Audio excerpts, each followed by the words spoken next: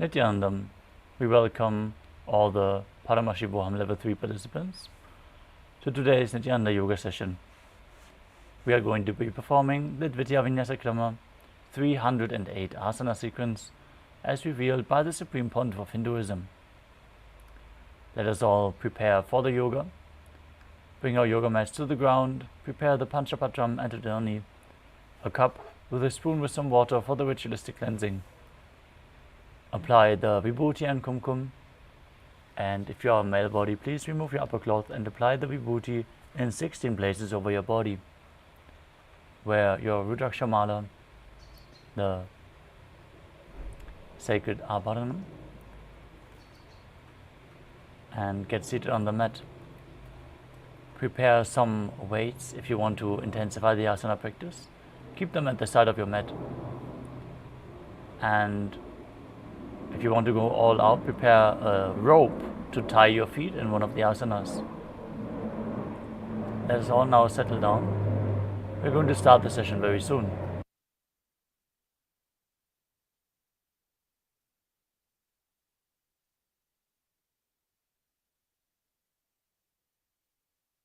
If you have it available, you can also apply some sandalwood powder mixed with a little bit of water on your temples.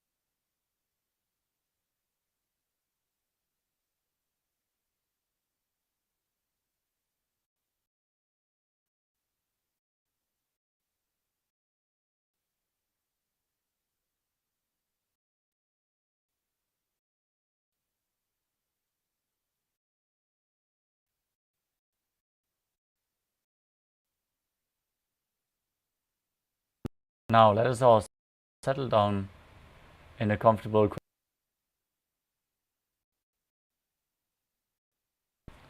neck and spine in a straight line. Place your hands in the Atmanjali Mudra in front of your heart center. Close your eyes, take a deep breath. Visualize Swamiji in your inner space as we open this session with the Satguru Vandanam.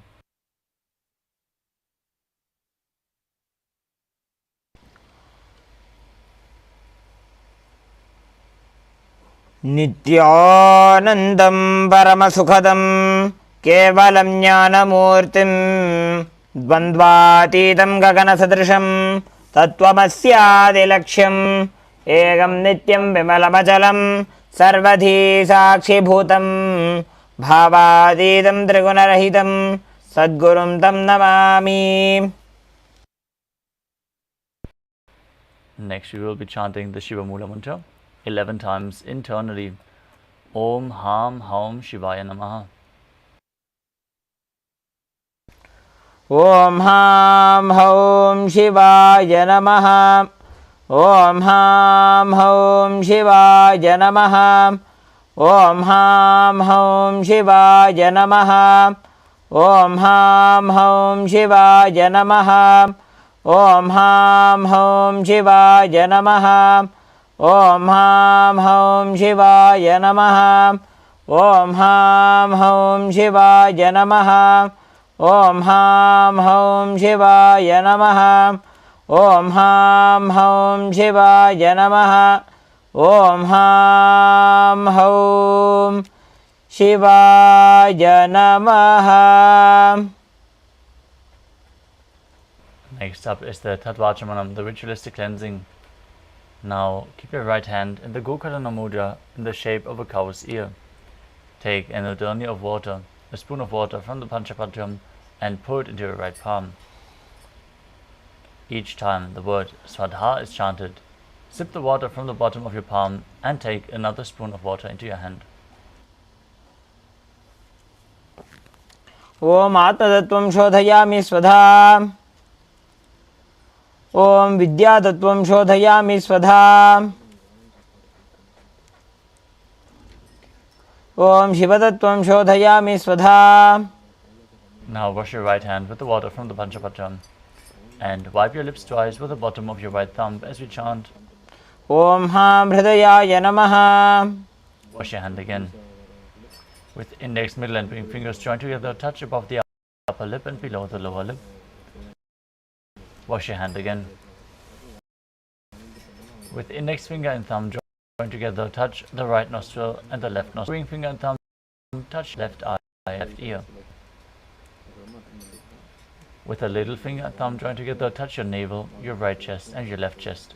With all the fingertips joined together, touch the crown of your head, the right shoulder, the left shoulder and your heart center. Wash your hand once more.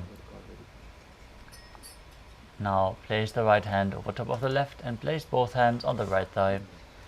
Set your sankalpa, your conscious resolution, the declaration for manifestation, whatever you want to manifest through this Nithyananda yoga session. Hold the visualization of that as we chant the sankalpa mantra.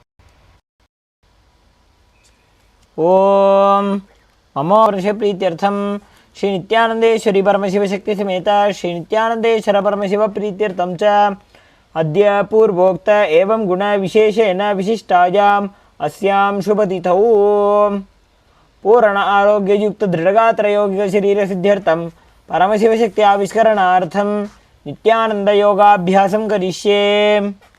Now wash your hand once more as you chant. Om Apaupasprisya. Now keep your Panchapatram and Udani aside out of harm's way so we can safely perform the yoga today. Let us briefly cover the 12 components of Kailasa Nithyananda Yoga. As yoga is the science, the ritual of manifesting the divine into man, the ocean into the drop, is to be prepared to hold energy of Paramashivam. Each of the components, your body gets strengthened and you're capable to hold the energy for a long time. As Swamiji, the Supreme Pontiff of Hinduism, said, a golden vessel without any holes can just hold the energy that is poured into it after each initiation. Tonight in the darshan, when your system is flooded with the superconscious energy of Paramashivam, be prepared and hold the energy by preparing yourself through Nithyananda Yoga. First component is article postures, aligning your body to the cosmic geometry and preparing your body by aligning to Paramashivam. Next up is the pranayama, the breathing techniques, aligning your breathing to Paramashivam, cleaning your nadis and infusing prana into your system through the vital air. The next component is Mudra, the energy circuits which you perform with various parts of your body, like your fingers, your limbs, and sometimes even your tongue, sealing the prana into the system and creating circuits activating certain parts of the body. And the non-mechanical parts of the brain.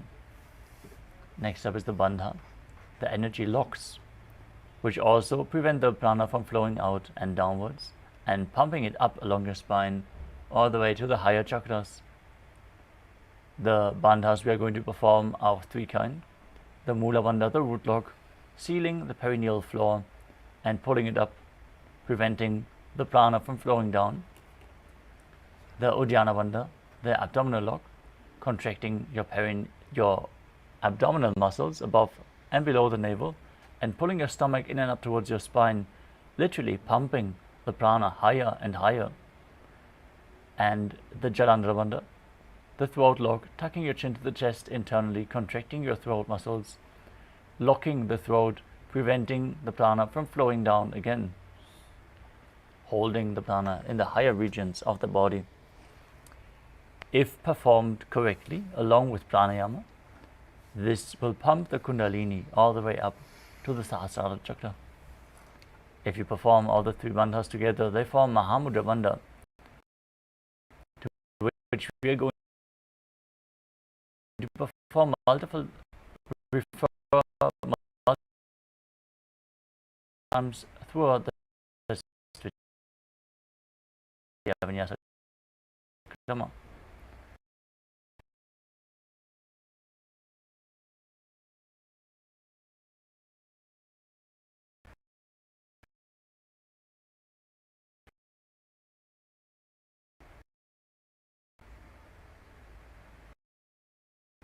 Next up is the karana, the sacred dance postures, as seen carved in stone, preserved for thousands of years in the temples all across India. If you graceful visualization, the correct visualization leads you to experience the asana at a deeper level as it is intended. Asanas reflect certain animals, deities, or other living beings. With the visualization, you will embody those beings, those aspects, and perform the asana as it is intended to be, aligning your thoughts to Paramashiva. Next up is the japa, the internal repetition of a mantra. As you visualize the japa rotating around your throat, your Vishuddhi chakra is cleaned and your Vak Shakti is activated, aligning your speech to Paramashiva. The external chanting of the mantras, performed by our acharyas, keeps you in the higher space of energy as you are receptive to external influences, as your aura is opened doing yoga practice. We're providing the highest possible space by chanting the words of Mahadeva himself. Next up is weightlifting as bodybuilding exercise. As per the Supreme Pontiff of Hinduism, weightlifting is one integral part of Nithyananda Yoga, intensely acting the Kundalini Shakti and strengthening the nervous system. Next up is mandala, the visual representation of the devatas. In our case, we are projecting the Shri Yantra behind our acharyas, reflecting all the gods and goddesses intensely but gently, like you would look at a rose. The line geometric shapes will reflect into your very brain grooves, and the macrocosmos will be reflected in your microcosmos. Next up is abharana, the traditional Rudraksha jewelry. Wearing the Rudraksha bead around your neck and in your throat center will hold you in a higher state of energy, because the Rudraksha mala, the Rudraksha bead itself, is capable to hold more spiritual energy than any stone. So keep skin contact to Rudraksha beads at even time. Finally, we come to Aushadha, the sacred alchemy products with which infuse prana into your system by ingesting or applying them on your skin. During Nithyananda Yoga, we advise you to apply the body, the kum, and the sandalwood powder with some water on your temples if you have it available. You can also apply any aushadhas you have received during any of our programs or any temple ritual. Now, let us down as we covered all the 12 components and start performing the first asana of the sequence. Sit in a comfortable cross-legged position with your head, neck and spine in a straight line. Bring your hands in Bindu Mudra, index and thumb together as the other fingers are stretched out, and place them on top of the knees. Engage all thunder, throat lock, as you visualize Lord Shiva in your inner space, Perform Samana Kumbhaka. Breathe into your stomach, hold your breath, and visualize a flame being kindled in your stomach and rising up your spine. As you visualize the japa soham rotating around your throat in Sukhasana. सुखासनमित्युक्तम् अशक्तस्तत्समाचरेत्. Next up is Parvatasana. Now bring the legs in with the feet on top of the opposite thighs. Bring your hands together in Anjali Mudra and raise them up above your head, keeping your elbows straight as you visualize yourself as Mount Kailash. भक्षे Mahadev पर्वतासनमङ्गलम्. Next up is Halipavasana. Now bring the soles of the feet together in front, hold the left hand by the right behind your back, and place your forehead on the ground behind the heels. Engage as you gaze to your nose and visualize Swamiji in your inner space. पूर्वविधियाहु मे जानो उभयपगदली सम्पुटठानो. Next up is Nagipavasana. From the same position, extend your arms out in front and then cup the palms, place them on the ground as you bring your forehead heels. Gaze at the nose, engage all the wonders and visualize yourself as a snake in Nagipavasana. पूर्वविधिपर्यागाने नीचौ हौस्यो लगाई. Next up is Kokilasana. Now hold on to the big toes and Prana Mudra with index and middle fingers. As you extend the legs straight forward and upwards, and then cross your legs into Padmasana as you lean down forward onto your elbows. Engage your Trivandhas and visualize yourself as a bird in Kokilasana. तथान्यदासनं वक्ष्ये yen Sidho भवेन्नरः. Next up is Nityananda. Now stack your ankles and knees as you engage all Trivandhas. Hold on to your opposite elbows and start rotating your arms in a circle.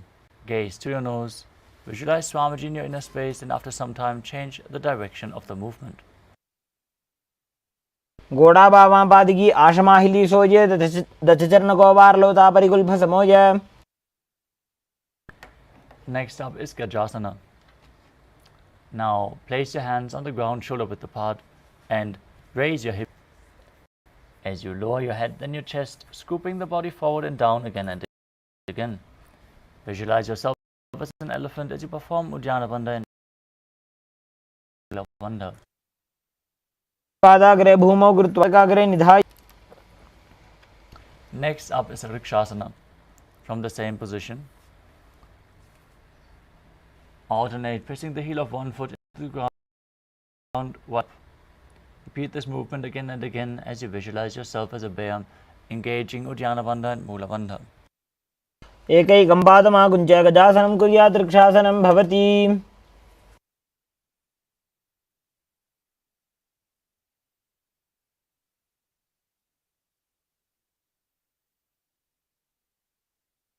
Next asana is Vaishyasana.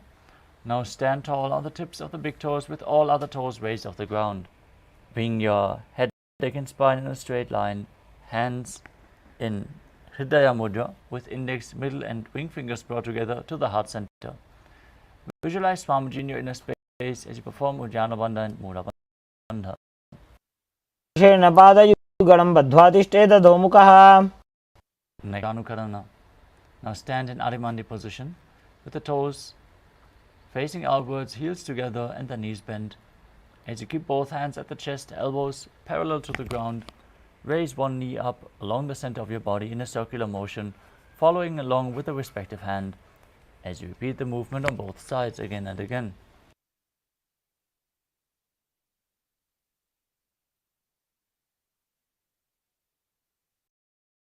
Next, Lingasana.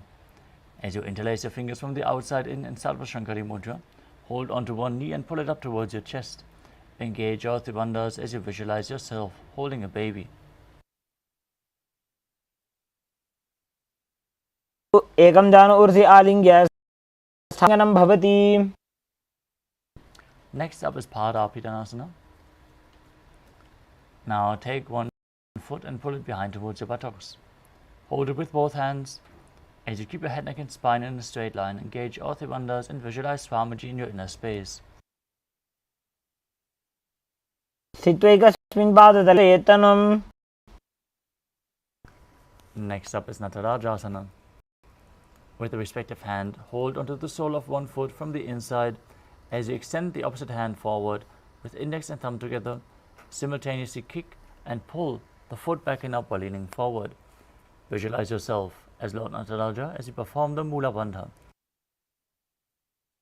तानपादं क्रौञ्चं च मरीचिं वीरभद्रकम्. Now stand on the other leg and repeat Balalingasana on the other side, visualizing yourself holding a babe. एकं जानु उरसि व्यं बाललिङ्गनं भवति. Now repeat Padapidanasana on the other side. Pull the other foot behind towards the buttocks. Visualize Swamiji in your inner space.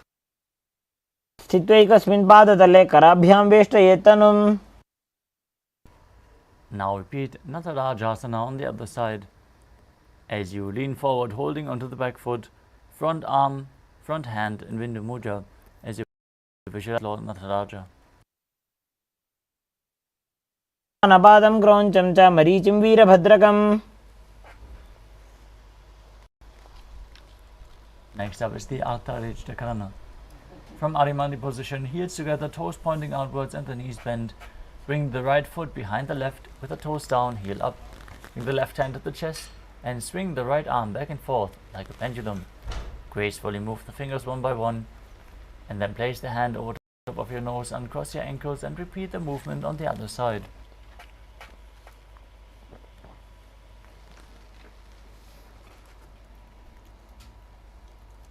Skeleton dance. Now shake your body intensely as you visualize yourself as a skeleton. Hold the visualization of your bone structure and dance wildly, without patterns, without rhythm. Shake your body intensely.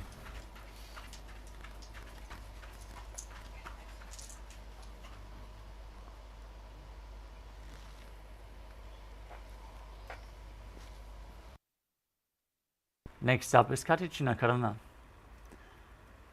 From Adimandi position, bring your arms above your head and cross them with the palms facing backwards. Now turn your hips to one side and open your arms wide above your head to the center and repeat the movement on both sides again and again.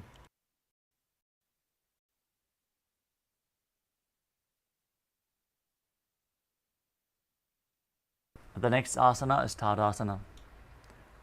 Now stand tall on the tips of the toes as you raise your arms up above your head. Now visualize yourself as a palm tree as you engage all three wonders and internally chant the new japa Shivoham.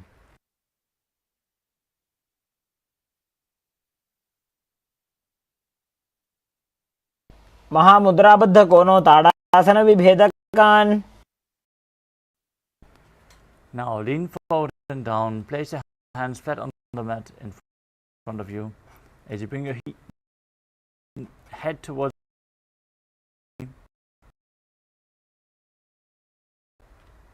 Visualize Swamiji in your inner space as you perform all three wonders in महामुद्राबद्ध कोनो ताड़ासन विभेदकान्. Asana.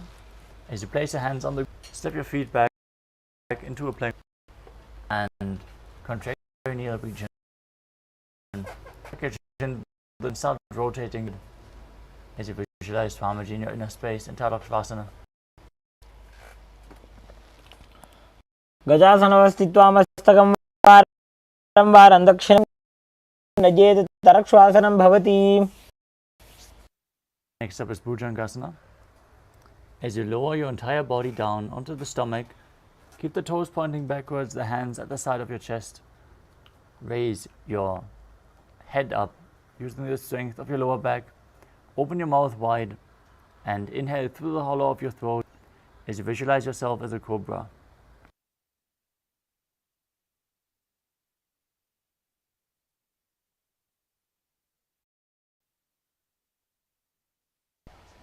अंगुष्ठनाभिपर्यन्तम् अधोभूमौ विनिन्यसेत्.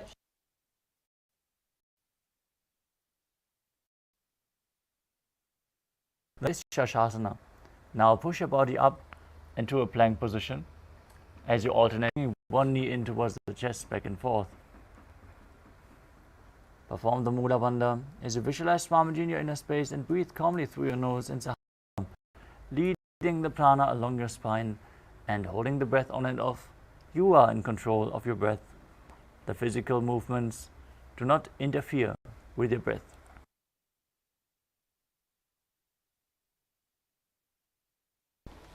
गजासन संस्थितो जानुद्वयमाकुञ्च्य वारं वारं कर्तव्यं शिशासनं भवति.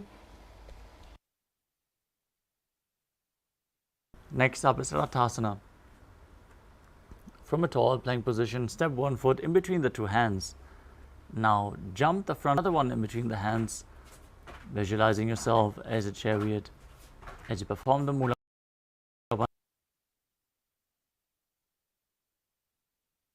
गजासन संस्थितो एकैकं पादं पुरोमार्गेण भ्रामयित्वा कर्तव्यं रथासनं भवति.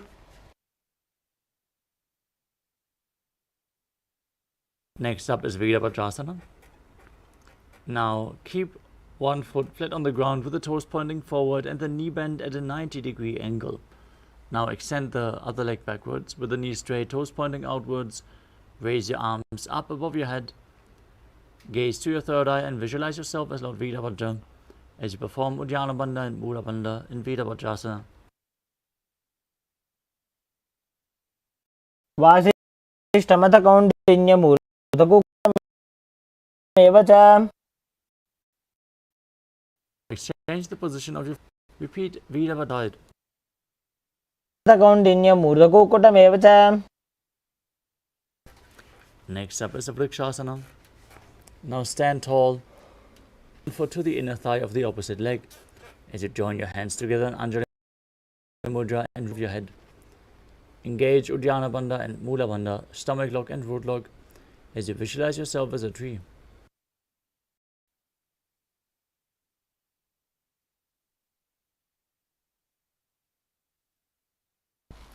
वामोरुमूलदेशे च याम्यं पादं निधायतु. Next up is Garudasana. Now bring the raised foot to the opposite hip and place your hands in front of the heart center in Namaskara Mudra. Visualize yourself as Lord Garuda as you perform the Mula Bandha. गरुडासनेन ध्यानं स्थिरं भवेत्.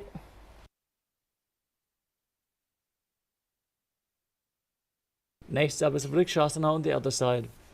Now bring the other foot up towards the inner thigh and raise your arms up straight, visualizing yourself as a tree, Vriksha. वामोरुमूलदेशे च याम्यं पादं निधायतु. Next up is Garudasana.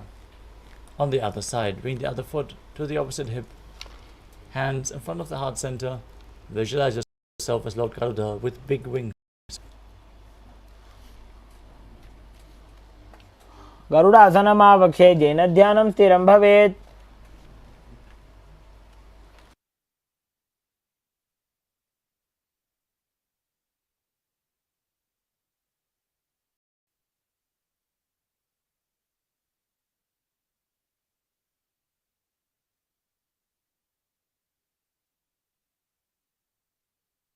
The next asana is Trikonasana. Now stand and step one leg far back and the other one forward as you keep the front toes pointing forwards and the back toes facing sideways. Keep your arms straight, parallel to the ground as you lean down and forward. Bring one hand to the foot, one arm up towards the sky as you gaze upwards and visualize yourself as a triangle. उत्तानपादं क्रौञ्चं च मरीचिं वीरभद्रकम्. Exchange the position of your feet. Keep your arms parallel, forward and down. Gaze up. Repeat Trikonasana on the other side.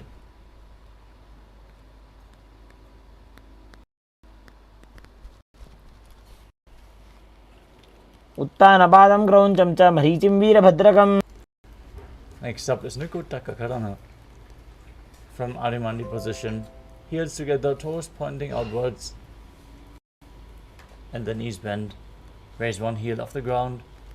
Bring your hands in front of the heart center with the palms facing each other as you stomp the raised heel to the ground and raise the other heel up, exchanging the position of your hands again and again.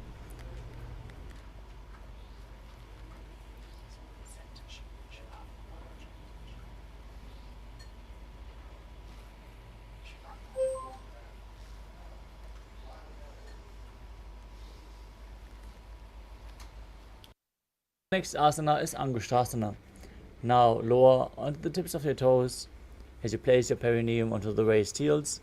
Knees raised off the ground, join together as you join your palms in Namaskara Mudra in front of your heart center.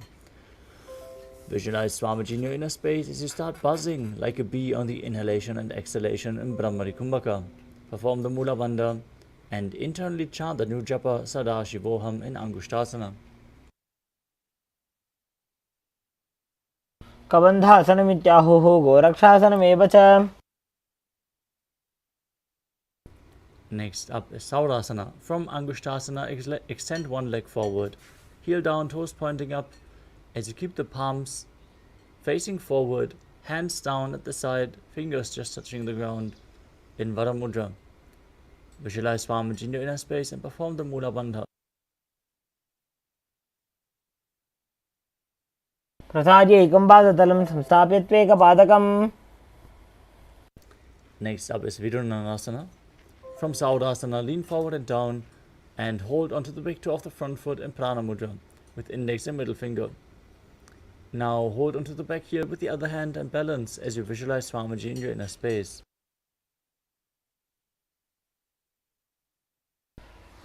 गुल्फस्थितो पादमेकं प्रसार्य तत्पादाग्रं संस्पृश्य तत्करेण.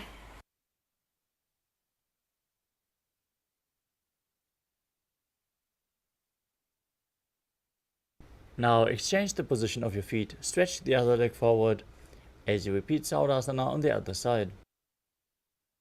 प्रसार्य एकं पादतलं संस्थाप्य त्वेकपादकम्. Next up is Vidurvanasana. On the other side, lean forward and down. Hold the front foot of the other, big toe of the other foot as you repeat it on the other side. गुल्फस्थितो पादमेकं प्रसार्य तत्पादाग्रं संस्पृश्य तत्करेण.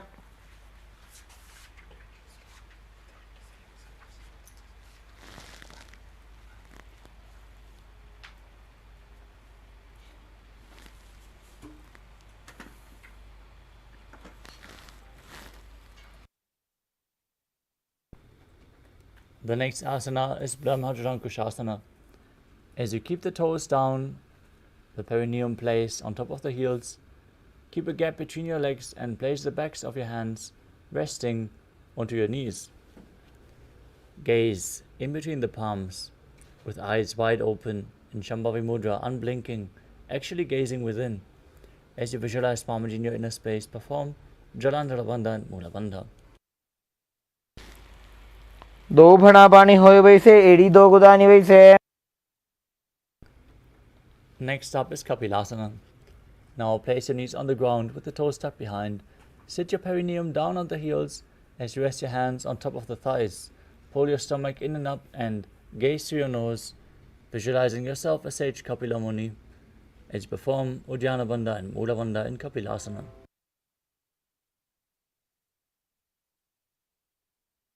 उभय पगदली से मटरावे तिनकी माहिली को और मिलावे.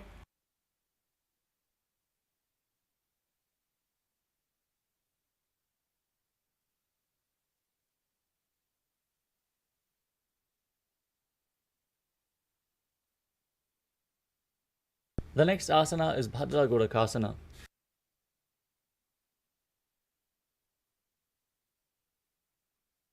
From the same position, shift your gaze to the third eye, the visualization to Swamiji, and the Bandha to the Mula Bandha.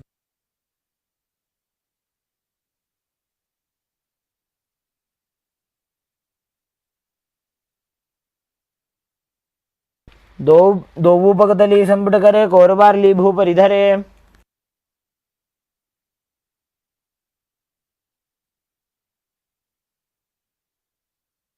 The next asana is Suryasana. Now sit with the toes tucked, the perineum placed on top of the raised heels. As you lift your knees off the ground, bring your thumbs and little fingers together in Padma Mudra, opening up the palms resembling a lotus flower. As you perform Uddiyana Bandha and Mula Bandha, and gaze up. As you lift the hands up to the sky, gaze through the gap between the palms. visualize Lord Surya in your inner space.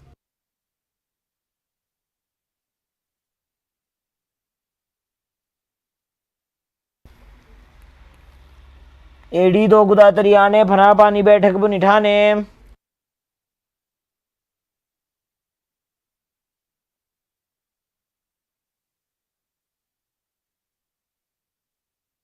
We request all the participants to please have your camera turned on and make sure that your room is properly lit and the camera is aligned so you're visible on camera.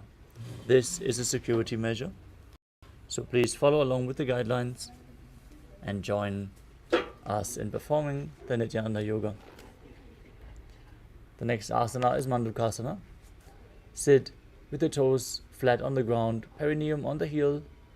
As you keep your hands on top of the knees, lift your tongue up against the roof of your mouth as you catch the nectar of immortality dripping from the Sahasrara chakra with your frog tongue. As you visualize yourself as a frog, performing Manduki Mudra, gazing to your third eye, breathing calmly through your nose in Sahadra Kumbhaka, and performing the Mula Bandha. पादतलोपृष्ठदेशे अङ्गुष्ठे द्वे च संस्पृशेत्. Next up is Uttana Mandukasana. From the same position, bring your hands behind your back and hold on to the opposite shoulders. Now gaze to your third eye. Visualize yourself as a frog. Keep your tongue in Manduki Mudra as you perform Uddiyana Bandha and Mula Bandha. मण्डुकासन मध्यस्थं गुर्बराभ्यां धृतं शिरः. The next asana is Simhasana. Now cross your ankles and sit down on the feet. As you keep your knees wide, fingers spread on top. Open your mouth wide, stick out your tongue and exhale forcefully. As you visualize yourself as a lion, gaze to your nose and perform the Mula Bandha. दक्षिणं शव्ये गुल्फेन दक्षिणेन तदेतरम्. Next up is Bhadrasana. As you sit with the heels under the perineum, with the knees open wide, hold the big toes of the feet behind your back as you cross your arms and hold them in Prana Mudra with index and middle fingers. Gaze to your nose, visualize Swamiji in your inner space as you perform Jalandhara Bandha and Mula Bandha and return to buzzing like a bee in Brahmari Kumbhaka. गोल्भौ च दर्शनस्याधो विक्रमेण समाहितौ. Next up is Kakabhusandi Asana. As you squat and bring your arms in and Parasha Mudra, try to touch your hands behind your back if you can. Otherwise, just stretch your hips, open up your legs as you gaze at the nose and visualize yourself as a crow in Kakabhusandi Asana. प्रथमे वे दोबु हातपगमी च आने. Nipavasana. Now place your hands on the ground, shoulder width apart, as you bring your knees onto the back of your arms towards your armpits. Lean forward and down as you raise your feet off the mat and balance on your arms while visualizing Swamiji in your inner space. आसन को गुना आशी दुष्टा होई तो आची होई. The next asana is Kapali Asana, our first inverted posture of the sequence. If you have any neck or upper back injuries or high blood pressure, take it slow with this asana. Be in control.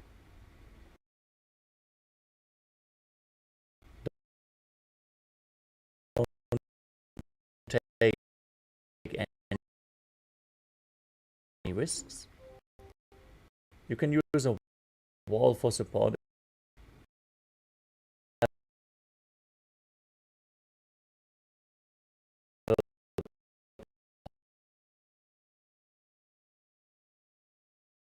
Partner by your side, they can aid you in performing this asana.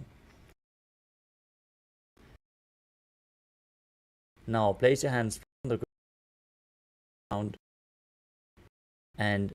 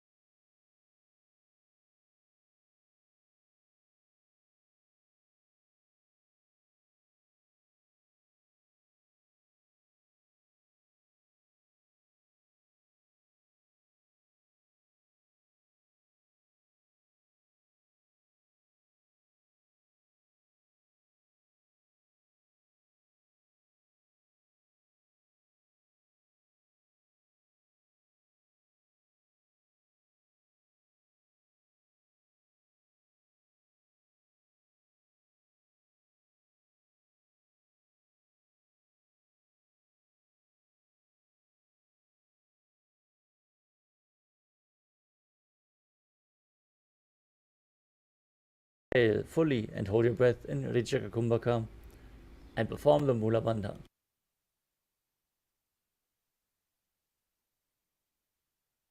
Mayuram dandavat kuryan mayuram danda namakam.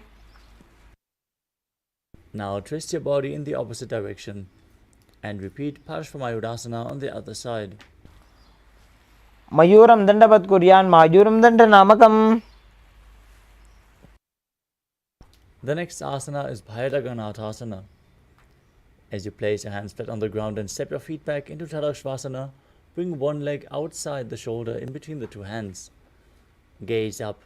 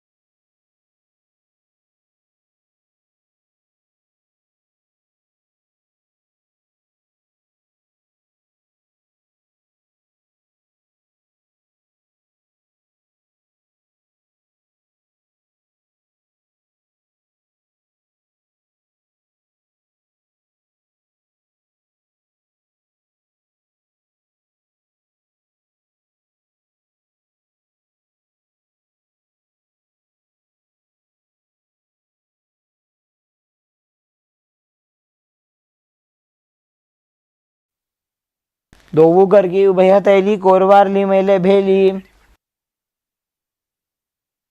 Next up is Paschimottanasana. As you sit with the legs extended, lean forward and down as low as you can as you hold onto the big toes in Prana Mudra. Visualize Swamiji in your inner space. Exhale fully and then perform Mahamudra Bandha. All three bandhas engaged.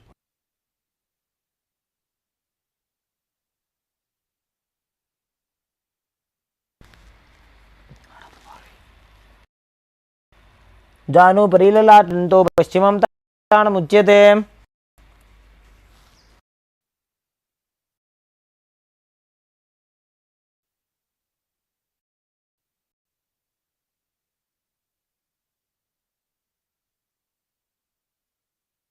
Asana.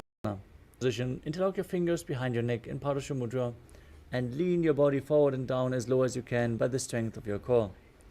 Keep your elbows outside the knees and visualize your inner space as you engage bandhas. स्वपाणिभ्यां दृढं धृत्वा जानुपरि शिरोन्यसेत्.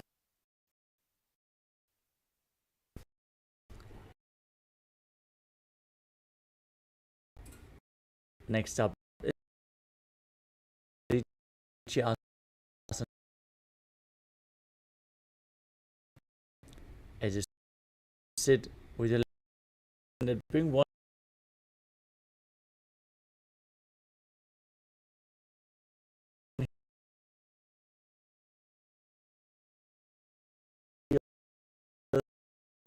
to the groin with the knee raised. Bring your arm in and around the raised knee. Interlock your fingers behind your back and lean forward and down as you visualize yourself as Sage Marichi. उत्तानपादं क्रौञ्चं च मरीचिं वीरभद्रकम्. Lean forward and hold the front foot with gaze to the nose. Visualize Swamiji. Exhale fully in Rechaka Kumbhaka and hold your breath as you perform Mahamudra Bandha in Mahamudrasana. महामुद्रां प्रवक्ष्यामि तन्त्रेऽस्मिन् मम वल्लभे. Now extend the other leg forward. Keep the opposite heel at the groin with the knee raised. Lean forward, interlace your fingers behind your back. Repeat Marichi Asana on the other side. पादं क्रौञ्चं च मरीचिं वीरभद्रकम्. Now repeat Mahamudrasana on the other side. As you drop the knee down, lean forward and down, engage your three bandhas and visualize space. महामुद्रां प्रवक्ष्यामि तन्त्रेऽस्मिन् मम वल्लभे. Next up is Asana 2. Now, sit with the soles of the feet together in front.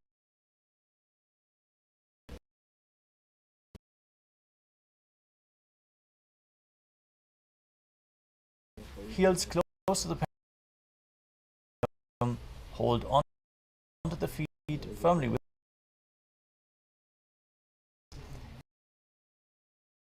You push your knees down to the ground as much as possible. Gaze through your nose. Visualize Swamiji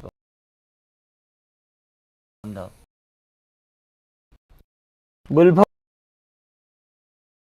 बुल्भोदृशनस्यादः सीवन्त्याः पार्श्वयोः क्षिपेत्. Next up is Kvali-Pavasana. From Bhadrasana, extend your feet away from the body. Keep your toes together, heels apart with the knees wide open. Place your hands on the respective knees as you tuck your chin to the chest. Gaze through your nose and visualize Swamiji in your inner space, performing Jalandhara Bandha and Mula Bandha. पूर्व चरपट चौक का ख्यो सोजी वाही विधि जोगी जय sooji. Next up is Joni Asana. Now sit and keep the soles of the feet together with the heels close to your perineum. Hold the soles of the feet and lean forward and down as you visualize the Yoni Mandala, the visual representation of Devi Paramashiva Shakti herself. Bring your forehead to the feet, gaze to from the same position. Send your arm and bring your forehead down behind the heels. Gaze to the nose and visualize Swamiji in your inner space. पूर्व विधि परिभक्तली संपूर्ण शोल एडी मिली राशे. As you extend them out with the palms, place your forehead on the ground in front of the feet. Bring your toes towards the groove of your throat if you can. As you gaze to the nose and visualize in your inner space.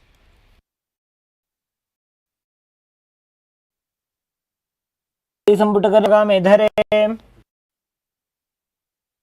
Next up is Chinaki Pavasana.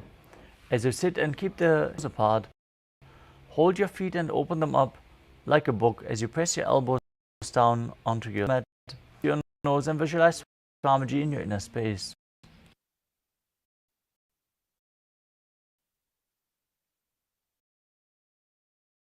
दो बगागी AD धरती मगवा लगावे.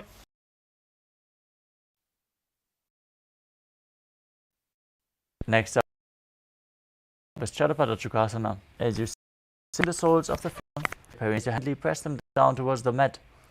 Gaze to your third eye, visualize Swamiji in your inner space and perform Uddiyana Bandha and Mula Bandha.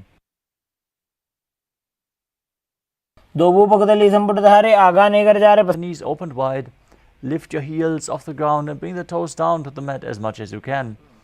You can use the support of your hands if needed. Otherwise, place the knees in Bindu Mudra, Uddiyana Bandha and Mula Bandha as you gaze to your third eye and visualize yourself as Lord Kala Bhairava.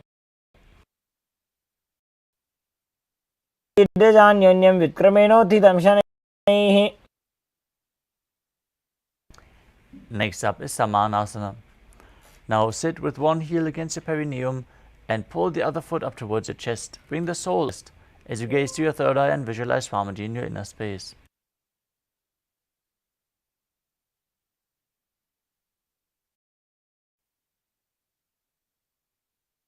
समानासनमा वक्षे सिद्धमन्त्रादि साधनात्.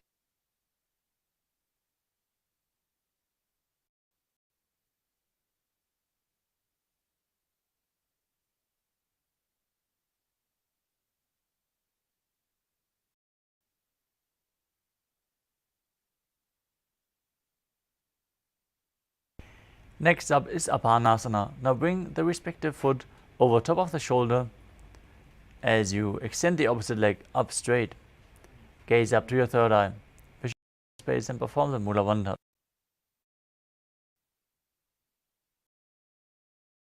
केवलं पादमेकं च स्कन्धे चारोऽपि यत्नतः. Now repeat Samanasana. Press the other heel while lifting the opposite leg up to your chest. समानासनमावक्षे सिद्धमन्त्रादि Sadhana. Now repeat upon side, lifting the other foot over top of the respective shoulder, extending the opposite leg straight. Gaze to your third eye. Visualize Swamiji in your inner space as you perform the Mula Bandha. केवलं पादमेकं च स्कन्धे चारोप्य यत्नतः.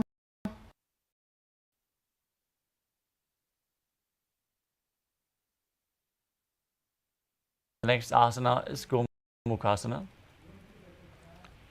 As you stack your knees with the heels outside of the hips, place your hands on top of the knees.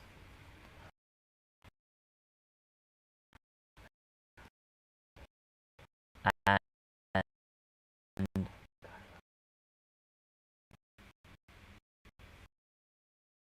gaze towards your nose as you visualize the face of a cow in your. Start breathing and sit Kumbhaka. As you place your tongue against the roof of your mouth without touching the teeth, hissing while inhaling through your teeth as you perform the Mula Bandha and internally chant Om Nithyananda. सव्ये दक्षिणगुल्फं तु पृष्ठपार्श्वे नियोजयेत्. Region, gaze to your nose as Rishika Anasuya in Anasuyasana. दक्षिण कोण नीचे उठाने, बाहों ताके ऊपर आने.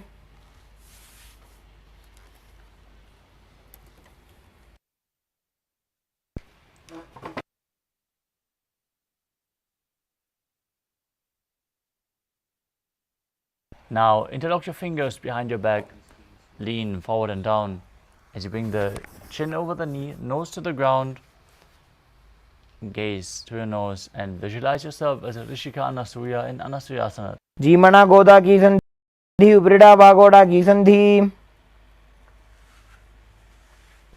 Next up is Garudasana 2.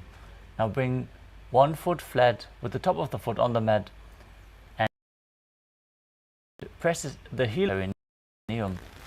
Bring that in front with the knee raised against your chest. Gaze to the nose. Visualize yourself as Lord Garuda as you perform the Mula Bandha in Garudasana 2. डाबोपगमोडी एडी माहिलो गुल्फ मूलद्वारिणी चैदे.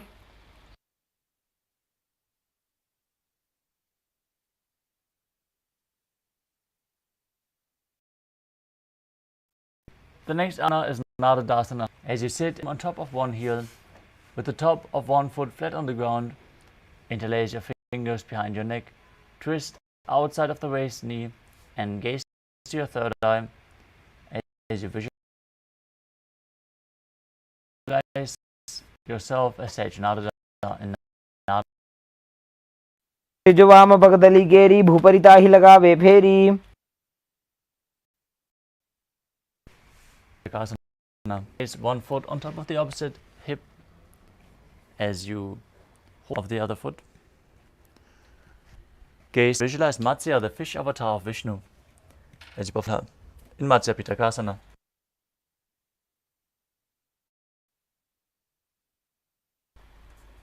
Women वामाङ्गुष्ठं तु घ्रीतं मत्स्यपीठकम्.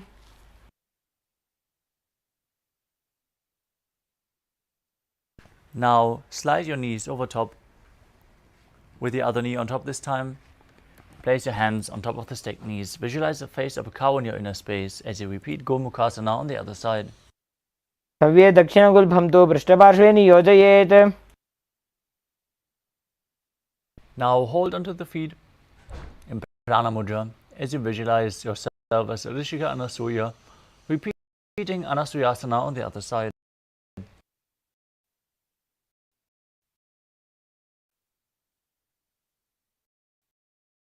दक्षिण कोण नीचे उठाने, बाहों ताके ऊपर आने.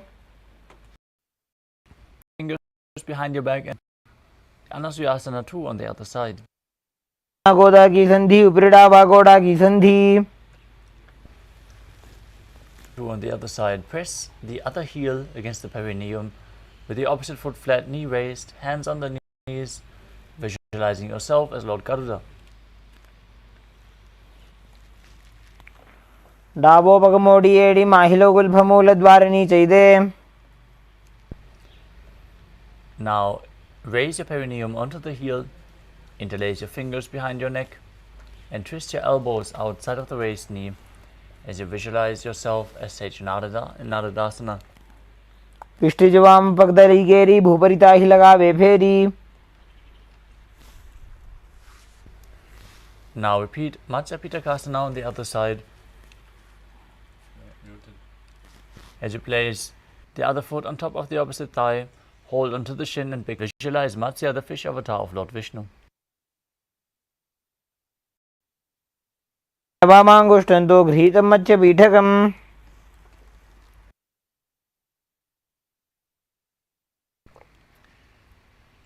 The next asana is Matsyendrasana. Now place one foot on top of the opposite thigh and keep the opposite foot flat on the mat, knee raised. Bring your elbow around the raised knee. As you twist your body, place the raised hand by your neck, the other hand on the ground behind you.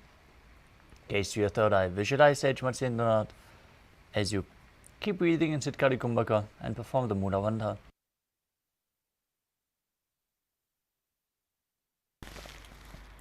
उदरं पश्चिमाभासं कृत्वा तिष्ठति यत्नतः. Now extend the front arm down to the foot. Hold the big toe in Pradana Mudra if you can.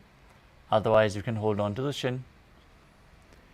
Hold the opposite ear with your hand as you gaze to your third eye and visualize yourself as a camel in Kupasana.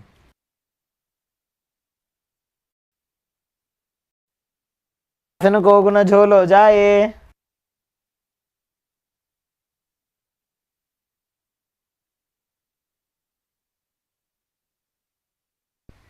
Next up is Matsyendrasana 2. With the arm extended to the foot, place the other hand down on the ground behind you. Gaze to your third eye, Matsyendranath, as you perform the Mula Bandha. मत्स्येन्द्रपीठं जठर प्रदीप्तिं Prachanda रुक्मण्डलखण्डनास्त्रम्.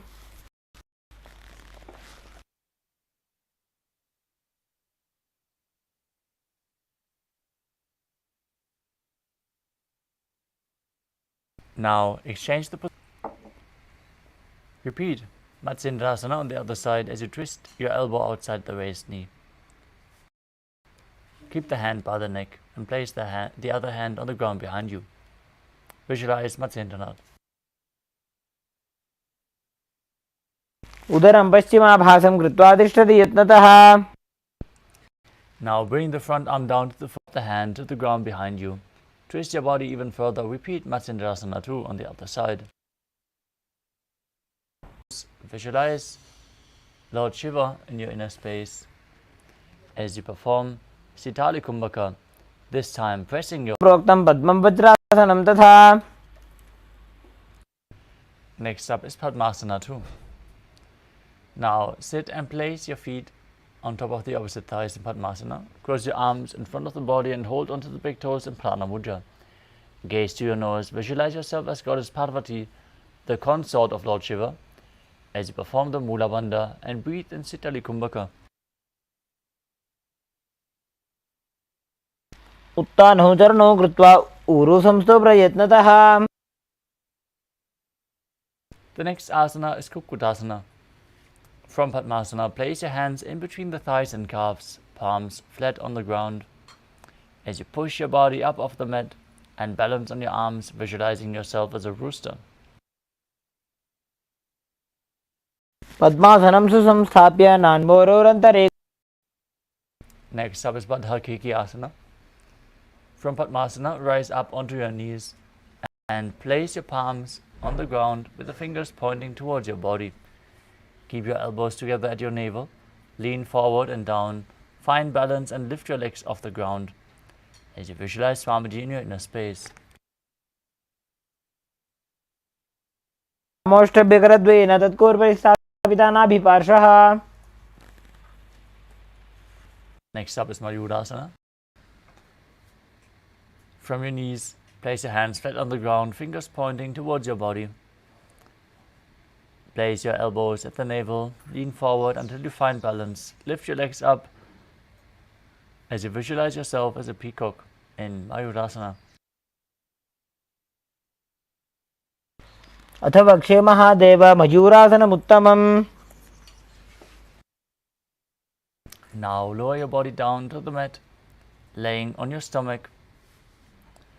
As you visualize yourself, keep your hands interlocked behind you. Keep the toes pointing outwards as you perform the Mula Bandha in Makarasana.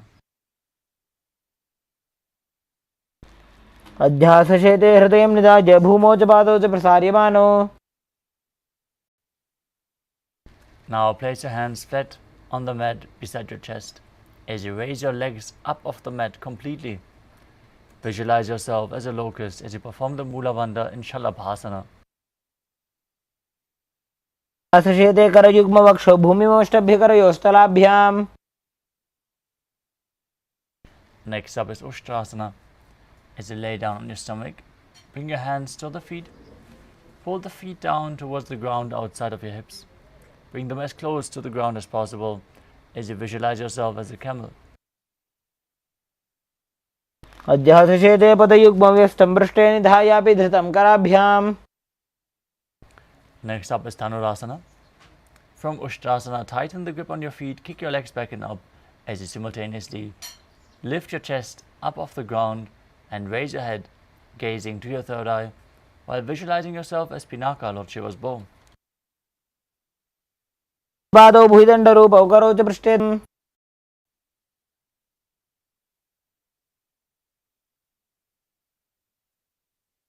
The next asana is Bhagasana. Now sit in a kneeling position with your heels outside the hip, toes touching behind your body. Place your hands on the knees as you keep your spine straight. Gaze to your third eye. Visualize Swamiji in your inner space. Perform the Mula Bandha as you breathe calmly through your nose in Sahadra Kumbhaka and internally chant the Mahavakya Om Nithyananda Paramashivoham. वैसे बहुरो जुगति करे एक ऐसे. Next up is Gohi Asana. We are preparing for another inverted posture. So set yourself up in front of a wall. Now place your forearms on the ground, elbows shoulder width apart. Interlace your fingers and place the crown of your head onto the ground, supporting your head with your hands. Raise your hips, walk your feet forward until your hips align with your body, and then lift your feet up. Pull your knees in towards your chest. Try to tuck your chin to the knees. As you gaze to the nose, visualize Swamiji in your inner space and perform the Mula Bandha in Gohi Asana. दो हाथ की कहुनी जो जी पुनः कलाई जाने दो ई.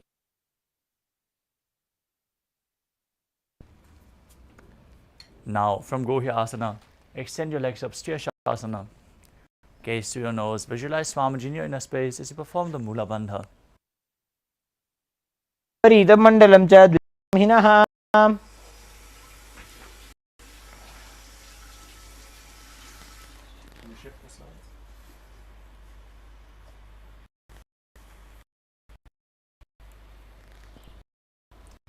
The next is Bodhi Asana.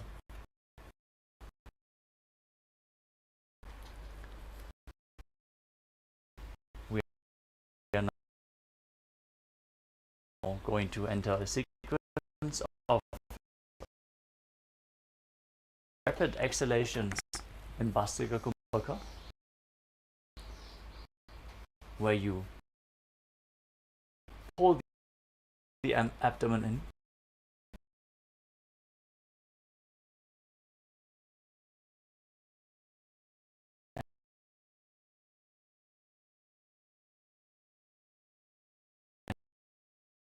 Push the air out again and again, like the bellows of a blacksmith, without actively inhaling. We are going to perform this pranayama throughout the next few asanas. So keep breathing rapidly As you keep your hands behind the calves, extended forward at a 45-degree angle, bring your hands behind your back, onto opposite shoulders. Gaze to your third eye. Visualize yourself as a mace. Perform Bhastika Kumbhaka in Padikasana.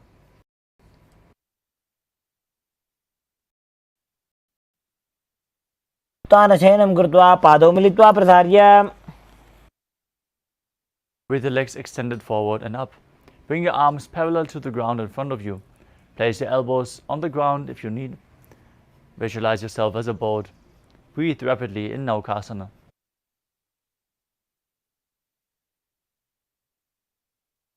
शयनं गुरुपराभ्यां भूमिं अष्टभ्य. Now pull the soles of the feet towards your chest as you scoop your hands below. Balance on your buttocks as you exhale rapidly. Gaze to your nose and visualize yourself as Lord Rudra in Rudrasana. पकतली सम्पुटकरिहासस्य उपग उचायी.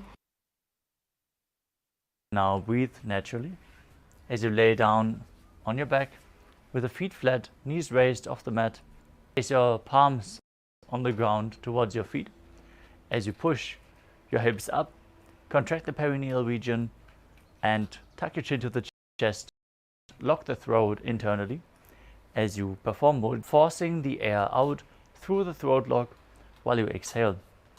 This brings about a state of swooning in the yogi and pushes the prana up to the higher regions of the body. Gaze to your nose. Visualize Swamiji in your inner space in Unmukha Pitasana too.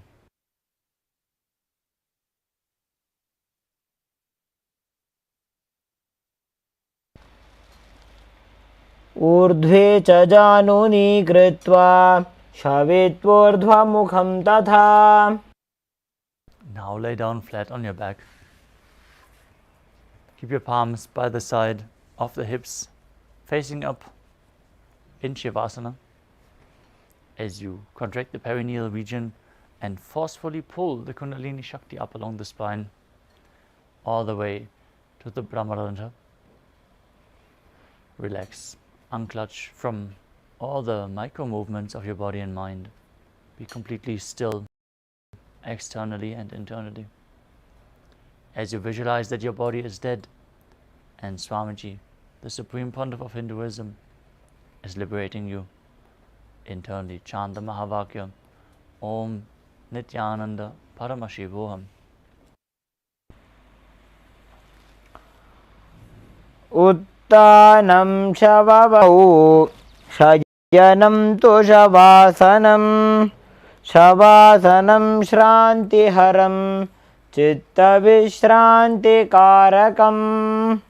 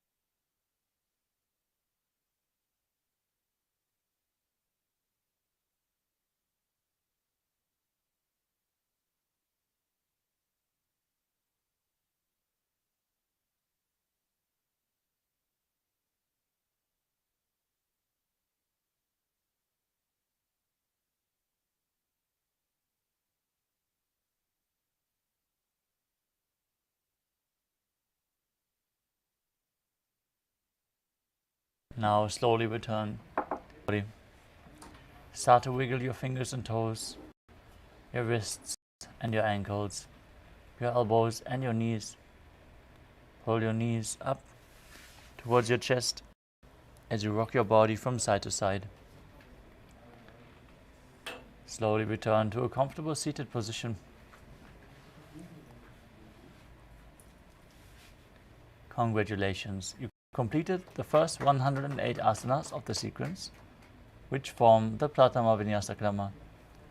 Now we are going to move on to the next asana of the sequence.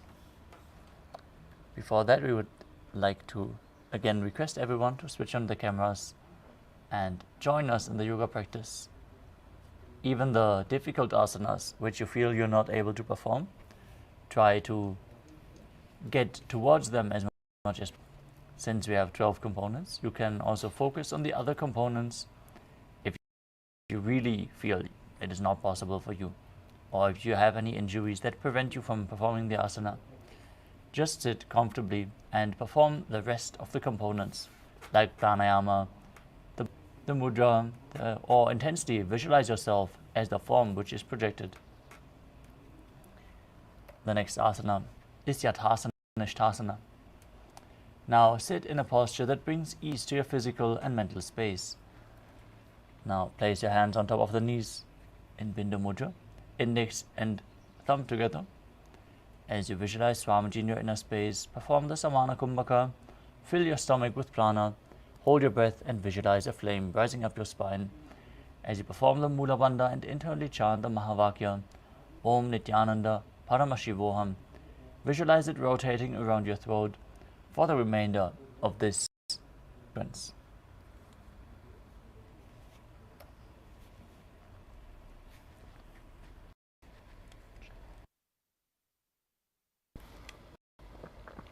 पर्यङ्कं तत्समाख्यातं यतसंस्थं यथा स्थितिः. Next up is Samasana. Now sit cross-legged with your hands on top of the knees, thumbs together in Bindu Mudra. Take a long, deep inhalation and hold your breath. After exhaling, inhale deeply again and exhale deeply again as you visualize Swamiji in your inner space.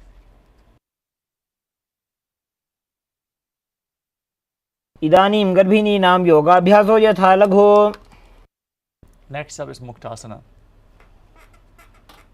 Now place the left foot against the genital region and the right foot over top of the left. Place your hands down on top of the knees as you gaze through your nose and visualize yourself as a sage liberated by the Supreme Pontiff of Hinduism.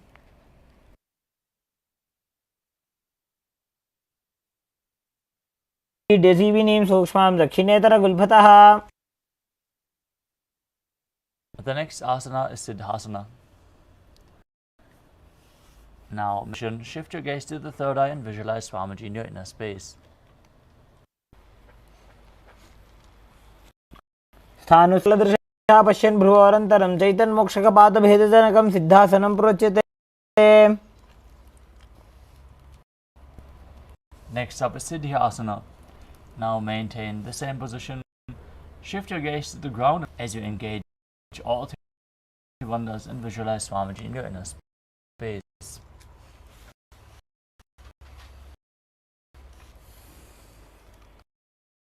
वामपसि योनिमदिदासकोठानो.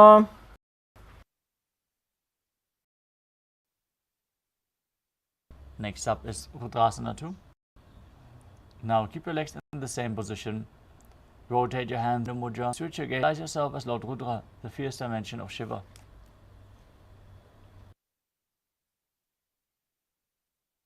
वामचरण परिदक्षिण राखे एकजुगदीय से विधि राखे. Next up is Santalunasana. Same position. Switch your gaze to the nose and embody tranquility and an unshakable nature. आसन की गुण मन की चंचलता meet. Next up is Asana 2. As you maintain one heel on top of the other, bring your hands to the navel, cup one palm over the other, resembling a lotus flower, in Samputa Mudra as you visualize Swamiji in your inner space and perform the Mula Bandha.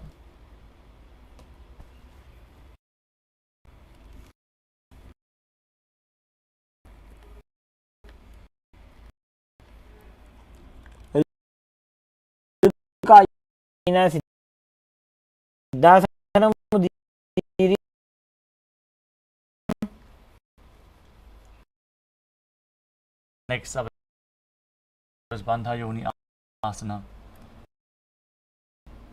Now set your sankalpa of manifesting through the womb of and darshan Mudra. Maintain one heel on top of the other. Engage the perineal region.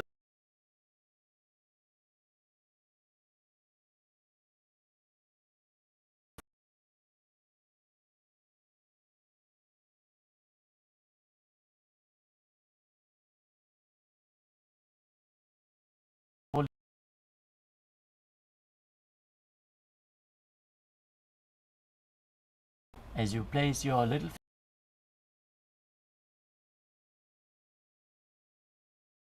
fingers beneath the bottom lip, the ring fingers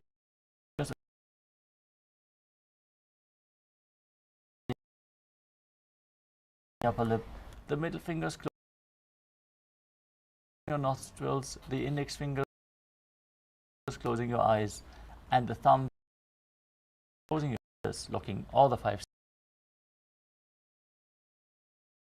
senses.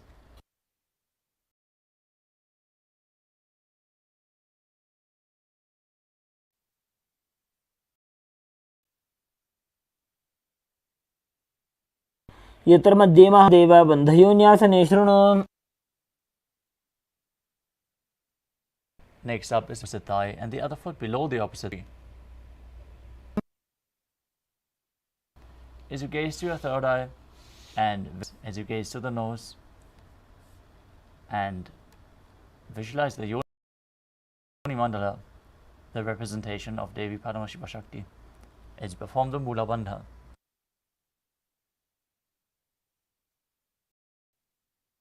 Next up is Yoni Asana.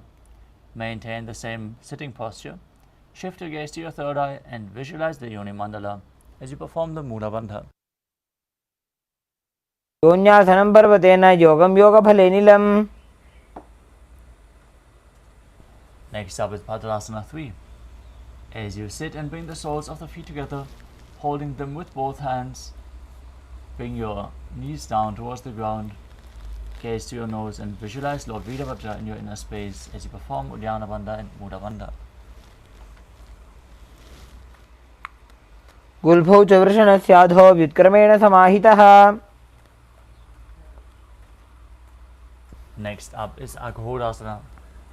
As you keep the soles of the feet together with the heels at the perineum, tongue up against the roof of your mouth, or even higher in the nasal tract towards your third eye in Kechari Mudra. Gaze to your third eye. As you cover your mouth with your right hand, close the left nostril with the inhale through the other nostril, close both nostrils and then exhale through the other one as you repeat this on the other side, performing Abhyantara Kumbhaka. Gaze to your third eye and visualize yourself as an Aghori in Aghodasana.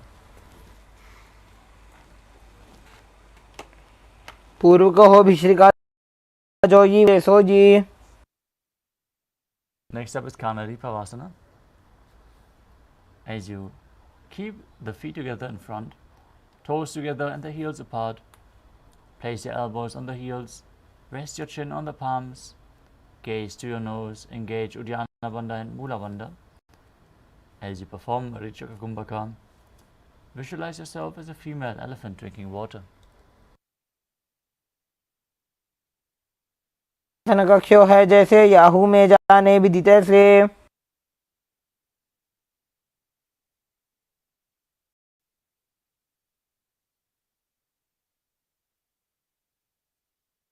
The next asana is Padasana.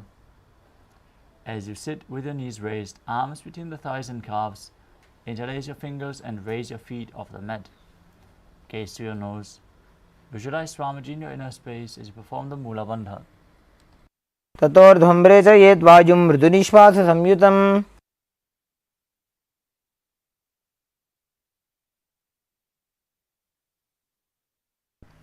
The next asana is Gopi Chandasana. As you interlace your fingers around the feet together, toes at the groove of your throat, heels touching your chest. Place your chin on the hands and gaze towards your nose. Embody the state and space of a king as you perform the Mula Bandha. पूरब विधिपका का अंगूठा कंठ को पराशे. Next up is Uttarasana. As you sit with the soles of the feet together, insert your hands underneath the legs. Hold your feet with interlocked fingers. As you bring the feet up to your chest, bring your head down, touch the chin to the soles. As you gaze to your nose and visualize your body free from any defects.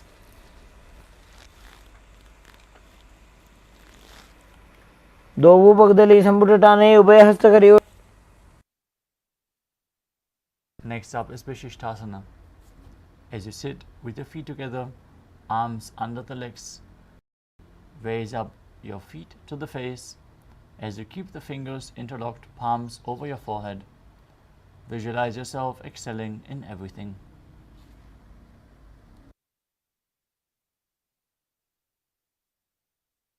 दोवु पगदली जोड़ी संपुट करे. Next up is Bhujasana. From a seated position, lift both legs over top of the respective shoulders. Bring your arms underneath your legs and up, interlacing your fingers around the back of your neck. Visualize yourself as a cobra as you perform the Mula Bandha. शिरासनं तु विज्ञेयं कक्षासनमतः परम्. The next asana is Kalyanasana. Now maintain a seated posture, raise your legs up, bring your elbows under the knees and wrap the arms around your back, clasping your palms. As you gaze, visualize yourself as a beautiful, auspicious goddess.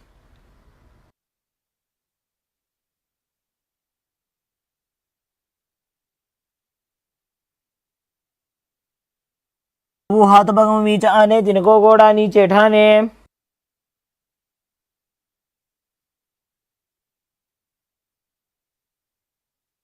The next asana is Sankatasana.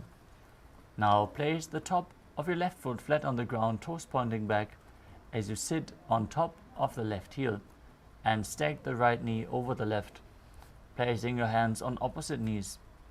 Visualize yourself as an elegant swan as you perform the Mula Bandha and breathe in Ujjayi Pranayama, making an ocean-like sound with your mouth in Sankatasana. वामपादं चितेर्मूलं सन्न्यस्य धरणीतले. The next asana is Dhenukasana. From Sankatasana, slide the left heel outside the hip. Sit down on the ground as you place both hands on the top thigh. Visualize a cow in your inner space and perform Udvandha. अनुषागीनगर पंचडं वृषीलिन्दकल्यम्नि. The next asana is Machandrasana. Now place the right foot on the left thigh and the left foot on the right knee. Bring the left hand behind your back. Hold on to opposite thighs with your hands, twisting your body even further once you have a grip. Gaze to your third eye and visualize Swamiji in your inner space. वामजङ्घपरितचण्डाने वामहस्तविष्टिदिशाने.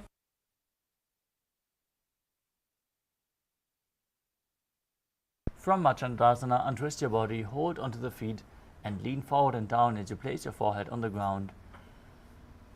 Visualize Swamiji in your inner space as you perform the Mula Bandha in Machandrasana too. प्रथम जीमन चरण जजोजी वामजङ्घपरिराखे sooji. Now maintain the same position with your legs. Interlock your fingers and place them on the top knee as you engage all the bandhas, Mahamudra Bandha, and visualize Swamiji, your Guru, in your inner space in Guru Asana. उरुमूले इतरपादस्य कनिष्ठिकाप्रदेशगुल्भं संस्थाप्य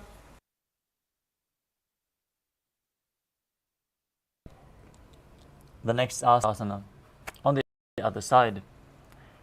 Now place the right foot flat, sit on the right heel, stack the left knee over top of the right, with the left heel outside the hip, hands on opposite knees, as you visualize yourself as an elegant swan. वामपादं चितेर्मूलं सन्न्यस्य धरणीतले. Now repeat Dhenukasana on the other side, as you bring the right heel outside the hip and place both hands on the top knee, visualizing a cow in your inner space. अनुषागिनगरपञ्चडं प्रशीलिन्दगल्यम्नि. Now repeat Machandrasana on the other side, as you bring the left knee over top of the left foot over top of the right thigh and the right foot on the left knee. Bring the right hand behind your back, hold on to the opposite thigh, gaze to your third eye, visualize Swamiji in your inner space and perform the Mula Bandha. वामजङ्घभरतचिनटाने वामहस्तविष्टिति स आने. Now untwist your body, keep your feet in the same position, hold onto the feet and lean forward and down. Bring your forehead on the ground, visualize Swamiji in your inner space and perform the Mula Bandha in Machandrasana too. प्रथमजी मनो चरणजयोजी वामजङ्घपरिराखे sooji.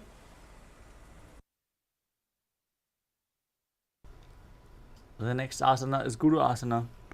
Maintain the same sitting posture. Interlace your fingers, place them on the top knee. Engage all three bandhas and visualize your Guru, Swamiji, in your inner space. उरुमूले इतरपादस्य कनिष्ठिकाप्रदेशगुल्भं संस्थाप्य. The next asana is Parshasana. Now free your legs, place your hand and pull your knees towards your chest with opposite hands. Gaze to your third eye. Visualize Swamiji in your inner space as you perform the Mula Bandha. पादतले भूमौ निधाय जानु निवृत्ति निधाय. Next asana. From the same position, hold on to opposite wrists and pull your legs in. As you bring your chin down to the knees, gaze to the nose, keep your tongue in Kechari Mudra pressed up against the palate of your mouth or even higher. As you visualize Swamiji in your inner space, visualize being in an abode of bliss.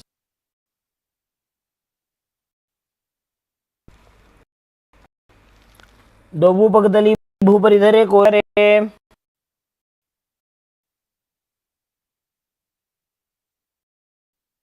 The next asana is Kudakatasana. From the same position, bring your arms underneath the knees and hold on to the opposite elbows. Gaze to your nose, keep your tongue in Kechari Mudra as you visualize Swamiji in your inner space.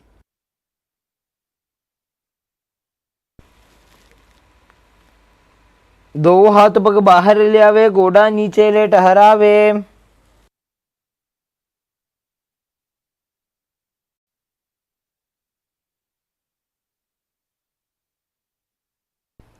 The next asana is Sumati. Maintain the same hold beneath the knees. Cross your ankles with the toes pointing up. Gaze to your nose as you visualize the great sage Maharishi Sumati in Sumati Asana.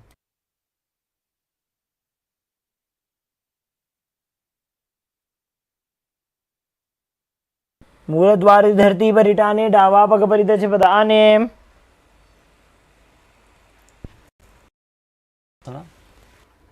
Extend your feet out straight as you raise your arms up straight above your head. Interlace your fingers with the wrists pointing outwards. Engage all three bandhas as you gaze to your nose and visualize Swamiji in your inner space. मेरुदण्डगड्या संविपादयिषु पुमान्.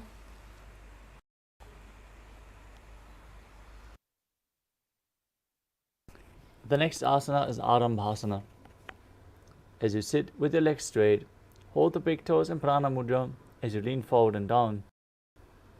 Bring your head to and then inhale through the left nostril and exhale through the right, exchange. Inhale through the right and exhale to the left. Perform Nadi Shodhana without the support of your hands, just by your will. Visualize space.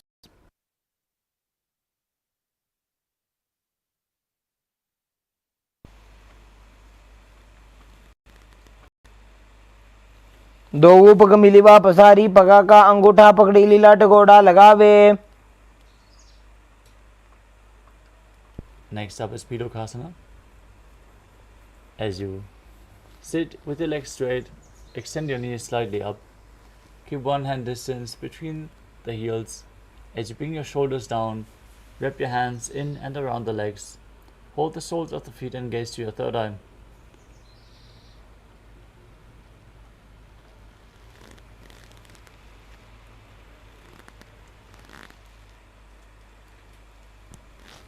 As you perform the Mula Bandha. प्रथम बैसी दो पाव पसारी कचक उर्त को कोरडोड़ारे. Next up is Asana. Now extend both legs out with the heels together. Place your chin onto the heels. As you insert your hands below the legs with the palms facing up. Gaze to your nose. Visualize Swamiji in your inner space as you perform the Mula Bandha in Jalandhari Pavasana. दो एड़ी में लिखे दीजिए हाथ पसारी. Next up is Urdhva Paschimottanasana. As you sit with your legs extended, lift one foot behind your neck. Lean forward and down as in Paschimottanasana, holding onto the front foot if you can behind your back. Bring it over your shoulder or pull it towards your chest. Cross it over your knee and lean forward and down, opening up your hips. As you visualize Swamiji in your inner space, perform the Pratyahara Kumbhaka. Visualize your Kundalini Shakti raising up along the 9 points of the body, as revealed by Mahadeva himself, which are the soles of the feet, the regenerative organs, the navel, the heart, the throat, the uvula, the center of the eyebrows, the top of the forehead, and the crown of your head. Visualize Swamiji in your inner space as you perform the Mula Bandha.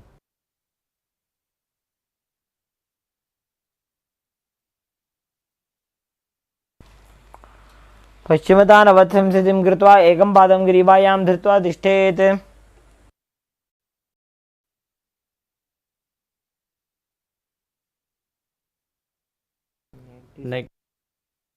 Next up is Anantasana. Now, straighten your spine with your legs still behind your neck. Hold onto the foot with the opposite hand as you lay down as flat as you can. Open your hips wide. Gaze to your nose and visualize yourself as being infinite, endless, eternal, Ananta, as you visualize the prana flowing up along your body. उत्तानशयने एकैकं पायी ग्रीवायां विन्यस्य. From Anantasana, roll onto the elbow of the hand holding onto the foot. Rest on your side. Gaze to the nose. Be in complete control as you perform the Mula Bandha.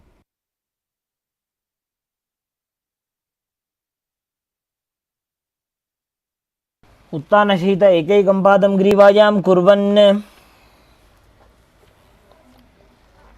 Next up is Darshan. As you lie down on your back, bring your knees to the chest, encircle your thighs and calves with your arms as you roll from left to right. Visualize Swamiji in your inner space as you perform the Mula Bandha.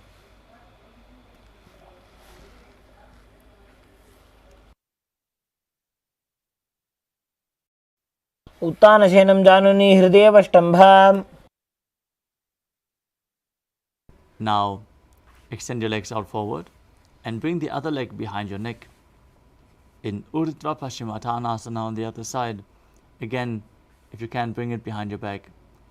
Pull it up towards your chest. Open up your hips and lean forward and down, visualizing Swamiji in your inner space. पश्चिमतानवत्संसृतिं कृत्वा एकं पादं ग्रीवायां धृत्वा तिष्ठेत्. Now lean backwards, straighten your spine. Hold onto the foot with the opposite hand as you keep the other leg extended down in Anantasana on the other side.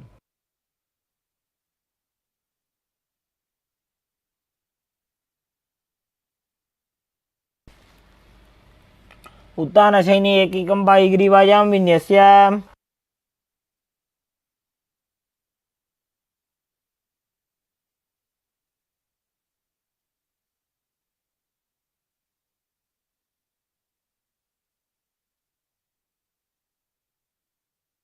Next up is Yoga Nidra.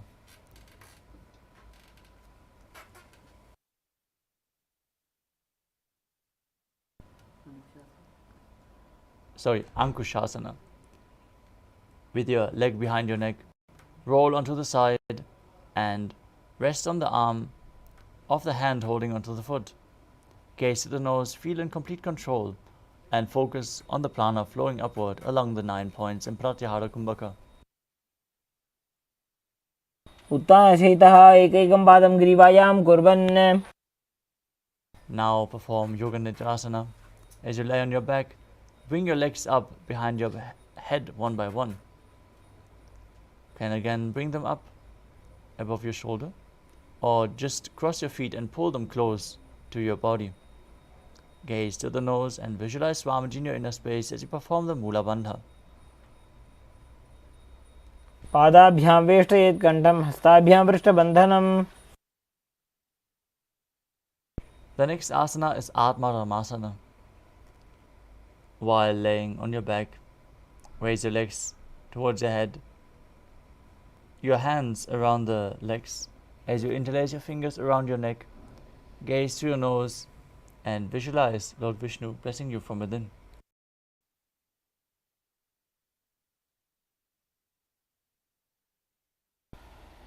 आत्मारामम् आसन प्रथमसोधोसोवे.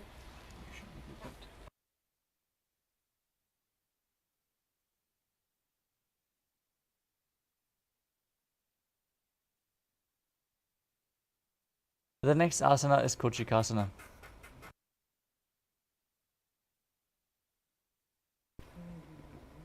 As you lay on your back, with the knees towards your chest, the soles facing up to the sky, extend your arms sideways, gaze through your third eye, and visualize Swamiji in your inner space as you perform the Mula Bandha.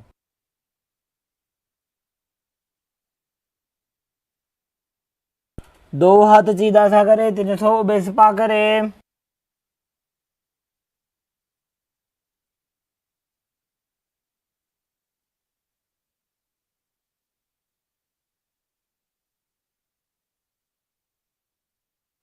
The next asana is the Jatara Parivditi.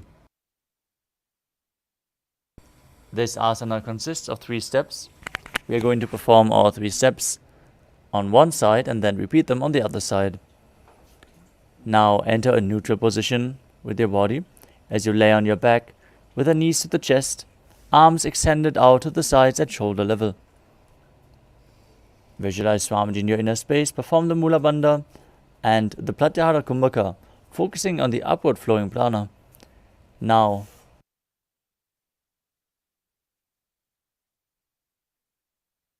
perform the first step, dropping the knee to the side and the opposite leg extended down.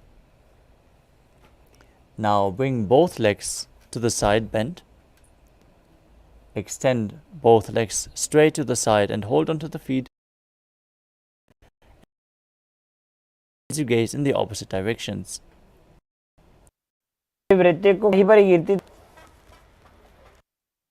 Now come back to the neutral position.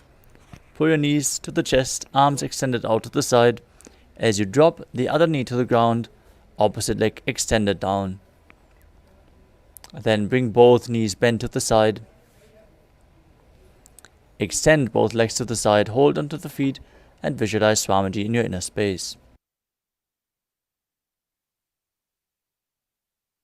परिवृत्य कुक्षभागे धृता हि परिकीर्तितः. Next up is the deep Parapitam. Now lay on your back, bend your knees and place your feet flat on the ground as you hold onto your ankles and lift your hips up high. Gaze to your nose. Visualize yourself as sturdy as a bridge as you perform the Mudra Kumbhaka with Jalandhara and Mula engaged. प्रतिक्रियायुतं द्वन्द्वपीठः सर्वबलप्रदम्. The next asana is Paryankasana. As you keep the feet flat on the ground, raise your hands above your head with the fingers pointing towards your body, hands flat on the mat, and push your body up off the mat. As you visualize yourself as sturdy as stone furniture, perform Sahadra, calmly breathing through your nose in the Mula Bandha. उत्तानशयनं हस्ततलाभ्यां भूमिमष्टभ्य. Next up is Shvotanasana. As you lay on your back, pull your knees up towards your chest and place your hands on opposite shoulders. As you move your hips in a circular motion, visualize yourself as a dog playfully rolling around on its back. Perform the Mula Bandha and breathe calmly through your nose in Sahadra Kumbhaka.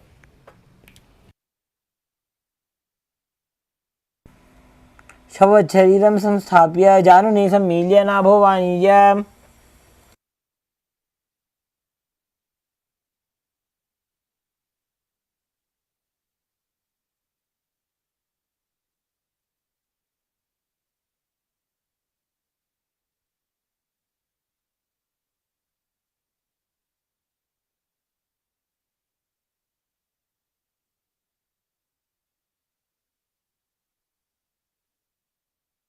Next up is the Viparita Karani. As you lay supine, raise your legs and hips up as you keep the hands flat on the mat, helping you balance your body. Now move your legs in a circular motion, round and round, as you visualize Swamiji in your inner space. Perform Jalandhara Bandha and Mula Bandha as you do so.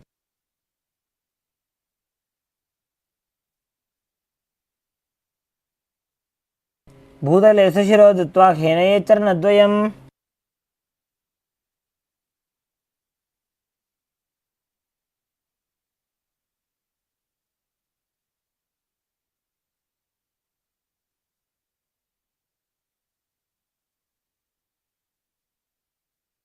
Now stop the movement of your legs and perform Viparita Karani too.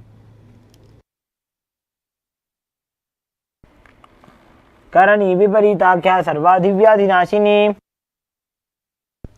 Next up is Langalasana. As you lay down on your back, lift your hips and take your feet over your head, toes on the floor. Stretch your hands on the ground behind your back as you keep the palms clasped in Padusha Mudra. Rest on your neck. Visualize yourself as a plow as you perform Jalandhara Bandha and Mula Bandha.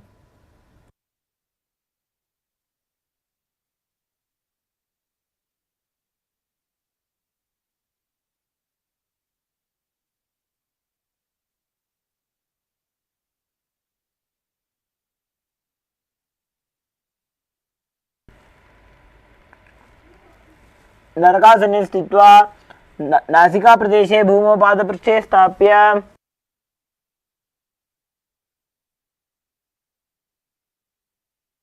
Next up is Shayita Paschimottanasana. As you lay on your back with the legs over your head, toes pointed to the ground, thighs to the chest. Hold the toes with your arms and legs straight. This is one of the 84 different asanas revealed directly by Lord Paramashiva.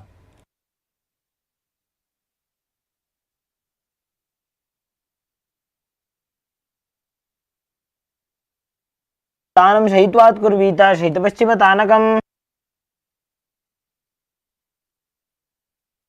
Next up is Supta Konasana.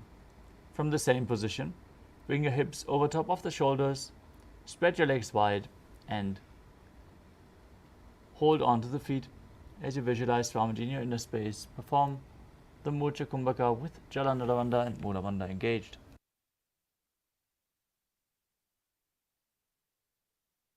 परिवृत्ते कुक्षभागे धृता हि परिकीर्तितः. The next asana is Chakrasana. From the same position, hold onto your ankles and keep your arms and legs straight as you roll onto your back, visualizing yourself as a chakra.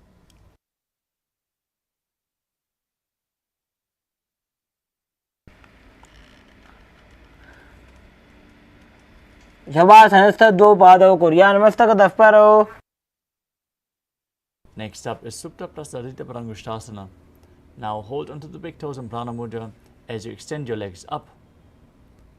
And then open your legs wide to the side as you visualize Swamiji in your inner space.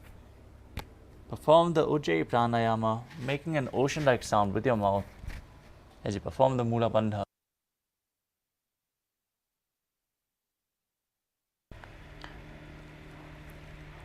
उत्तानपादं क्रौञ्चं च मरीचिं वीरभद्रकम्.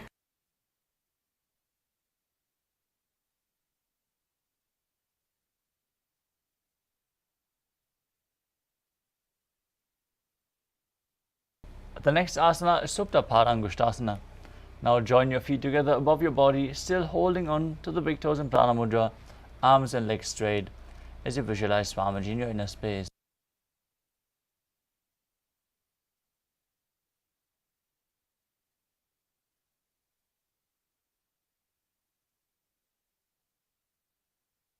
पादं क्रौञ्चं च मरीचिं वीरभद्रकम्.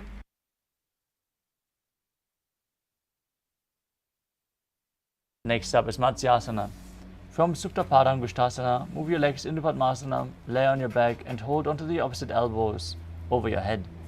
Gaze to your nose and visualize Matsya, the fish avatar of Lord Vishnu. मुक्तपद्मासनं कृत्वा उत्तानशयनं चरेत्.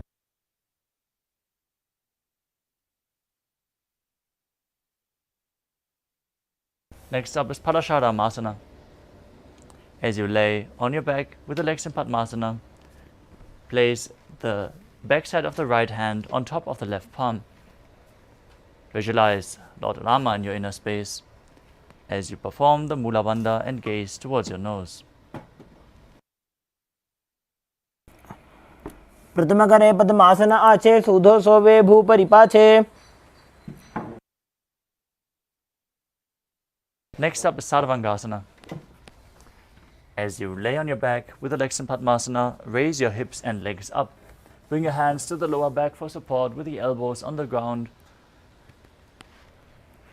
Straighten your lower back as you visualize Swamiji in your inner space and gaze to your nose, performing the Mocha Kumbhaka. अथवा क्षेत्र संक्षेपात् सर्वांगासनम् उत्तमम्.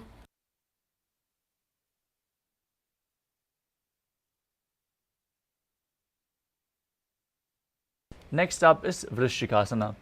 As you lay on your back, one foot on the opposite thigh, lift the other knee towards your head, extend both arms up above your head and hook your fingers forward. Gaze to your third eye as you visualize yourself as a scorpion. प्रथमशयन सूधो शीर्षकेशकी संधि सुदाखे.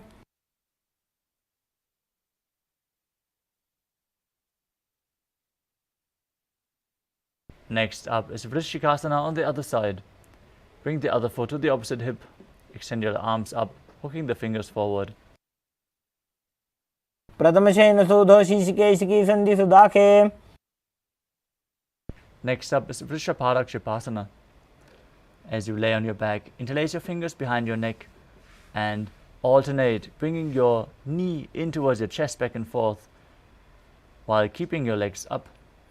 Visualize Swamiji in your inner space and breathe calmly through your nose in Sahadra Kumbhaka. उत्तानशयनं कृत्वा अङ्गुलिभिः कन्द्रां बद्ध्वा. Next up is Maurottanasana. As you lay on your back, lift your legs one by one, touch your knees to the ears as you visualize Swamiji in your inner space. श्रोतानवत्संसिद्धि कृत्वा जानुद्वयं पर्यायेन कर्णयोः संस्पृशेत्. Next up is Vrikasana. While laying on your back, place the soles of the feet flat on the ground and then stand up and sit back down, visualizing yourself as a wolf. उत्तानशयनं कृत्वा पादतलाभ्यां भूमिं धृत्वा. Next up is Lutasana. As you lay on your back, quickly throw your legs above your head and completely roll over. Repeat this again and again as you finish in a prone position. उत्तानशयनं पादौ शिर उल्लङ्घ्य भूमौ स्थापयित्वा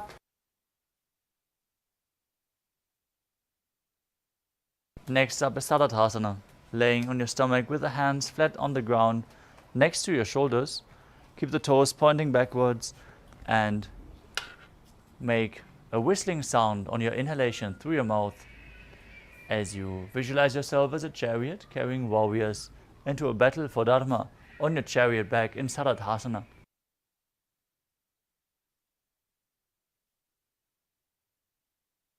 शयनं कृत्वा नाभिं भूमौ निधाय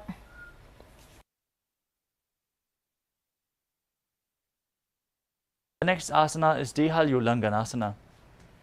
Now push your body up into a plank position and then jump your feet back and forth in between the hands. Visualize yourself transcend body and mind as you perform the Mula Bandha. हस्तद्वयं बद्ध्वा तन्मध्ये चरणद्वयम् उड्डानैव बहिरानीय. Next up is Jatyasana. From a standing position, place your hands on the ground and start walking around on the mat while visualizing yourself as a wise 60-year-old elephant. अथ जात्यासनं वक्ष्ये येन जातिस्मरो भवेत्.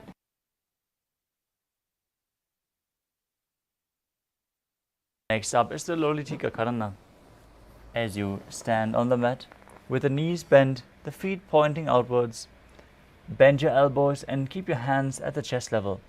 Swiftly move your arms across the body and bring them back to the center. As you tilt your head back and open your chest up towards the sky, moving your head in all directions.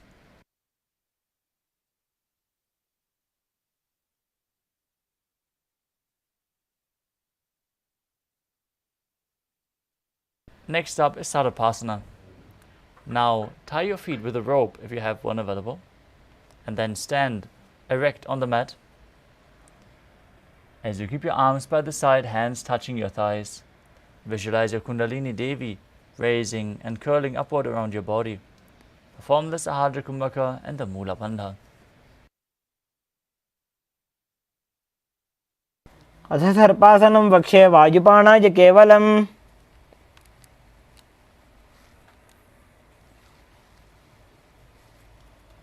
The next asana is Ushtra Sadhanasana. While standing, place all fingers on the mat and then stand on your hands. Hold the feet from the front as you walk around on the mat, visualizing yourself as a camel.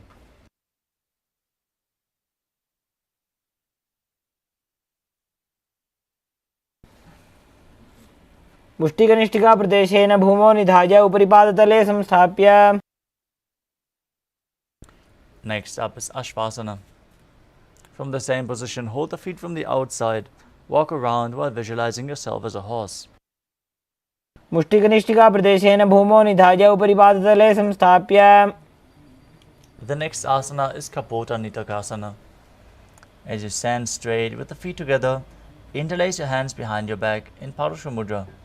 Then pull your hands down towards your calves as you open up your chest and visualize yourself as a soaring bird diving headfirst in rapid speed.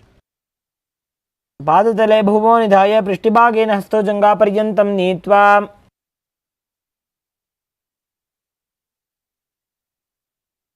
Next up is Talapushpaputam Karana. Now stand tall with the palms together in Namaskara Mudra. Gently bend your knees and keep the toes pointing outwards. Simultaneously bow down, open up your palms and raise the heel of the respective side as you visualize holding a bouquet of flowers and offering it to Paramashiva.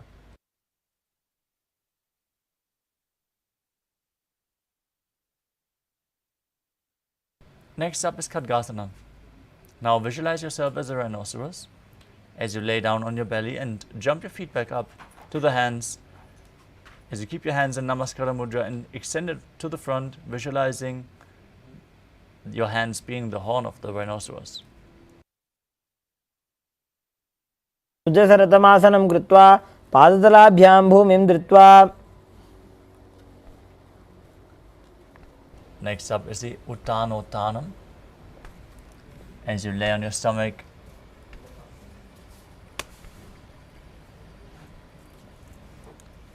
now sit down all the way to the ground or as low as you can. Hold weights if you want to intensify this asana, and then stand back up again and again. Gaze to the nose and visualize Swamiji in your inner space as you perform the Mula Bandha. पुनः पुनः उत्थातव्यम् असितव्यम् इति उत्थानोत्थानं भवति. Next up is Musalasana.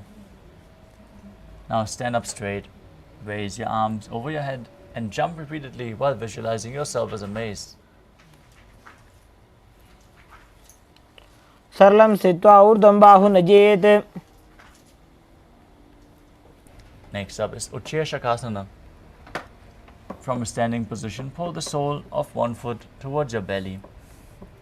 With the other leg, sit down and stand back up as you alternate on both sides. Gaze to the nose and visualize Swamiji in your inner space. हस्त एकैकं पादतलं कुक्षौ निधाय तिष्ठेत् उच्छीर्षकं भवति.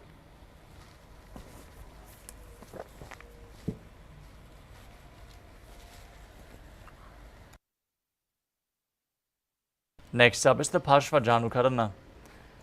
Now stand and keep one leg slightly bent with the toes pointing to the side. Bend and lift the opposite knee and pull it towards your chest, holding it with your hand in a fist. Place the other hand on the respective thigh with the fingers pointing inwards.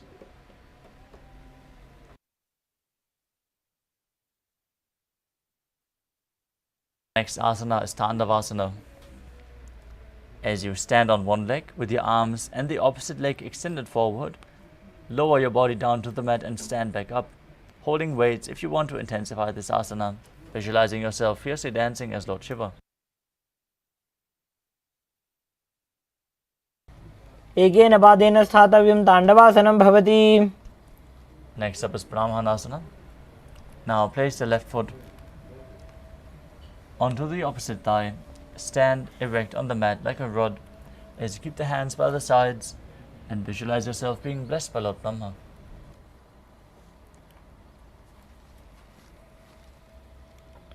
ब्राह्मणासनमावक्ष्ये यत् कृत्वा ब्राह्मणो भवेत्.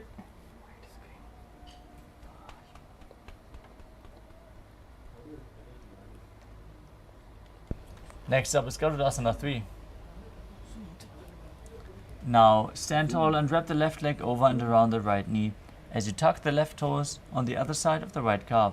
Simultaneously cross the left arm below the right and bring the palms together in Namaskara Mudra while visualizing yourself as Lord Garuda. उत्थानकूर्मपीठं च सिंहस्गारुडमेव च.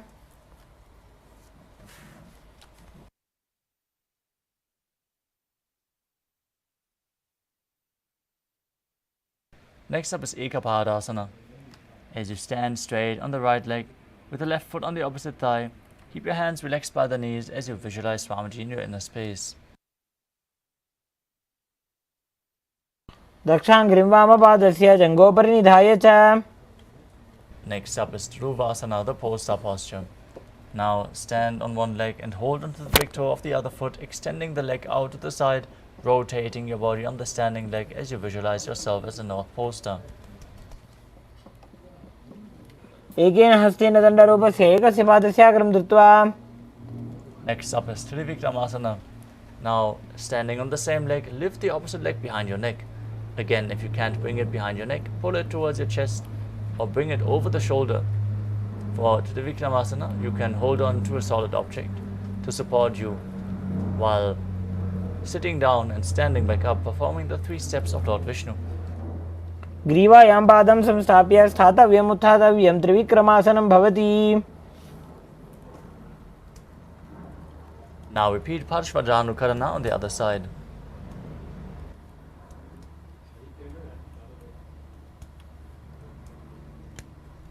Now repeat Tandavasana on the other side. Visualize yourself fiercely dancing as Lord Shiva.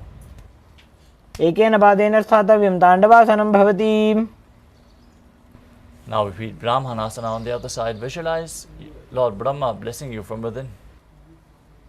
ब्राह्मणासनमावक्ष्ये यत्कृत्वा ब्राह्मणो भवेत्. Now repeat Garudasana 3. Intertwine your legs and arms with the hands in Namaskara Mudra, visualizing yourself as Lord Garuda. उत्तानगूर्मपीठं च सैंहस्गारुडमेव च. Now repeat Ekaparasana on the other side as you visualize Swamiji in your inner space. दक्षाङ्घ्रिं वामपादस्य जङ्घोपरि निधाय च. Now repeat Dhruvasana on the other side as you visualize yourself as the North Pole star. Rotate your body on the standing leg. एकेन हस्तेन दण्डरूपस्य एकस्य पादस्य अग्रं धृत्वा. Next up is Trivikramasana on the other side. Bring the opposite foot behind your neck. And then sit down and stand back up as you visualize Lord Vishnu blessing you from within. ग्रीवायां पादं संस्थाप्य स्थातव्यम् उत्थातव्यं त्रिविक्रमासनं भवति. Next up is the Samanakhakarana. As you stand with the heels touching, toes pointing outwards, keep both hands to the side of your body, fingers separated, slightly away from the body.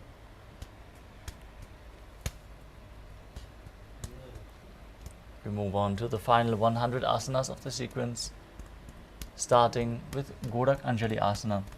Now stand erect and then bend forward. Bring both hands underneath the knees and interlock them in Palasha Mudra.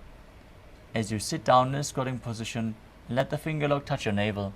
Visualize the great sage Goraknath, founder of the Natha Yoga Hindu Sampradaya, as you perform the Jivachala Kumbhaka, inhaling deeply, holding your breath, and forcefully moving the prana throughout your body, up and down, and through your limbs, along with your mind.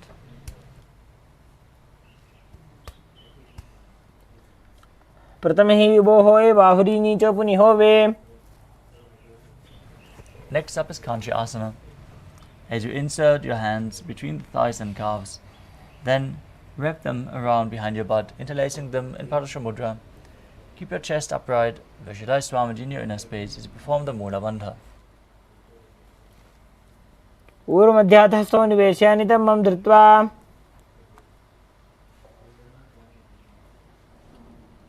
Next up is Bhairo Asana. Now bring the feet together and sit in a squatting posture with the heels touching the perineum. Hold the hands at the back in Padasha Mudra as you gaze at your navel and visualize Bhagavan Kalabhairava, the Lord of Time. दो पग की थैलिया की माहिली को मिलाई.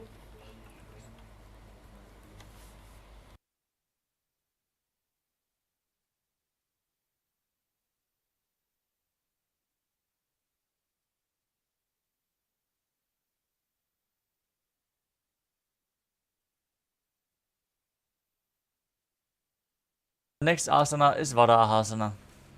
As you squat down all the way to the ground, keep your feet together, toes apart, and bring your elbows up close to your head. As you bring your palms over top of your back with the fingers pointing down in Anjali Mudra, gaze to your nose, visualize Varaha, the boar avatar of Lord Vishnu.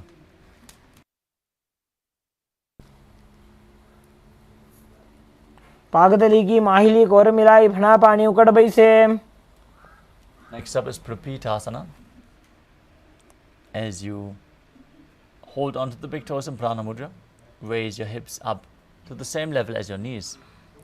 Visualize Swamiji in your inner space and perform the Mula Bandha. पार्श्वद्वय सम्मील्य स्थित्वा नितम्बं जानुप्रदेश आनीय.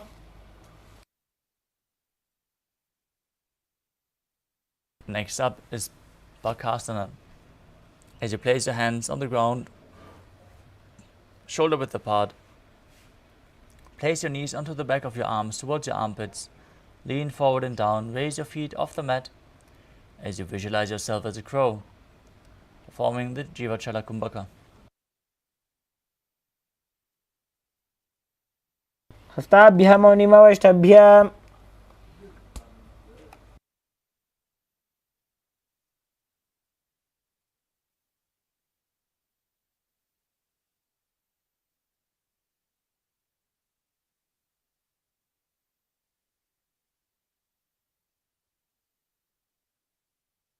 Next up is Sushtanga Kapali Asana.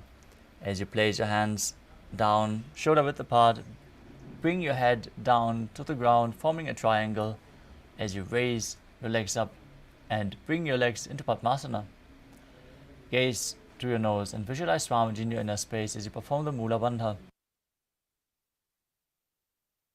Asana Gogana Kapala Acho Hoi.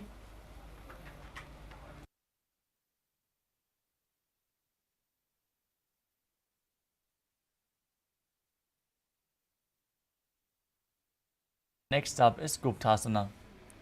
Now sit down in a kneeling posture with the heels outside of the hip, toes touching behind your body. Place your hands on the thighs, gaze through your nose, and visualize that you are sitting in the secret seat with Paramashiva and Guru.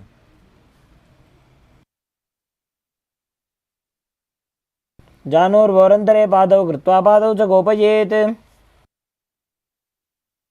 Next up is Vrikshasana 2. Another inverted posture. Get the support of a wall or a partner if you have one available. Now place your hands on the ground, fingers wide, lift your body up straight into a handstand as you visualize yourself as a tree with deep roots into the ground. Perform the Mula Bandha and breathe calmly through your nose in Sahajra Kumbhaka. This asana should be practiced to purify the 7 chakras. Sapta Chakrakshalanaya Vrikshasana Visheshakan. Next up is Shiva Asana. In the handstand posture, bring your hands and feet close together.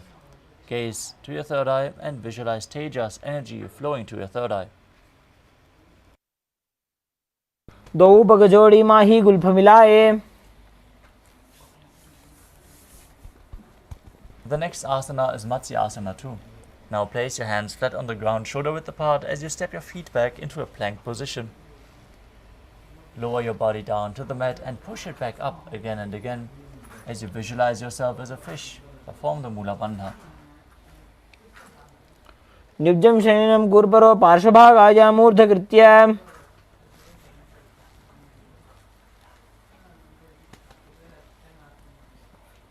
Next up is Sarapasana 2.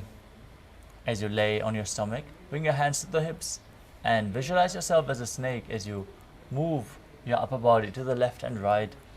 Move your body like a snake as you perform the Mula Bandha. Nibjam Shaninam Kritva Hastau Nitambam Samstapya. Next up is Nidalambanasana. Lay prone on your belly with the toes pointing backwards, elbows on the ground, hands in Padma Mudra, the Lotus Mudra holding onto your chin. Rest your head on your hands as you feel self-supported and completely independent.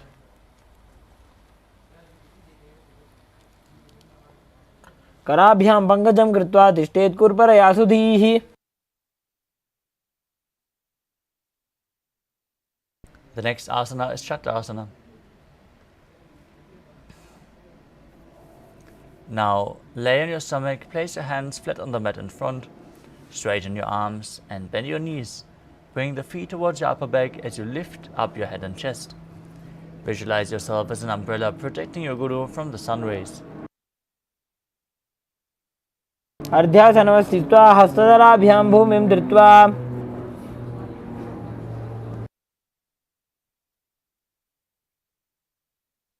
The next asana is Vajrasana. Now sit in a kneeling posture with your feet flat, toes touching behind. As you lean forward and down, extending your arms, palms flat on the mat. Bring your forehead on the ground.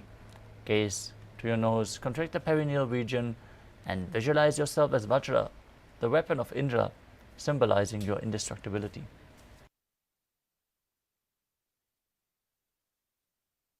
Idanim Garbhini Nam Yogabhyaso Yatha Lagho.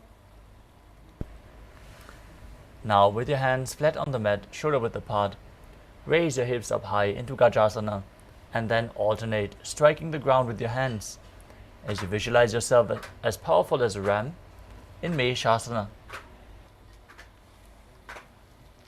Gajasana Samsito Ekaikam Bahum Bhumau Tadayet. Next up is Ajasana. From Gajasana, lift your legs into the air and slowly bring your forehead down to the ground as you visualize yourself as unborn, existing for all eternity. गजासन संस्थितो पादद्वयमन्तराळे कृत्य. Next up is Dhanantarasana.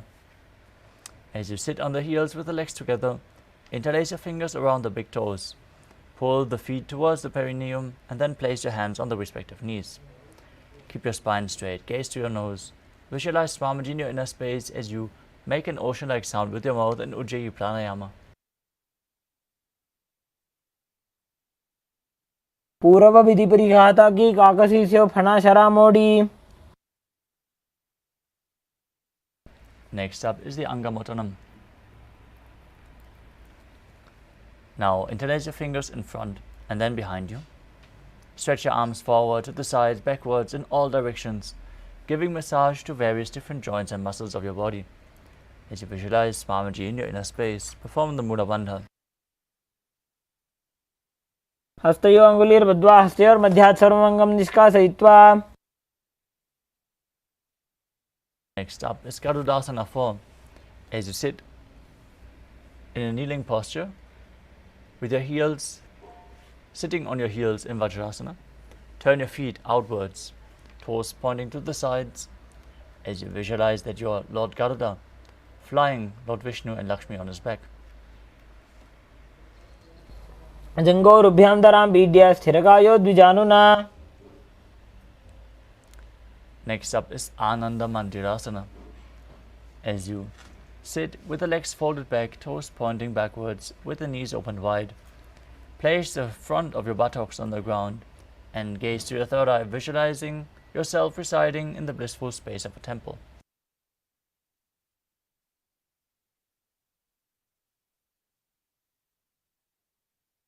अथवा क्षेवीरनाथ आनंदमंदिरासनम.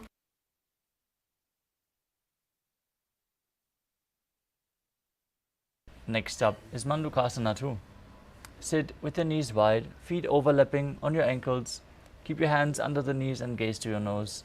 As you keep your tongue up in Manduki Mudra, visualizing yourself as a frog as you perform Uddiyana Bandha and Mula Bandha. पृष्ठं संपीड्य गुल्फाभ्यां व्युत्क्रमेण समाहितः. Next up is Narasimhasana. As you keep your toes on the mat, heels up and together, place your perineum onto the raised heels. Place your palms on the ground flat with the fingers spread, thumbs touching, and the base of the hand should touch your toes. Gaze to your nose, stick your tongue out and exhale forcefully as you visualize Narasimha, the lion man avatar of Lord Vishnu. दो फणापाणी होय वैसे ED Mailer गुदानी वैसे. Next up is Bhishrakasana. As you sit on your toes, place your perineum onto the heels. Separate your knees sideways and place them on the ground. Make a hollow with your palms and place it over your mouth. Keep your thumbs under the teeth. Close your lips and gaze to your nose. Inhale through the right nostril and exhale through the mouth as you visualize yourself as Devi, victorious over all of your fears. दो पगा की AD जोई गोड़ा फनोमान पुनी होई. Next up is Makadasana. Now place the tops of the feet flat on the ground. As you sit your perineum down on the heels. Bring your arms to the armpits and imitate as if you were a monkey stretching itself as you gaze to your third eye and visualize yourself as a playful monkey. दो पगदली संपुट आने तिनकी पृष्ठी भूमि पर इठाने. Next up is Vajrasanghadasana. As you stand on the toes with the soles of the feet together, sit on your heels with the knees widened off the floor. Hold your elbows behind your back as you gaze to your nose. Embody diamond-like strength for you and your Sangha, your spiritual community, in Vajrasanghadasana.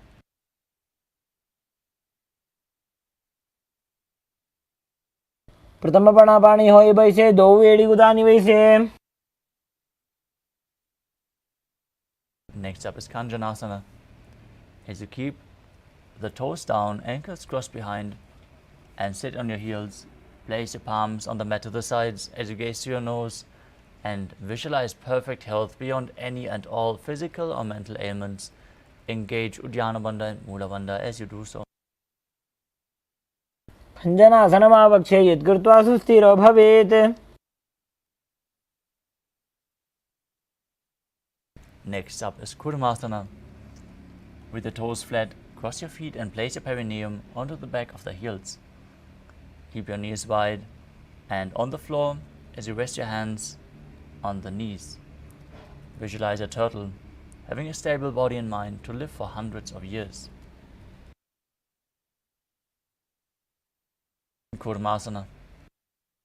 गुल्फौ च वृषणस्याधो विक्रमेण समाहितौ.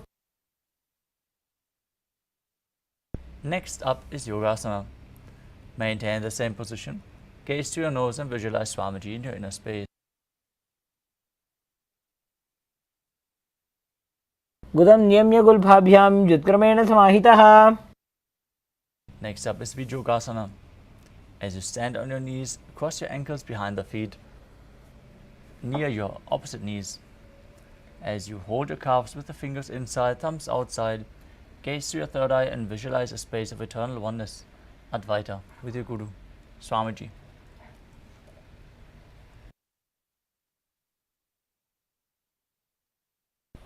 घोड़ा वामो उभो होई घोड़ा आड़ा राखे दोई.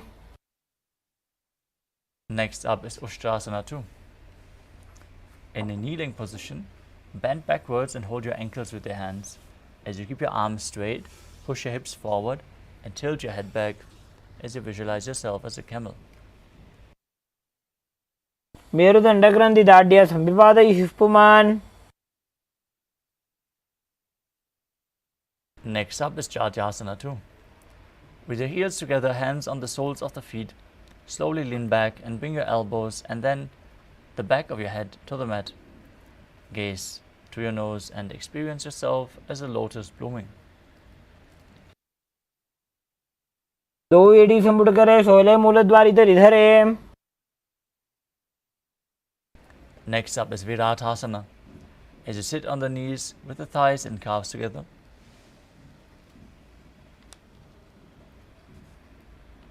lean back and touch your back to the ground, then rise back up again and again. You can use the support of your hands if needed. As you visualize the healing and liberation of all causal subtle forms of your body, gaze to your nose. जङ्घापृष्ठे भूमौ निधाय जङ्घोदरयोः ऊर्ध्नि संस्थाप्य.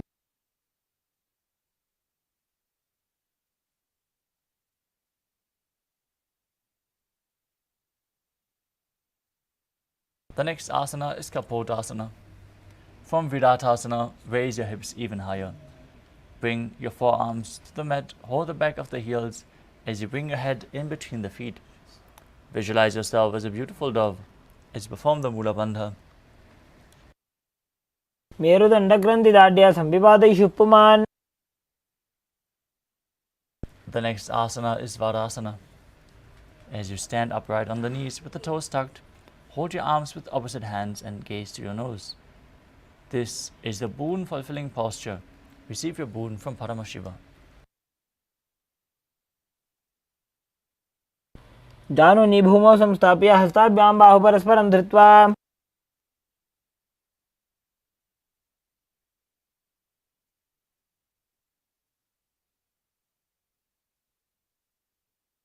Next up is Varahasana 2.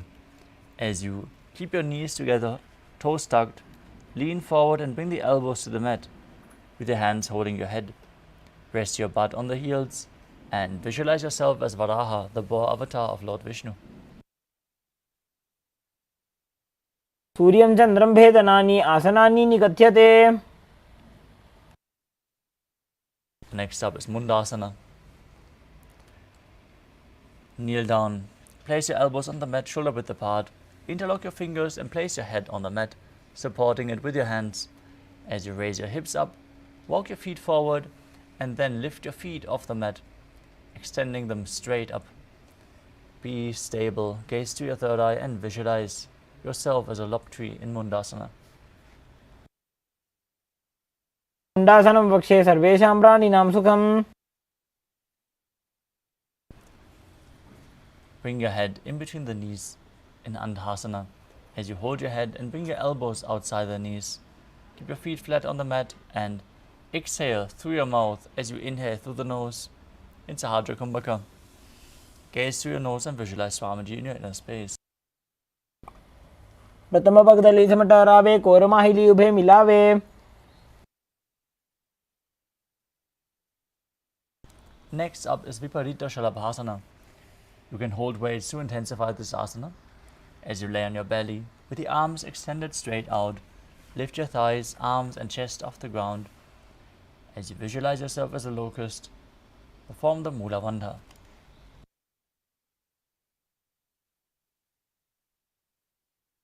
शलभासन भेदाश्च नटभेरुंड नामके.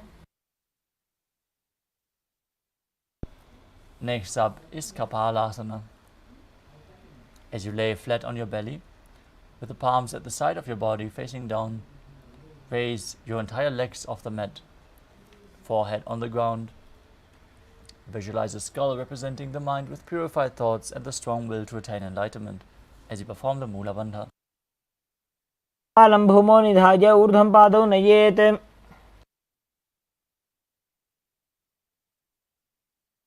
Next up is Akasha Kapotasana.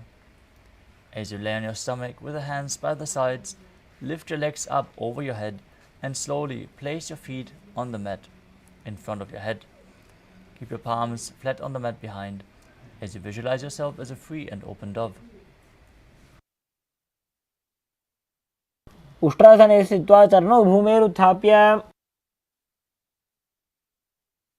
Next up is Chatakasana. As you sit on the knees, bring your chest down so your navel touches the knees. Keep your hands and elbows on the mat in front.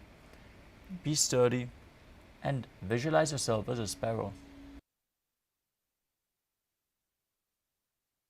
कूर्परपर्यन्तो हस्तौ धरामोष्टभ्य. Next up is Vrishchikasana too. As you kneel down with the hands and elbows on the mat, raise your legs up above your head and bring the feet down to your head if you can. Balance in this position. Visualize yourself as a scorpion as you perform the Mula Bandha. शिववुच्च प्रतिमांगे प्राश्नी धृत्वा शीर्षे चिबुकं विधार्यकौ. The next asana is a Vrishasana. As you place your perineum down on the right heel, keep the left foot outside the hip with the toes pointing outwards. Now visualize yourself as a bull as you perform the Mula Bandha and start breathing in Antaranga Kumbhaka, forcefully inhaling deeply as you then hold your breath for a short while and exhale slowly through your nose. याम्य गुल्भे पादमूले वामभागे पदेतरम्. Next up is Lolasana. Now place your hands in front of your body, shoulder width apart, and then lift your body off the mat. Balance as you bring the toes of the left foot over top of the right and visualize Swamiji in your inner space. लोलासनं सदा कुर्यात् वायुलोलापघातनात्. Now directly place your perineum onto the other heel as you repeat Vrishasana on the other side, visualizing yourself as a bull. याम्य गुल्भे पादमूले वामभागे पदेतरम्. Next up is Balagunasana. As you place the left toes on the ground with the heel raised, sit down on the raised heel. Bring the other foot flat in front with the knee raised to your chest. Hands on the knees. Visualize Balaguna high as you perform the Mula Bandha. आसन को गुण जल विकार जाई. Next up is Grahasana. Now squat with your feet flat on the mat. Bring your elbows under the thighs and wrap your hands around the shins, holding the ankles from the outside as you visualize yourself as the entire planet.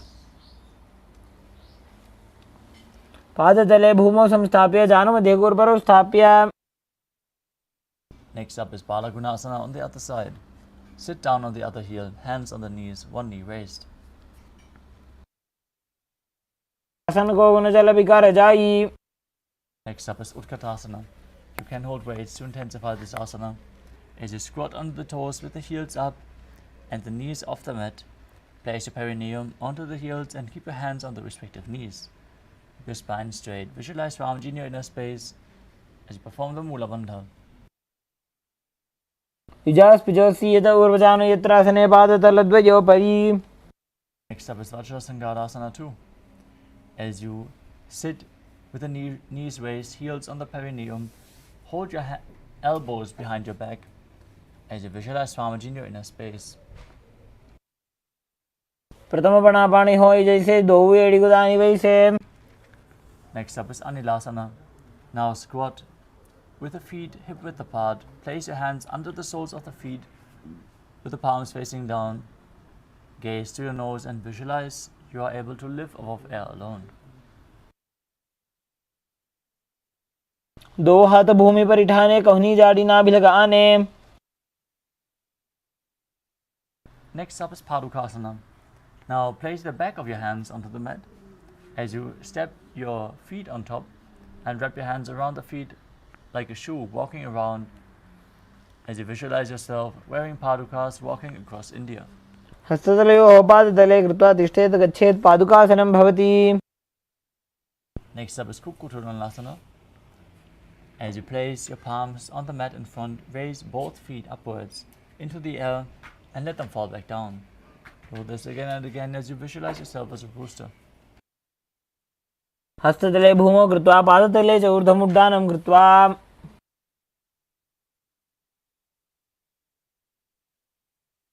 Next up is Viparita Nidhyasana. As you place your hands on the mat, raise your legs upwards into a handstand and move around on your hands dancing as you feel yourself become free of all inhibitions. हस्ततलाभ्यां भूमिं वष्टभ्य ऊर्ध्वं पादाग्रे कुर्वन्. Next up is Kunjarasana. Now separate your feet and place one palm to the ground as you hold your head with the other hand. Visualize Swamiji in your inner space. अथवा क्षे Mahadev कुञ्जरासनमुत्तमम्. Exchange the position of your hands. Repeat Kunjarasana on the other side. अथवा क्षे Mahadev कुञ्जरासनमुत्तमम्. Next up is Kalambasana. As you sit on the ground with the feet flat, heels close to your body, hold the respective ankles and lift your feet off the ground while visualizing yourself as a kadamba tree. पार्श्वभ्यां भूमिं वष्टभ्य. Next up is Pavana Muktasana. Sit with the feet flat and pull the knees to your chest with opposite hands. Visualize any excess vata being released from or balanced within your system as you perform the Mula Bandha. तयोस्तु पादयोः पाणिं लात्वा स्वस्वनितम्बके. Next up is Chakorasana. As you sit and lift one leg behind your head or over your shoulder if required, then extend the opposite leg out straight and raise your entire body off the mat, balancing on both hands. Gaze to your third eye and visualize yourself as a powerful source of energy. पूर्वदानं चतुष्पादपीठं वज्रासनं तथा. Next up is Dhanurasana 2. Now sit on the ground, hold the big toes in Prana Mudra as you keep one leg extended forward and the other one pulled towards your head as if you're pulling a bowstring while visualizing yourself as a bow. पादाङ्गुष्ठौ तु पाणिभ्यां गृहीत्वा श्रवणावधि. The next asana is Ashtavakrasana. Now place one foot over top of the respective shoulder and hook the other foot over top. Extend both legs to the side, balance on two hands as you lean forward. Keep your body off the mat and visualize yourself as a flying crane.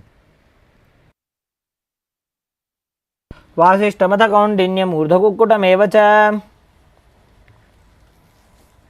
Next up is Pranasana. As you place the right foot on the left thigh and bring the left foot flat on the ground, have the left shoulder underneath the raised left leg and push the right knee to the ground. Gaze to your third eye and visualize you're immortal, able to exist solely from prana. एतत् प्रभेदं वक्ष्यामि करोति यस्य चामरः. Next up is Parshvamatsendrasana. As you place your foot to the outside of the other hip, step the opposite leg over top and twist your elbow around the knee, holding your hands behind your back with one arm underneath the raised knee. Gaze to your third eye and visualize Sage Matsyendranath, the master of Hatha Yoga.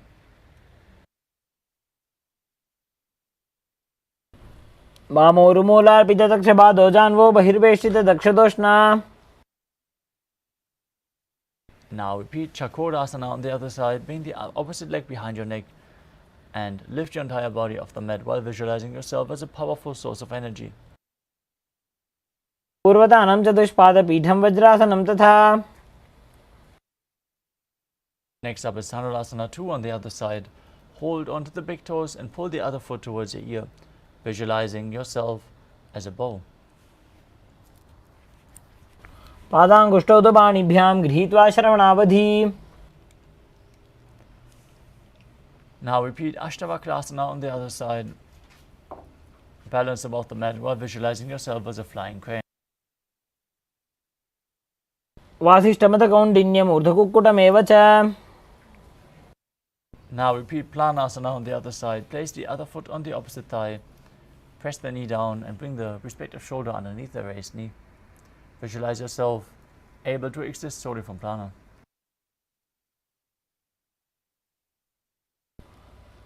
एतत् प्रभेदं वक्ष्यामि करोति यस्य चाम्रः. Next up is Parshvamatsendrasana. On the other side, step the other knee over top. Twist your elbow around the knee, bring the arm underneath and hold your hands behind your back while visualizing Matsyendranath. पार्श्वाभ्यां धृतते यास्तु पार्श्वमत्सेन्द्रमुत्तमम्. Next up is Ardha Paschimottanasana. As you sit with one heel pressed against the perineum, lean forward and down and hold onto the front foot. As you visualize Swamiji in your inner space, perform the Mula Bandha. एकं पादं प्रसार्य एकं पादस्य पार्श्वनासीवनी सम्पीड्य.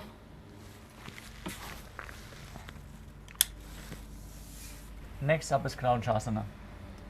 As you place the left ankle outside of the hip, hold the sole of the right foot and lift the leg straight in front of your face.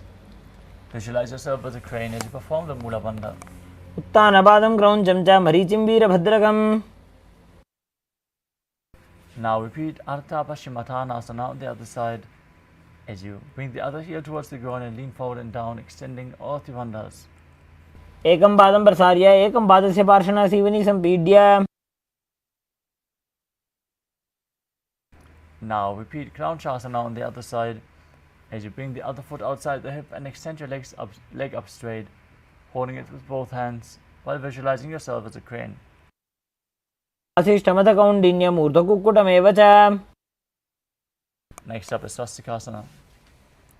Now sit with the soles of the feet between the thighs and calves. As you sit with your spine straight, palms resting on top of the knees, gaze through your nose and visualize a swastika. Embody peace, well-being, good fortune and prosperity. जानुर्भोरन्तरे सम्यक् कृत्वा पादतले उभे. Next up is Gorakshasana. As you maintain your feet in the same position, cover your heels with the respective hands. Tuck your chin to the chest in Chalandra Bandha, contract the perineal region in Mula Bandha.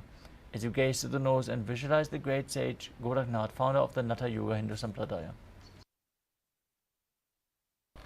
जानुर्भोरन्तरे पादौ उत्तानौ व्यक्तसंस्थितौ.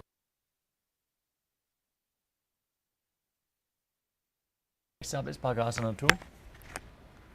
Now visualize Swamiji in your inner space and perform the Mula Bandha as you meditate on the enlightened one, Arihanta. Then close all your senses with the fingers. Close your mouth with little and ring fingers, the nose with the middle fingers, the eyes with the index fingers, and the ears with the thumbs. वामपार्श्वोक्तं संस्थाप्य दक्षाङ्घ्रिवामजगने. The next asana is Yogasana 2. As you place your feet on top of the opposite knees, place your hands on the ground beside you. Keep the palms facing up, your spine straight, gaze to the nose, and visualize Swamiji in your inner space as you start breathing in Kakachancha Kumbhaka, rolling up your tongue and keeping the mouth in the shape of the beak of a crow, inhaling through the rolled up tongue and slowly exhaling through your nose. उत्तानौ चरणौ कृत्वा संस्थाप्योपरि जानुनोः. Next up is Urdhva Kukutasana. From Padmasana, place your palms flat on the mat beside your body and push your body off the mat, balancing on your arms, visualizing yourself as a rooster. वासिष्ठमथ कौण्डिन्यमूर्धकुक्कुटमेव च. Next up is Siddha Haratali Asana. As you visualize Swamiji in your inner space, gaze to your nose and bring your hands in between the thighs and calves in Padmasana without lifting your body up. Perform the Mula Bandha and internally chant Om Nithyananda Paramashivoham. प्रथम पद्मासन को करे, हस्तदो वो गोडासन जिधरे. Now push your body off the mat from the same position and balance. As you visualize yourself as an elegant swan, perform the Mula Bandha, gaze to the nose and breathe in Kakachan Chukumbaka. Kukkutasana स्थित्वा स्कन्दपर्यन्तं ऊरूनि नीत्वा.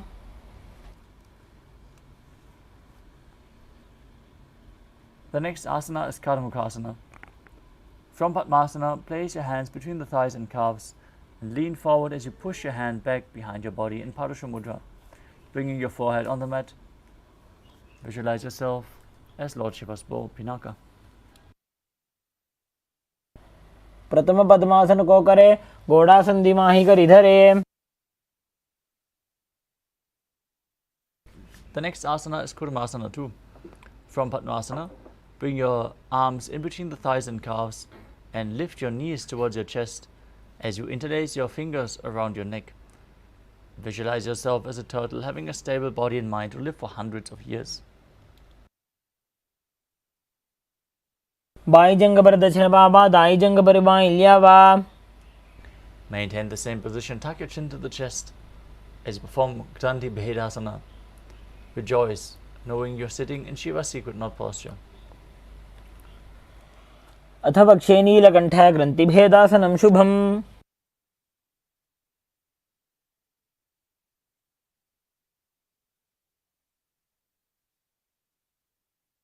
The next asana is Uttana Kurmasana.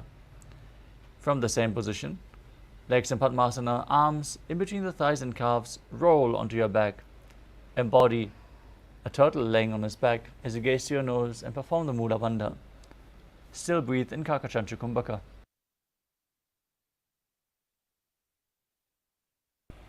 कुक्कुटासनबन्धस्थं कराभ्यां धृतकन्धरम्. Next up is Pangu Kukutasana. From Padmasana, insert both hands through the thighs and calves. Place one hand to the mat and hold its wrist with the other and push your body, balancing on one arm.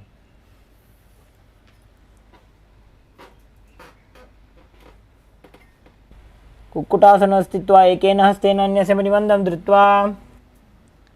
Now place the other hand flat on the mat and lift your body up, repeating Pangu Kukutasana on the other side. Kukkutasana स्थित्वा एकेन हस्तेन अन्यस्य मणिबन्धं धृत्वा.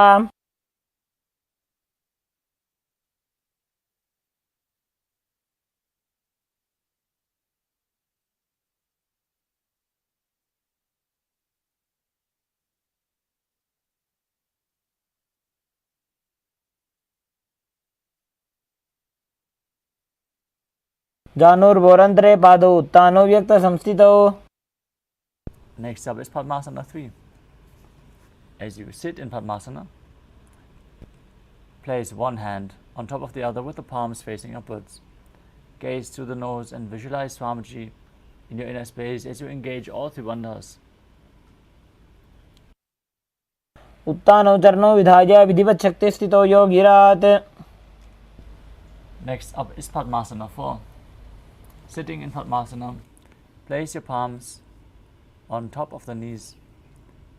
Keep your spine straight, gaze to your nose as you visualize Paramashiva in your inner space. Perform the Mula Bandha. एतत् पद्मासनं कुर्यात् प्राणवायुप्रसिद्धये. Next up is Karmukasana 2.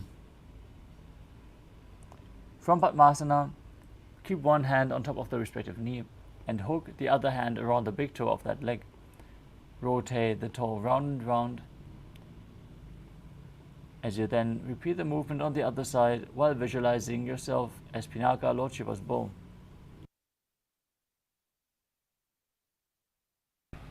अथान्यासनमावक्षे योगपूरकरक्षणात्. Next up is Karmukasana 3. Now cross your arms behind your back, hold on to the big toes in Prana Mudra as you as you push the legs to the side, engage all three wonders and visualize yourself as Pinaka, Lord Shiva's bow. कार्मुकासनमाक्षित्य उदरे पूरयेत् सुखम्.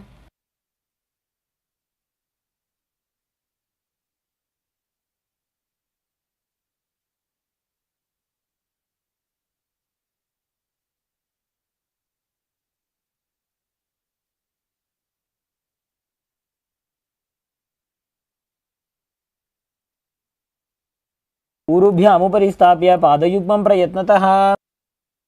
Next up is Nagadasana. From the same position, roll onto your back.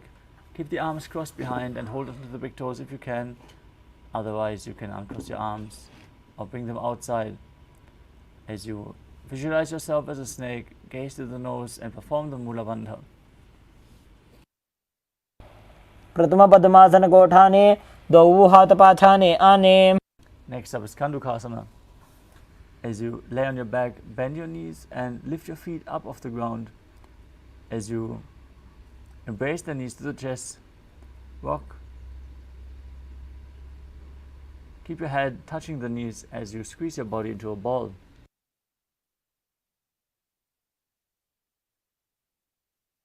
क्षेत्रासने स्थित्वा हस्तपादान् निष्कुष्य. Next up is Urdhva Bhavanasana. As you lay on your back, place your feet flat with the knees raised. Interlock your fingers behind your neck. Perform the Mula Bandha. Breathe in Sahajra Kumbhaka. As you gaze to the nose and visualize Swamiji in your inner space. प्रथमे सूधो सैनकरावे गोड़ा उभा राशि मिलावे. Next up is Malakata Pitasana. As you lay on your back, bend your knees and lift your feet flat. Place your feet flat on the mat. Place the upturned palms underneath the heels as you push your hips up high. Engage Jalandhara Bandha and Mula Bandha as you perform Murcha Kumbhaka, exhaling with Jalandhara Bandha engaged as you visualize yourself as a powerful alpha ape. उत्तानशयनं पादतले उत्तानहस्तयोः स्थापयेत्. Next up is Uttana Shikhi Pitakasana. Lie supine on your back, place your hands on the hips and bring your elbows onto the ground, bearing the weight of your entire body. Gaze to your nose, visualize Swamiji in your inner space and perform the Murcha Kumbhaka with Jalandhara Bandha and Mula Bandha engaged. जङ्घोरुबलहीनश्चेत् उत्तानशिखिपीठकम्. Next up is Narakasana, where you lie supine and then raise your legs and hips up straight. Place your hands flat on the ground for support as you visualize yourself blissfully traversing Naraka Loka unscathed.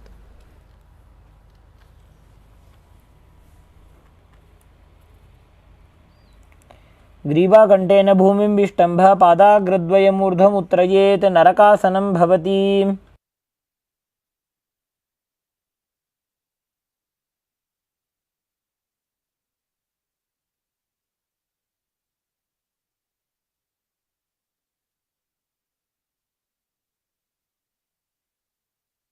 नौकावत् स्थित्वा ऊर्ध्वं पादाग्रद्वयं नयेत्. Next up is Dvajasana. Place your hands back on the ground, be straight like a flagpole as you visualize yourself as the Kailasa flag, respected across all nations. Perform Jalandhara Bandha and Mula Bandha. तिर्यन्नौकावत् ग्रीवा पृष्ठगूर्परैः भूमिं वष्टभ्य. Now lay down on your back in Meditasana with the hands outside the hips, palms facing down up as you contract the perineal region and pull the Kundalini Shakti up along your spine in Shakti Charan Mudra. Visualize that your body is dead and the Supreme Pontiff of Hinduism, Swamiji, is liberating you. internally chant the Mahavakya. Om Nithyananda Paramashivoham.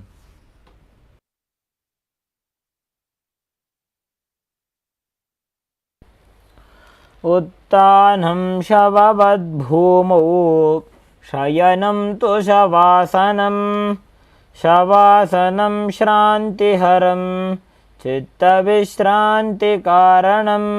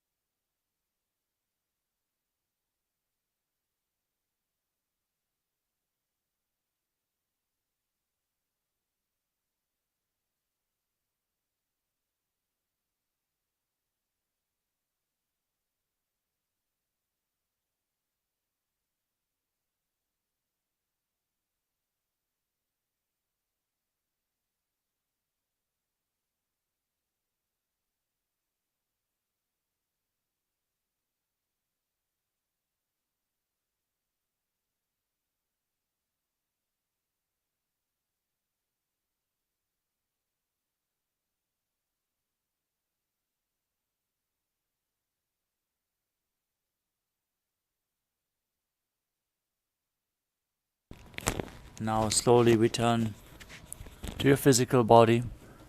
Start to wiggle your fingers and toes, your wrists and your ankles, your elbows and your knees. Pull your knees up towards your chest. Rock your body from side to side. And slowly sit back up into a comfortable cross-legged position. Congratulations! You completed the Dvitiya Vinyasa Krama 308 asana sequence once more. Thank you all, especially to those who join us daily and sincerely perform the asanas. Thank you so much for joining this session. We are now going to move on to the power manifestation, where we are bolting the activated Kundalini Shakti into our system. So stay seated and perform the power manifestation. Manifest the Shaktis of Paramashiva. As we now close this Nithyananda Yoga session with the Purna Mantra. Sit straight with the head, neck and spine in a straight line, hands in Anjali Mudra in front of the heart center. Close your eyes, take a deep breath. Visualize Swamiji in your inner space. Chant the Purna Mantra.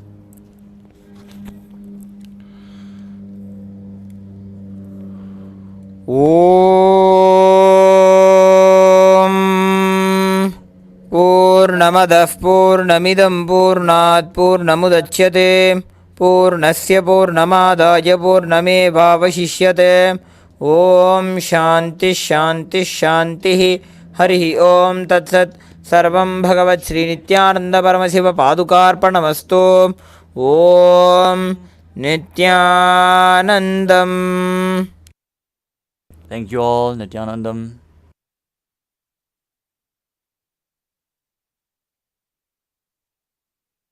Clap cause he's jacked. The true Guruji is back, that's a fact. The bliss of the avatar gets unwrapped.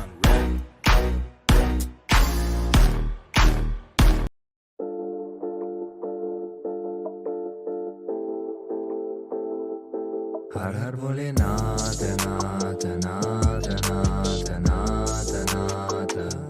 Har har bole nath nath nath nath nath nath. The sound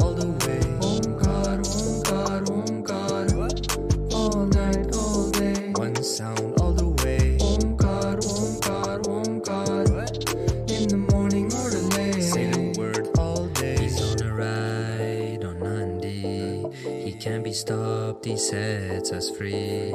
He pulls us out of delusion. Yeah, every time he comes around, he gets it done.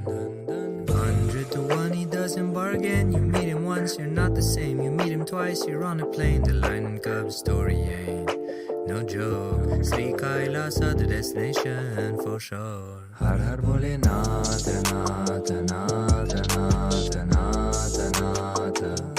Har Har Bole Nath, Nath, Nath, Nath, Nath, Nath. Sound all the way. Omkar, Omkar, Omkar. All night, all day. One sound all the way. Omkar, Omkar, Omkar. In the morning or the day. Say the word all day. Bright light, a million sunshine. Darkness is lost, no more yours and mine. In oneness with the ultimate. Paramashiva on the throne, checkmate. 100 to 1, he doesn't bargain. You meet him once, you're not the same. You meet him twice, you're on a plane. The lion and cub story ain't no joke. Sri Kailasa, the destination for sure. Har Har Bole Nath, Nath, Nath, Nath, Nath, Nath. Har Har Bole Nath, Nath, Nath, Nath, Nath, Nath. Sound all the way. Omkar, Omkar, Omkar. All night, all day. One sound all the way. Omkar, Omkar, Omkar. In the morning or the late. Say the word all day. Put on the basma, he's on his way. And when he comes, make sure he looks your way. Feel blessed that you get his grace. Nithyananda, Nananda. Nithyananda Paramashivam, Shivam. Har Har Bole Nath, Nath, Nath, Nath, Nath, Nath. Har Har Bole Nath, Nath, Nath.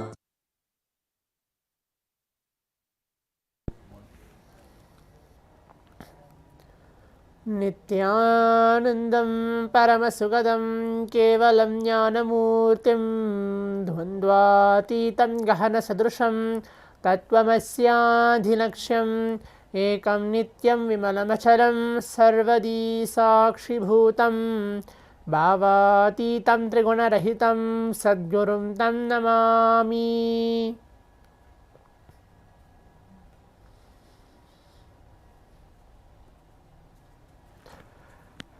Nithyanandam, I welcome all the Paramashivoham participants for being seated here for the exciting 21 minutes of power manifestation. Right after the Nithyananda Yoga, performance of the Dvitiya Vinyasakrama blessed by the Supreme Pontiff of Hinduism. Now let's take a few minutes of our time. Please be seated as we are going to manifest the powers today, the power of third eye reading. Please keep your cameras on.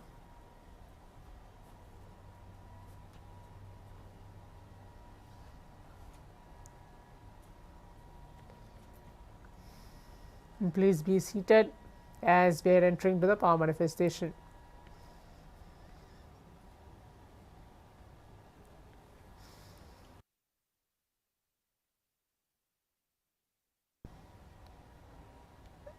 Let's give a few minutes for all the participants to please be seated. Please turn on your cameras.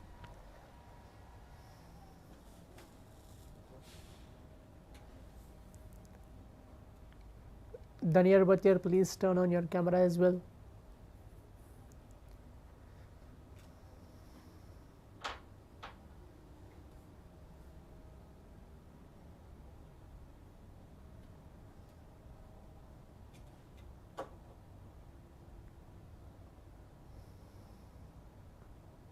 I can see Pavan, I can see Alex, I can see Tirtha Rupa, I can see Edward, I can see Srinivas C, I can see Shivatalamaya. Please adjust your camera, please be seated.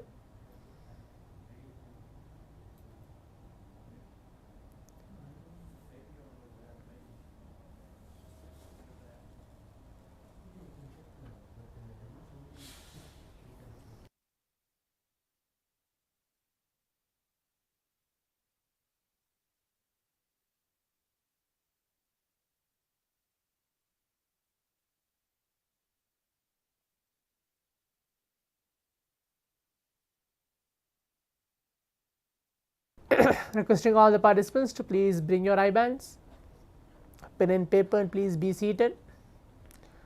If you don't have an eye band, something to blindfold yourself, please keep that ready with you.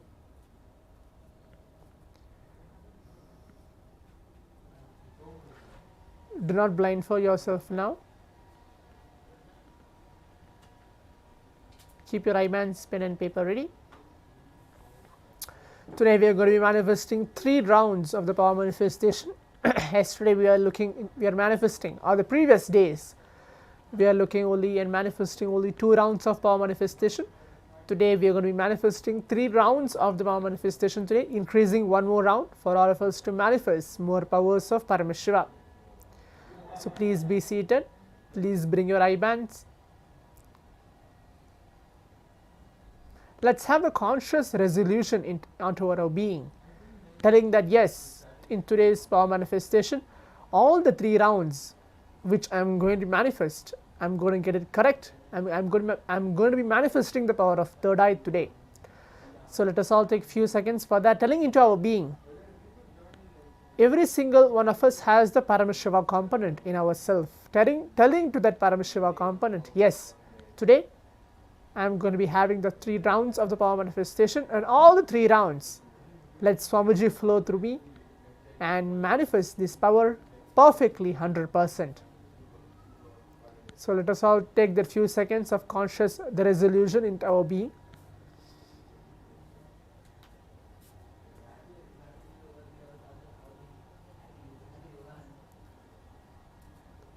Please keep your cameras on as well. Please be seated just to receive Paramashiva, the form of Paramashiva onto our being.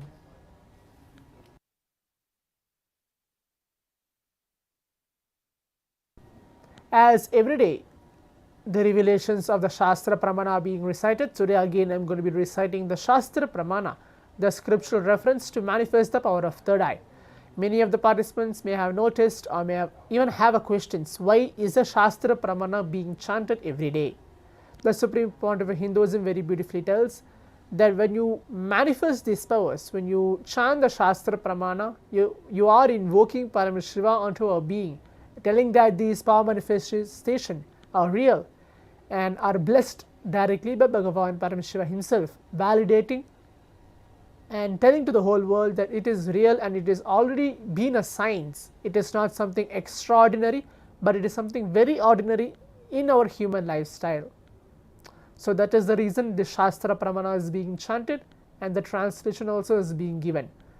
Now I will be reciting the Shastra Pramana, which is revealed by Bhagavan Paramashivam from the Vijnana Bhairava Tantra. Kapalantarmano nyasya tishtanmilitalochanaha kramena manaso dadyat lakshayed lakshamuttamam.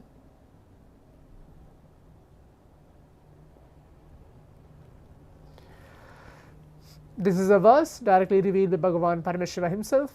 The translation for this verse is, by fixing the mind on your inner space within your crown center, sitting stably without any movement, having the eyes closed in succession, by that stability of the mind and your inner space, through the power of the third eye, one directly sees the ultimate goal, Lakshyam, by having vision beyond the sight that reveals any object or place, attaining the space of oneness with the souls, Paramashiva himself.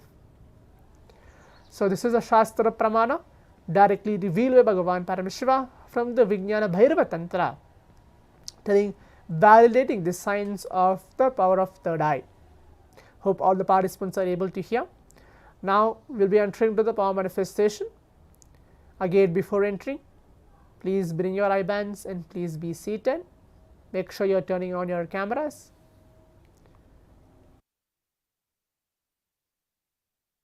Participant named as Zung Yang, please turn on your cameras.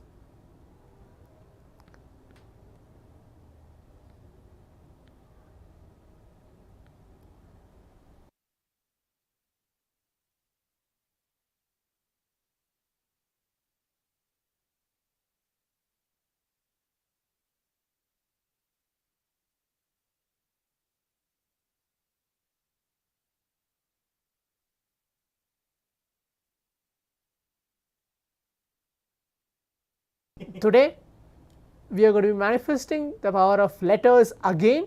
It's like how we have been doing yesterday.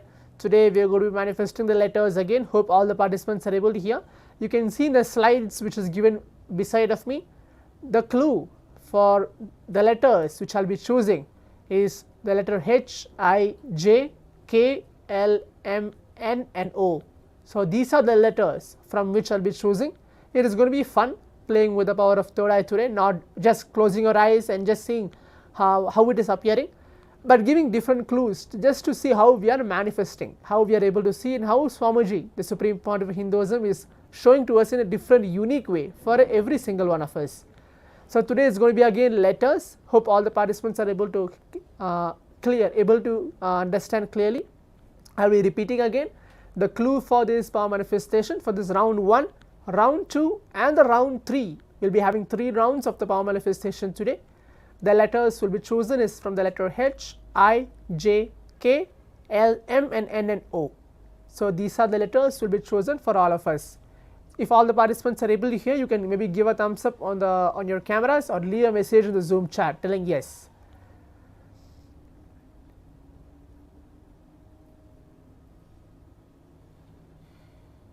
Okay, yes, able to see everybody is giving a thumbs up. That's good. Edward, you are able to get Srinitya Sunitikananda. Please fix your cameras. Sri Parabrahmananda, please fix your camera. Zudo Wang telling yes. Okay, looks like all the participants are able to get.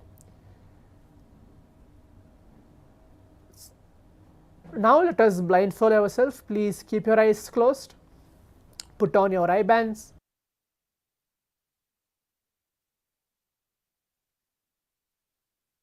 Please close your eyes.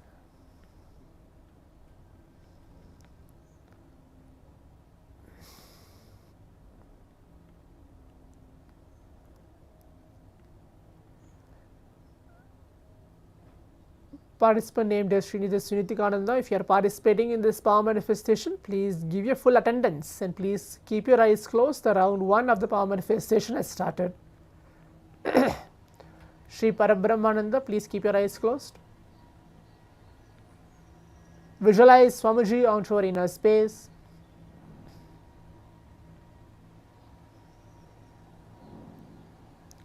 Start chanting the Mahavakya.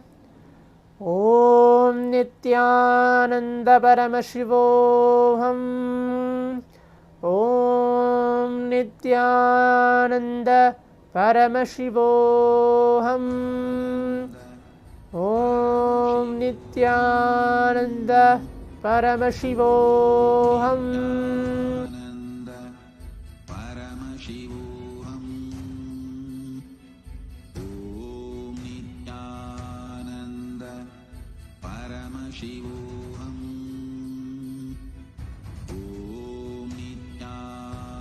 Keep your eyes closed.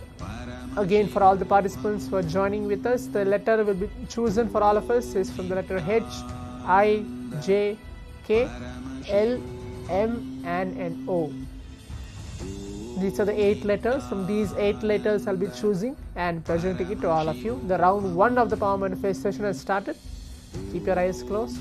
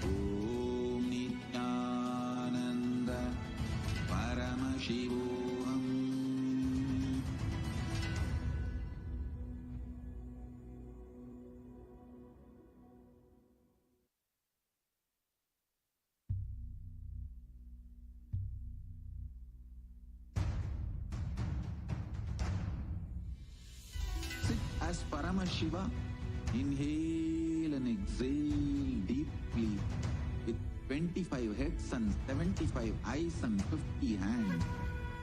Visualize, meditate, connect with him. He is a living, alive being. Drop your form into his form and dissolve. Remember, you are a Sarupya Mukta. We have a few more seconds. Please keep your eyes closed. All my disciples, now I am initiating Salokya Mukti, Samipya Mukti, Sarupya Mukti, Sayujya Mukti. Om Nithyananda Paramashivoham. Om Nithyananda Paramashivoham. Om Nithyananda Paramashivoham. Om Nithyananda Paramashivoham. Om Nithyananda Paramashivoham. Om Nithyananda Paramashivoham.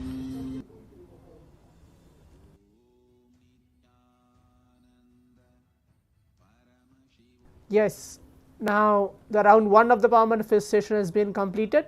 We are moving on to the next step. Requesting all the participants, we can take off your eye bands. Please open your eyes. Please open your eyes.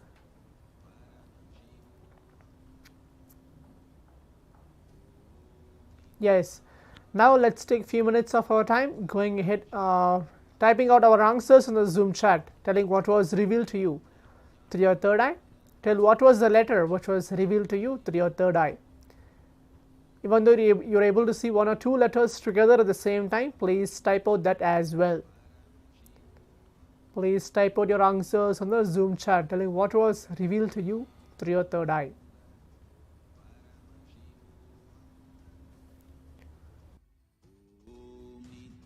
Let's give a few seconds for that. Okay, Zudo Wong has put a message L. Okay. Pavan K has put a message I. Okay.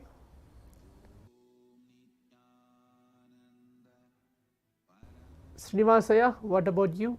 Alex, what about you? Edward, what about you?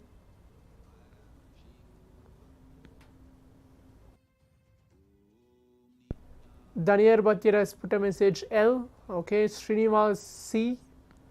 Okay.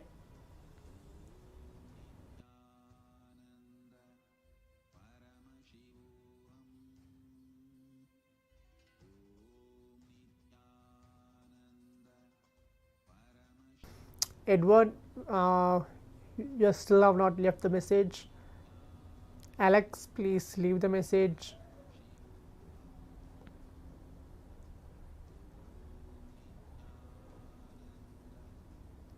Srinitya Sunithikananda, yeah, maybe you can participate in the next round of the power manifestation, the round 2 of the power manifestation.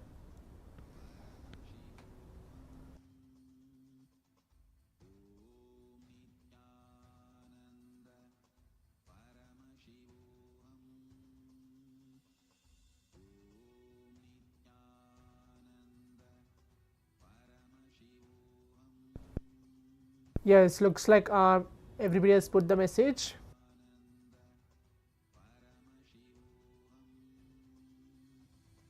So now all the participants can see the letter was chosen for all of us was the letter K. The letter K was chosen for all of us for this round 1 of the power manifestation. Some of you have put L, some of you put I. Most of you have put I actually, I and L. Okay, but like everybody is able to see something similar. That's good. The letter was chosen for all of us was the letter K. Now we'll move on to the round 2 of the power manifestation. Please keep your eyes closed. Again, it's going to be any one of those letters. Keep your eyes closed. Please put on your eye bands.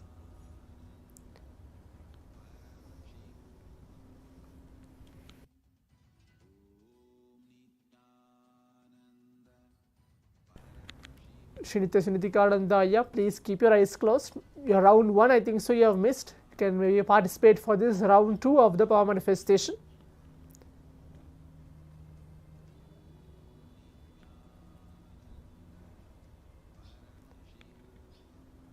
Please keep your eyes closed. Visualize Swamiji onto inner space. Start chanting the Mahavakya.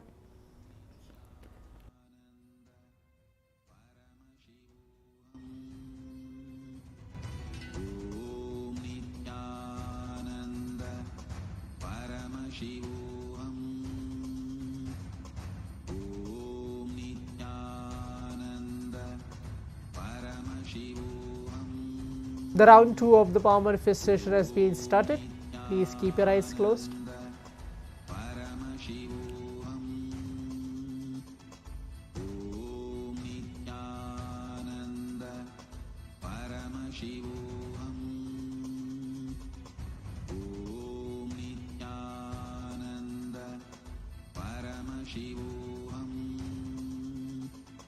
Om Nithyananda Paramashivoham.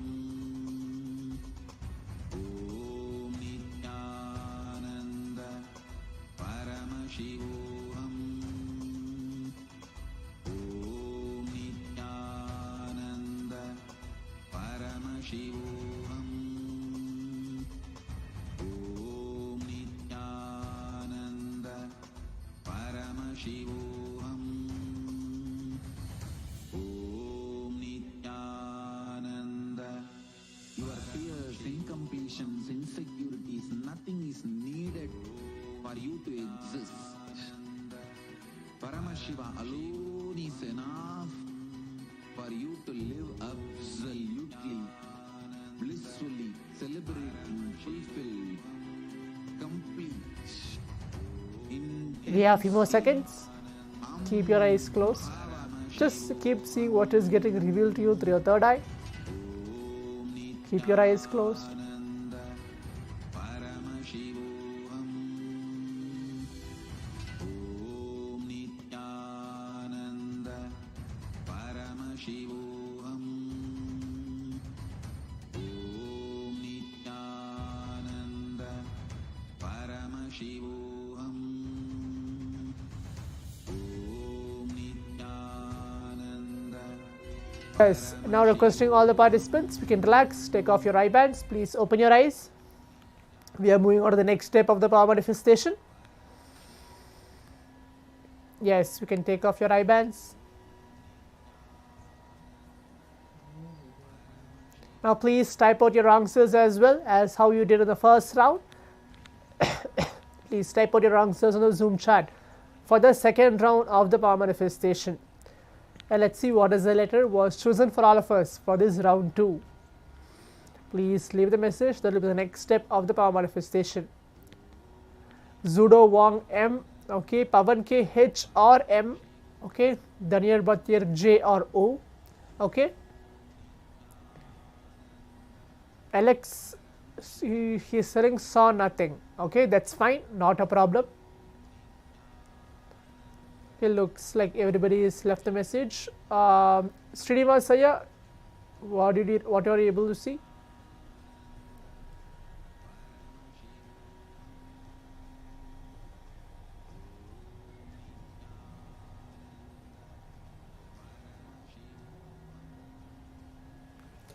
Next.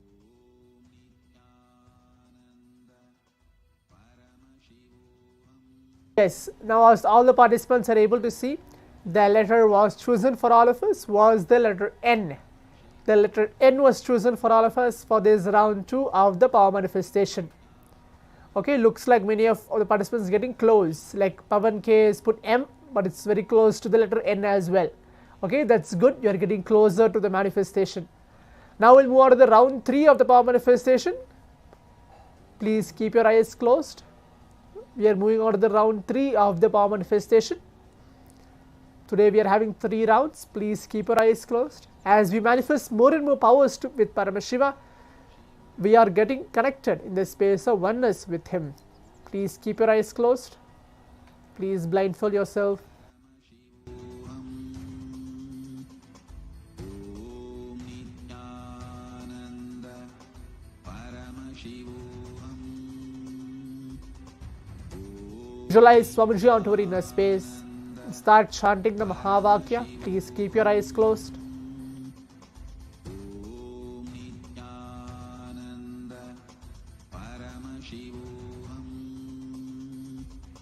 Om Nithyananda Paramashivoham.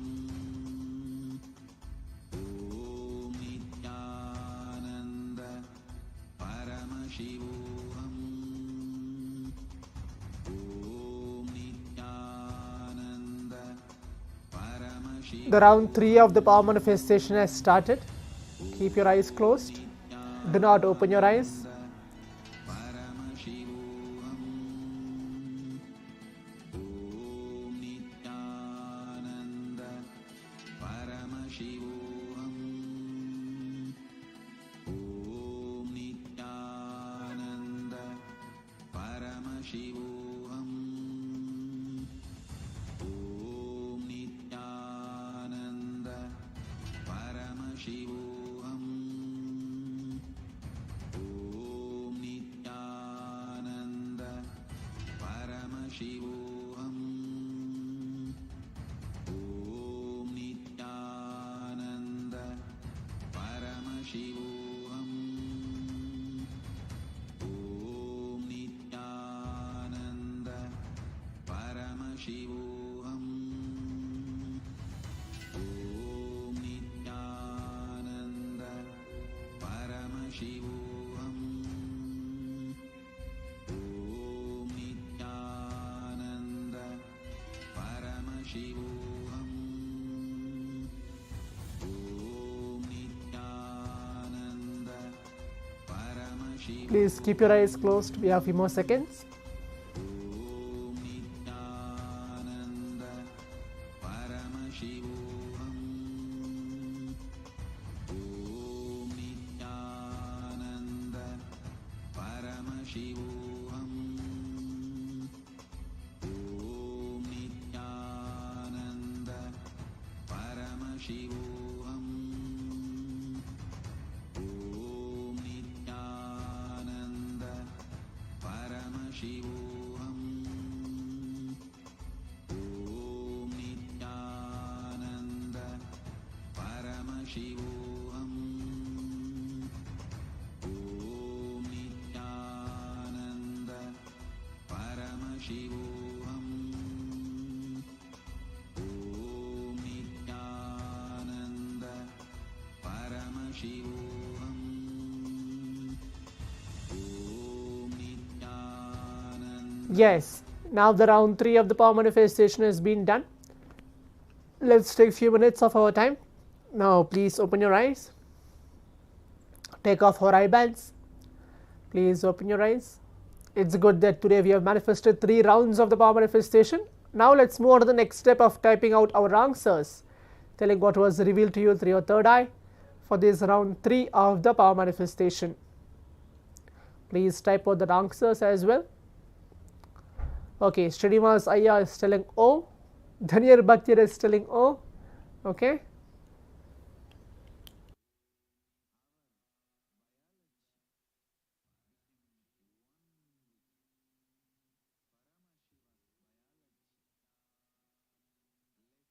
Zudo Wong was the L. Okay, Pawan K getting some message.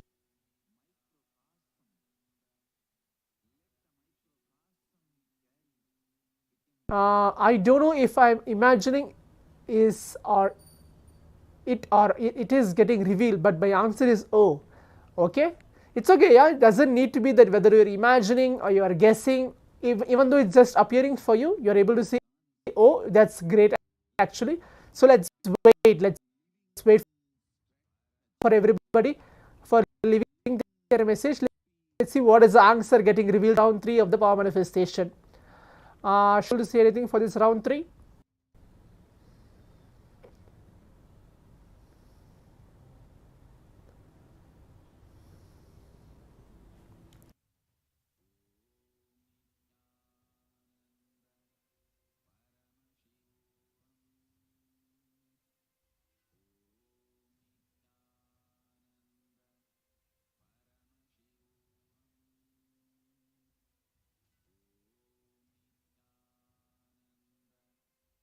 Yes, so the answer was chosen for all of us was the letter O.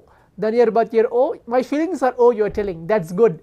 Pavan K O. And who else? Srinivas C has put O. So 3 of the participants have manifested O for this third round of the power manifestation. Looks like the first round and the second round. All of us are getting similar letters, but the letter was chosen was completely different. But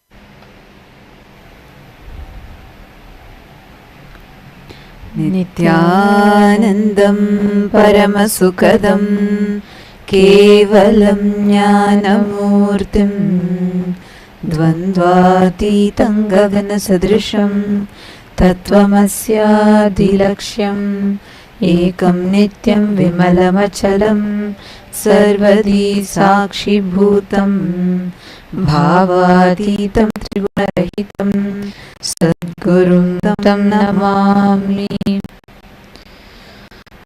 Nithyanandam, we welcome all the participants, every one of you that have joined with us today for this very, very special day. Today we are going to be doing very powerful past life regression process, understanding going beyond the parameters of time,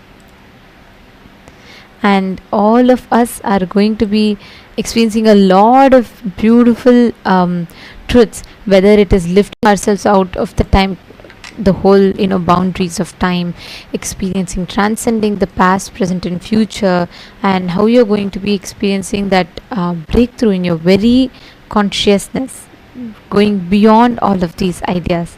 So today is going to be something very, very special. Nithyanandam Yogamalar, Nithyanandam.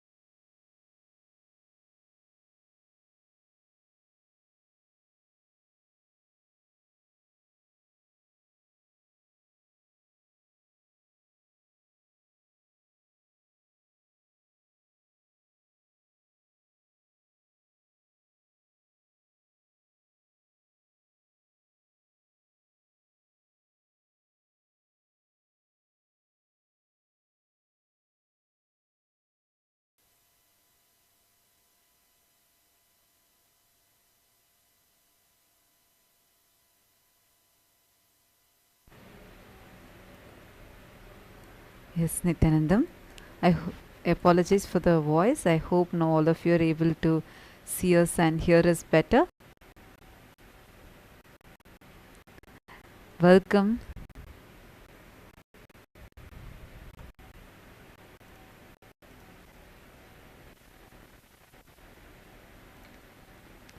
I hope all of you are able to see us and hear us better now, Nithyanandam.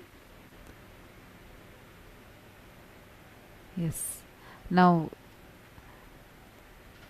today's day is a very, very, very special day.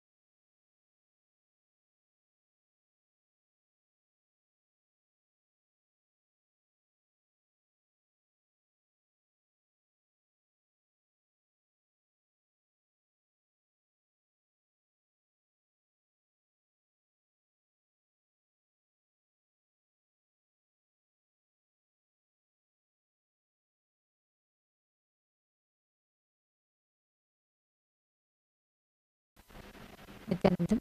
We apologize to all the participants for the technical glitch, and we are working on fixing it.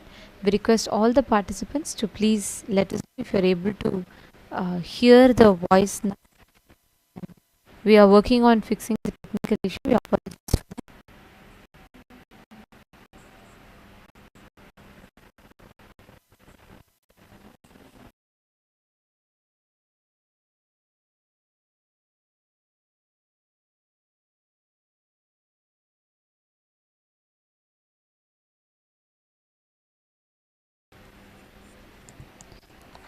Nithyanandam.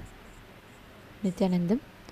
We apologize to all the participants, every one of you, for the technical glitch.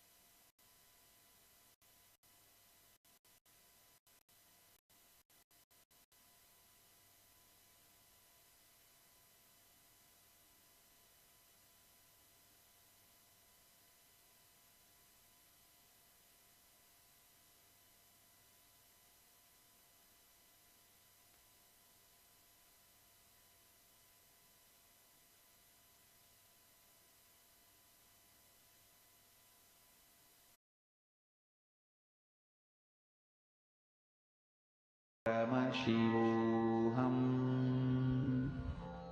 Om Nithyananda Paramashivoham.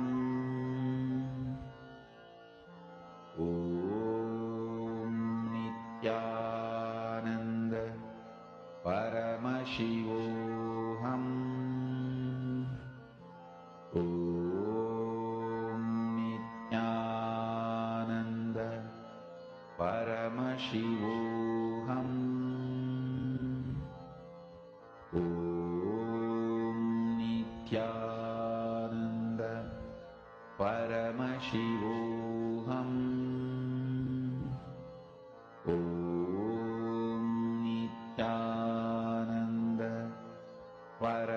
Paramashivoham.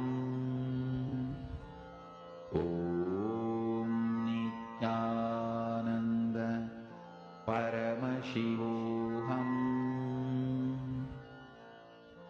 Om Nithyananda Paramashivoham. Om Nithyananda Paramashivoham. Mahamahavagya, spiritual lullaby for samadhi, and Suprabhatam, wake up call, wake up song for Paramashivam. This Mahamahavagya is spiritual lullaby for you to fall into samadhi. Suprabhatam, wake up song for Paramashiva to wake up in you. Just remember this one powerful cognition. This Mahamahavagya puts me in samadhi. This is spiritual lullaby for samadhi. And Nithyananda, we request all the participants, every one of you, to confirm if you're able to see us and hear us clearly now. We sincerely apologize for the technical glitch and hope this is better for all of you. Yes. Okay. We all sorry for this issue. Yes. Now, today we are going to be entering into the 9th day of Paramashivoham level 3. And today we are going to be learning collapsing time consciousness. So have a very, very, very special session, the past life regression session. So we request all of you be ready today for a very powerful breakthrough. Today and tomorrow are the two very important days, because today we are going to be working on past life regression and tomorrow is death process. So these two are very important. These are the most powerful processes for your breakthrough, the conscious and super conscious breakthrough. So welcome for today's program. So delighted to have each and every single one of you here. Did you all have a blast in the yoga? Did you all enjoy the yoga? Great.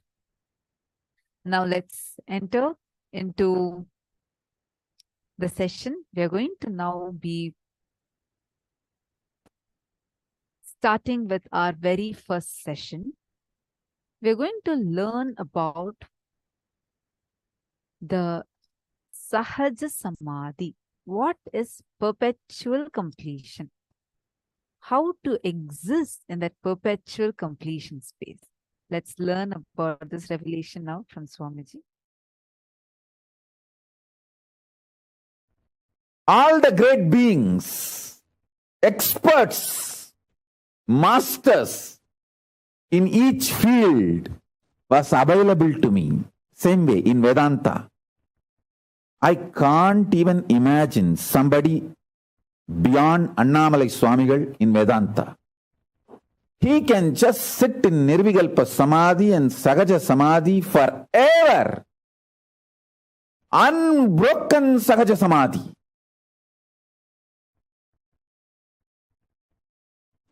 The most powerful unclutching, most powerful unclutched being I've ever seen is Annamalai Swamigal.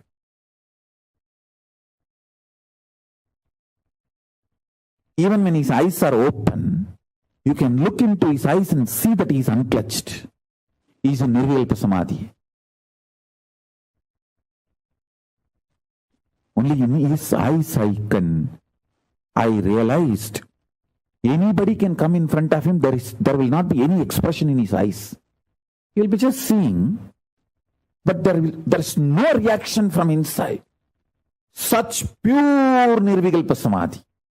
One side, the great Siddha, Isakki Swamigal. The other side, great Yogi, Yogananda Puri. The other side, great Shakta, Tantric, Acharya, who achieved Parashakti, Kuppammal, Vibhudanandapuri. The other side, Annamalai Swamigal.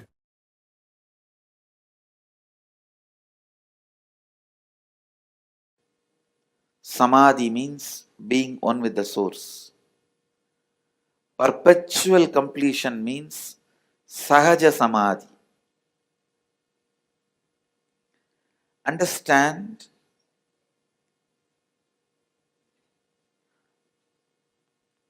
your consciousness is like an ocean. Every thought you get, you have the body, you have incompletion, you have completion, you have 30-year-old incompletion, or 10-year-old incompletion, 2-year-old incompletion, or yesterday's incompletion. Everything is just one more thought. Like how in the ocean fishes are jumping, like that each idea you have about completion or incompletion, having body, not having body, everything is just fishes jumping. Fishes jumping in the conscious ocean.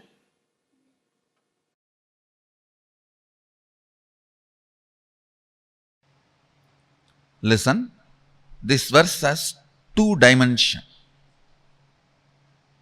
For example, you are seeing the hill. Beautiful, large hill ranges covered in snow. The world, that hill, and when it is perceived, the perception and experience you go through in my world, means in your world, both are not ultimate.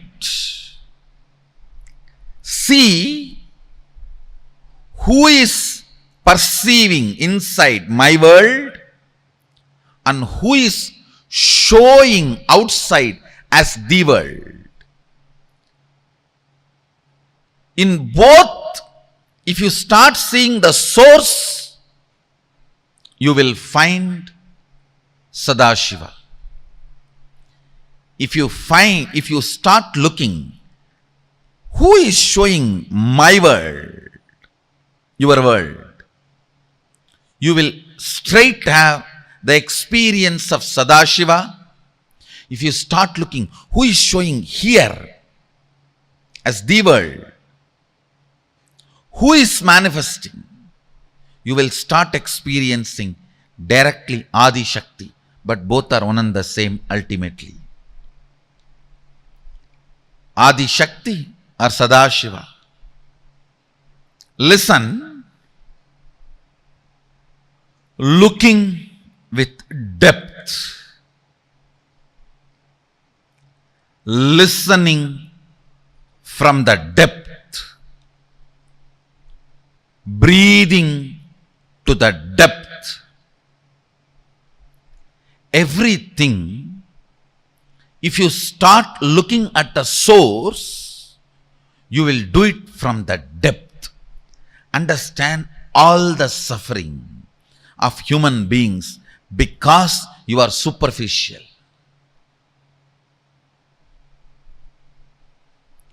Depth brings powerfulness, joy. Anything, whether it is breathing, seeing, listening, cognizing, anything happens from the source, from the depth, is Paravidya. Anything happens superficially, Aparavidya. Understand? I never studied the regular apara vidya, not because it was difficult, but because it was too shallow. That is what I am teaching to my Gurukul kids. I am seeing every day they are evolving, able to make the apara vidya redundant. I'll make these schools, textbooks, all that so easy for the kids. They will know apara vidya is too shallow, so that they will start putting their energy into paravidya, Parameshwari, Shri Vidya, Adi Shakti. The science of enlightenment is Shri Vidya. The science of finding the source is Shri Vidya. The science of finding who is seeing, who is listening, who is breathing, and who is cognizing. Listen. Repeat the verses once more and you will understand. The fifth verse, Yat vachanapyatitam yena vachapyudyate, which cannot be described by words, but which is the source of the vak. The speech does not illumine, reveal, but which makes the speech happen. First. Second, the sixth verse.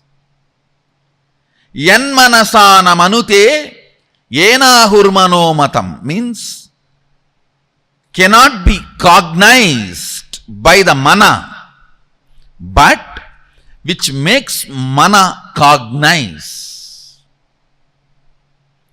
which makes mana operate. Next, yat chakshusha napashyati, not which can be seen, but through which the organ of seeing is lit, functions.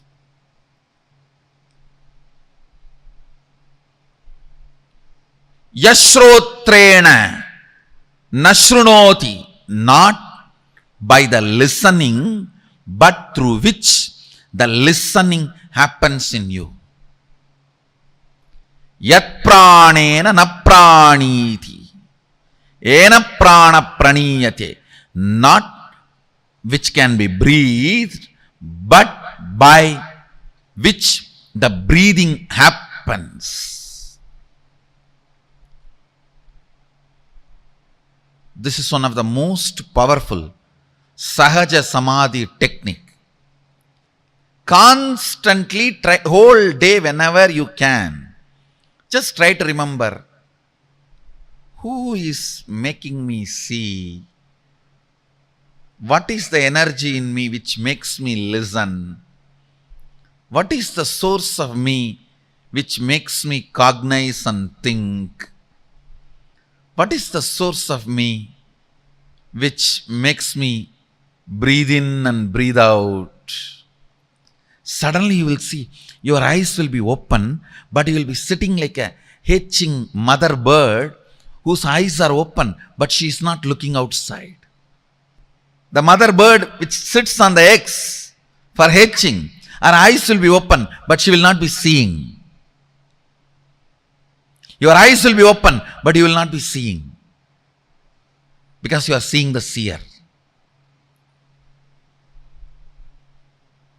Whenever you find time, just try to sit, even for a few minutes. You will pick up Sahaja Samadhi. Your eyes are open, but you are not seeing. Your ears are open, but you are not hearing. You are not sleeping. Your cognition is alive, but you are not cognizing.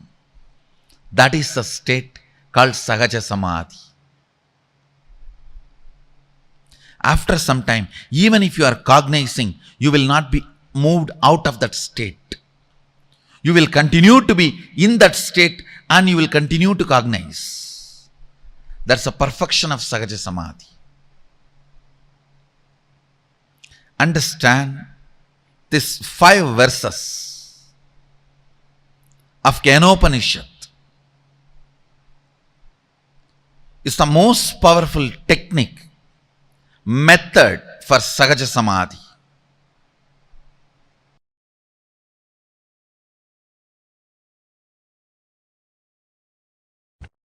Your body, identity and being to Paramashiva in oneness.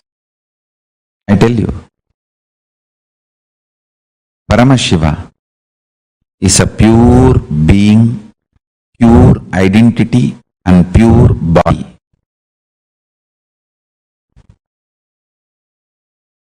After you declare your integrity to Guru, every breath, every time you breathe, it is tuning with Paramashiva.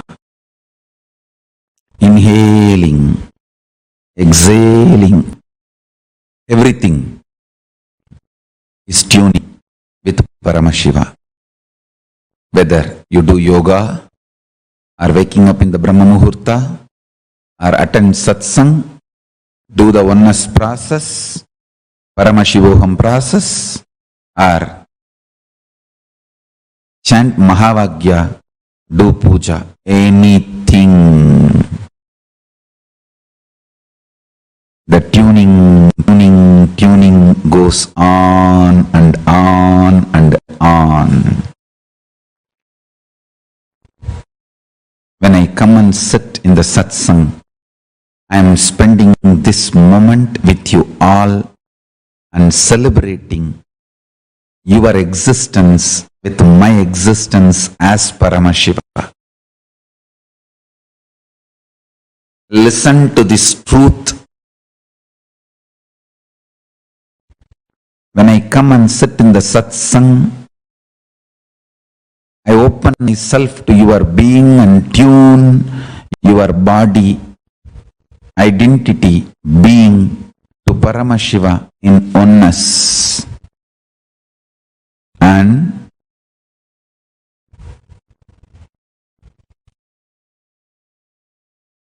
make you experience intensely, make you understand intensely, make you realize intensely, make you manifest intensely the oneness with Paramashiva, the ultimate, absolute, Shuddha Advaita Sugabodha Jnana Vijnana Nirvigalpa Nishkala Niranjana Nirahara Nirguna Nirbodha Nischala Nithyananda Paramashiva Swarupam Guru Bhakti continuously tunes you. Guru Bhakti is more than Nirvigalpa Samadhi, Sahaja Samadhi. Guru Bhakti is Sahaja Samadhi. Vegaha nimitta apekshat karmano jayate niyatati kriya aprabandha hetu. Change of motion is proportional to the impressed force and is in the direction of the force. You should know this law is the precise definition of how Guru Bhakti Bhakti can become Guru's grace and become oneness with Paramashiva. Guru Bhakti does such big push. It gives such big push inside you as a Guru's grace and manifests as Guru Shakti and connects you with Paramashiva. Guru Bhakti is more than Nirvikalpa Samadhi. It is Sahaja Samadhi.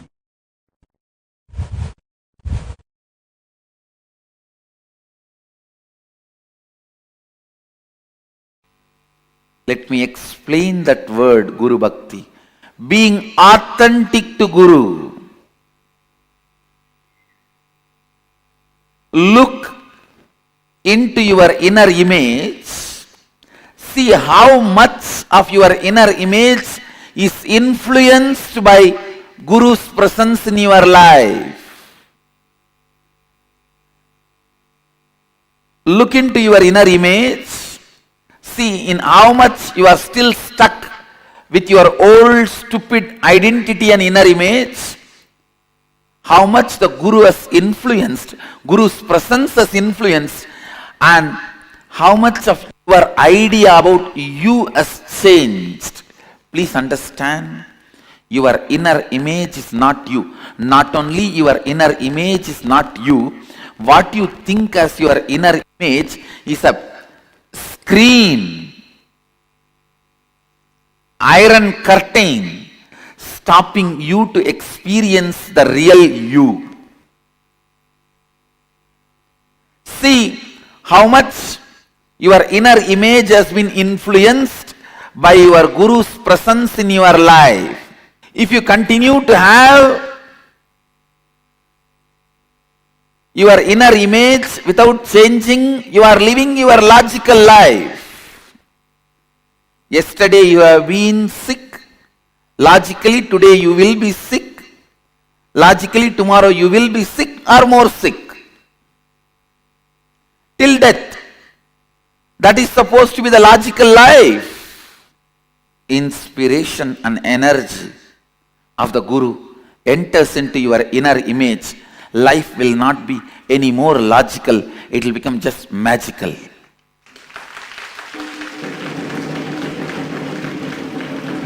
It is not any more logical. It will simply become magical.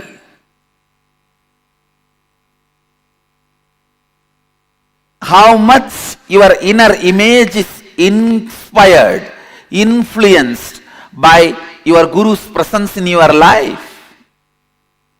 How much your outer image is inspired and influenced. What kind of outer image you show to your Guru. And how your Guru holds you. What is the anyakara he is having about you? Have you taken responsibility for it? What kind of an image you hold about Guru and the life around Guru, the Sangha. Understand, Guru Bhakti is bringing authenticity in your relationship with Guru. Let your inner image be as your Guru wants. Whoever considers me as your Guru, understand? Whoever considers me as your Guru, for all of you, I am making it very clear. The inner image I expect from you. I want you to have the inner image of Shivoham.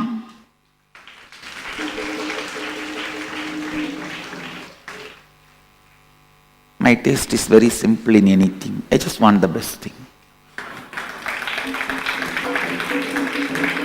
My taste is too simple.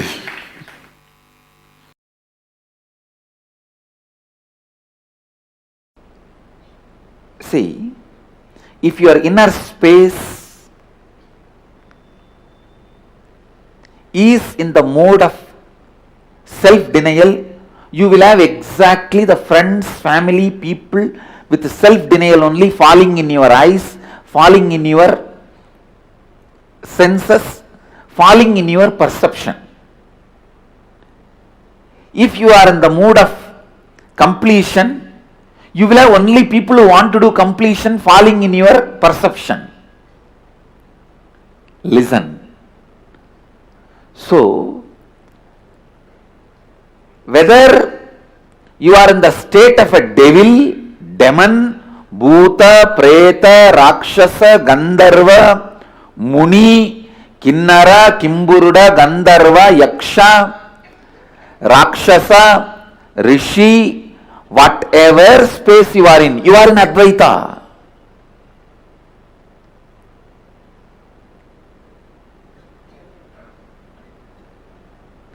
So that can never be lost. If you are in the space of completely denying you, you will exactly perceive only those people who are also in self-denial and denying you. You will be denying them, they will be denying you. Both of you will be having a great Indian mother-in-law, daughter-in-law relationship. Then,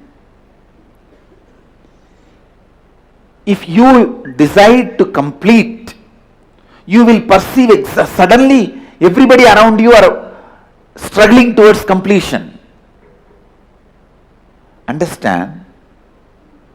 When you allow the higher intelligence of you to pull you up, raise you constantly, suddenly you will perceive Guru happening in your life. Because your own part of you, which is constantly pulling you up, only allows the Guru to happen in your life and continue to exist in your life.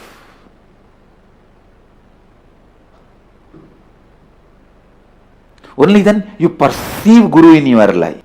If you are in the level of, oh, he has stolen my 200 rupee, he may steal my 300 rupee, he may steal my plastic bucket, you will only have that kind of people around you. In your perception, in your lifestyle, you will have only the people who will steal your mug, jug, the cloth which you kept without using, or the shampoo packet cover you hid under your pillow. You will exactly have only this kind of people in your perception.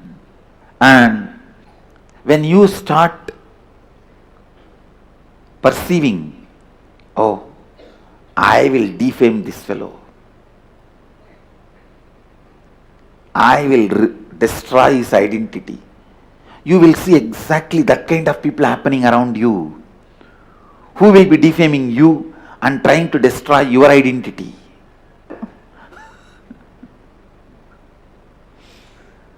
Anyhow, listen to this truth. Whatever is your mission, whatever is your life's goal, today's goal, this month's goal, this year's goal, whole life goal, pen down. You will see exactly only people who have the same kind of ideal will be in your perception.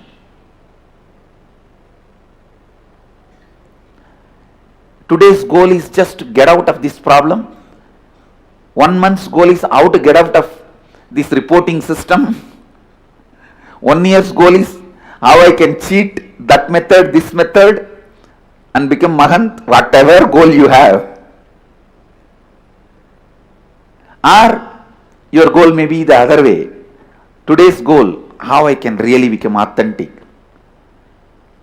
1 month's goal, how I can become authentic and integrated. 1 year's goal, how I can become authentic, integrated and responsible. Life's goal, how I can be enriching. You will see exactly those kind of people will be in your perception. You don't need to show to anybody what you are penning down. But pen down your today's goal, 1 month's goal, 1 year's goal, life's goal. purposes and look around. Whoever is in your perception, means whoever is impacting your inner space, all of them will be struggling with the same thing, same frequency. Whether you see Amavasya or Purnima, moon is full. Your perception only changes. Whether you are in the space of my shampoo bottle has been stolen, my chappal has been stolen, or in the space of Advaita Satya, Advaita is the truth.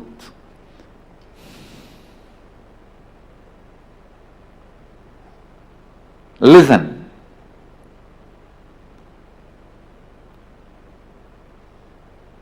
Changing your perception about you,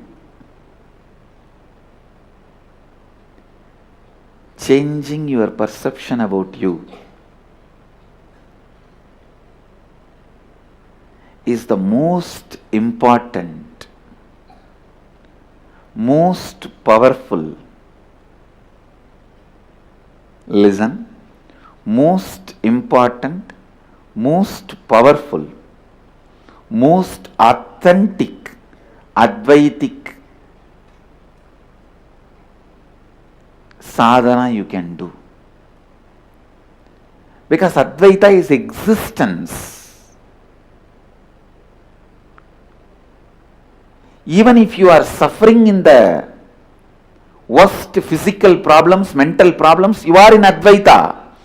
Because that is what is your perception about you, your inner image about you. That kind of people only you will attract. That kind of situations only you will attract. That kind of experience only you will attract. Change that.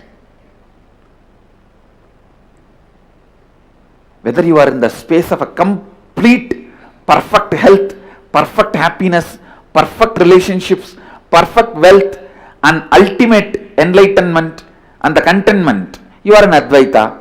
Or you are in the space of worst suffering, physically, mentally, emotionally, psychologically, nothing worse can happen to you anymore. Even then you are in Advaita. Because what you decide to perceive as you, you perceive that as everything. If you perceive yourself as Sogam, you will see everything as Sogam around you. If you perceive yourself as Soham, you will perceive everything around you as Soham. If you perceive yourself as Shivoham, you will perceive everything around you as Shivoham. That's all. If you put Vibhuti on your forehead, you will see simply everyone around you. You will have people with Vibhuti as everyone around you, and they will be in your perception. If you put Namam in your face, you will see that kind of people in your perception around you in your life. If you put Kumkum, you will see that kind of people around you. If you keep it empty, like atheists, because inside is also empty, they keep outside also empty as a symbol. See, when we have Mahadeva inside, we put sacred ash outside and tell the people Mahadeva is inside. When Devi is inside, we put Kumkum and tell the people Devi is inside. When Vishnu is inside, we put Namam and tell people Vishnu is inside. When everything is empty inside, they tell people by not putting anything empty. And if you keep it empty, you will exactly get the people who will also have emptiness around you. It's up to you.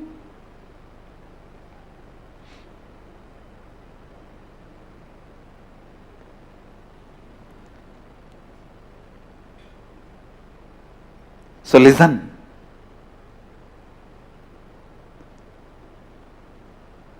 The perception about you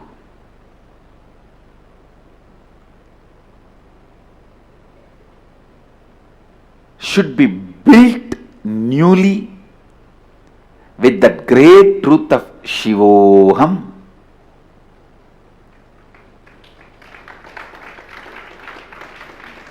Decide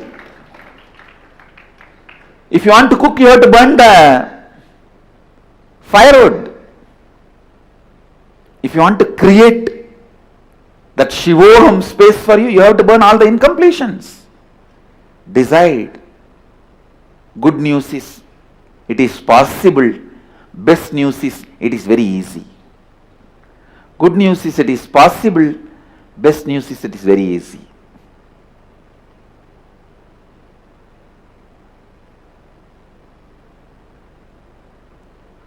Go on completing.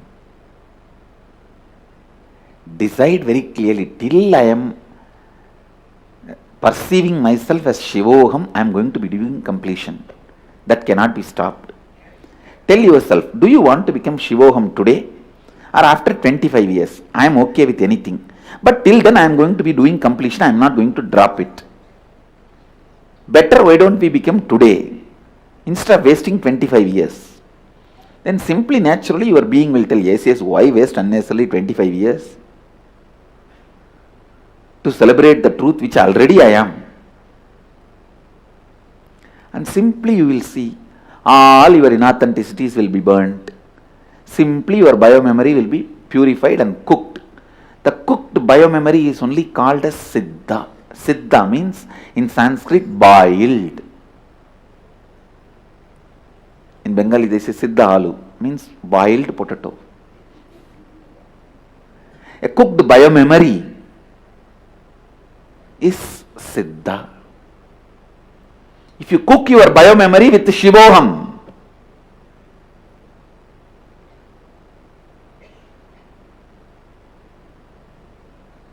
you are a Siddha. That's all.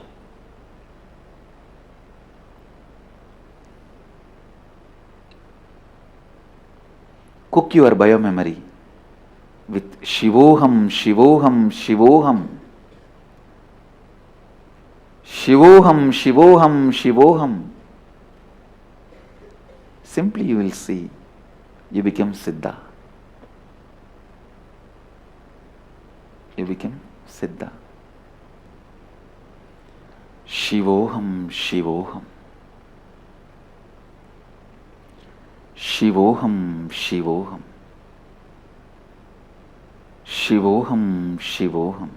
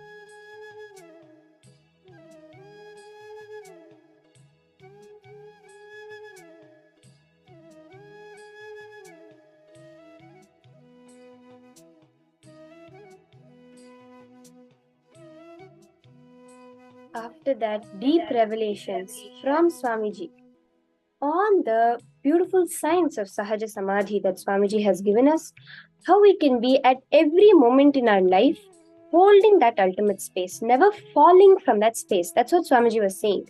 The whole thing about Sahaja Samadhi, we learned about unclutching. Unclutching is not something separate you have to do. Unclutching is something you have to bring into every moment of everything you do. That is what it becomes Sahaja Samadhi. That highest space you're able to hold during every moment, every time, everything that you're doing. We have a beautiful process revealed by Swamiji, as Swamiji had given from the Kena Upanishad.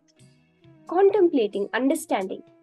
What is that space where the eyes cannot go, the ears cannot go, your sense of sight, your sense of hearing, your sense of touch, your sense of smell, your mind itself cannot go there. But it is what gives energy to all these places.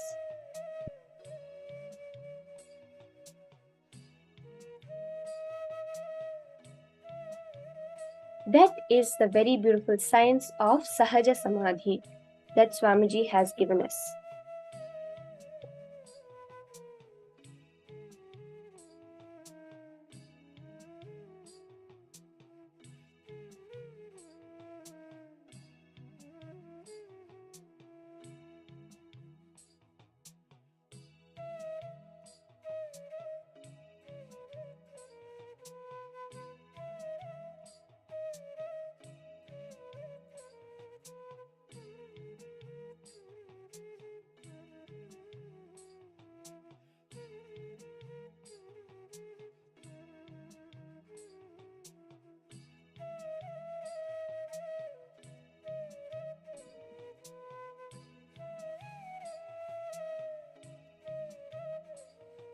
The first fundamental truth of Sahaja Samadhi that Swamiji revealed was looking in.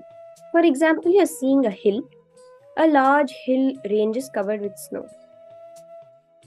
That is the world, what is actually out there.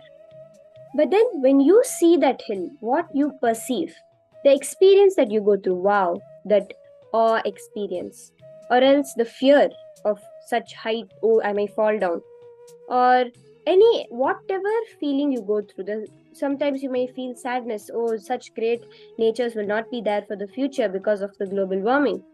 Any experience that goes on within you when you see something when you perceive something in the world is the my world. Both are not ultimate, Swamiji says. Whether it's what you see out there, what is actually out there, and what you perceive, what you experience, both are not ultimate. See it as who is perceiving the my world, who is showing the world.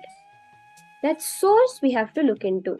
See, it's not about being in the my world, it's not about being in the world, it is about the source of both. Who is that source who is creating the my world and the world?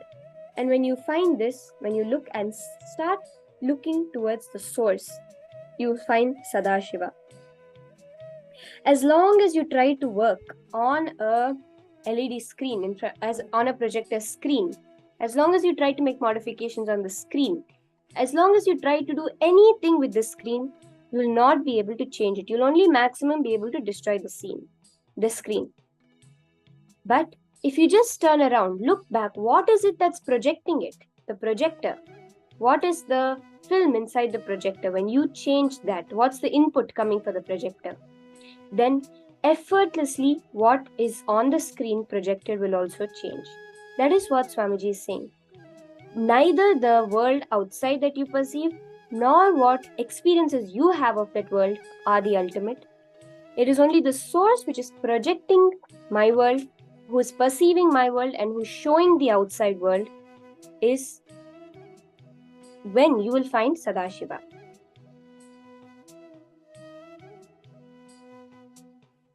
This is the most powerful Sahaja Samadhi technique that Swamiji says. Whole day, whenever you can, just remember these powerful, pure questioning questions that Swamiji revealed. Who is making me see? What is the energy which makes me listen? What is the source of me which makes me cognize and think? What is the source of me which makes me breathe in and breathe out? When you go to the source, to the depth of these questions that Swamiji revealed, every answer that comes up, questioning even those answers, that is when you will achieve the Sahaja Samadhi as a daily practice. So spend a few minutes now and ask yourself these questions. Who is making me see? If you have the idea that light, and because of light I'm able to see. When there's no light, how am I able to still see with my eyes closed? What is that which is making me see even when my eyes are closed? You'll say your perception, your light, the mind. What is that mind? Question deeper and deeper. Take each and every question and go as deep as you can. Let's spend a few minutes doing this.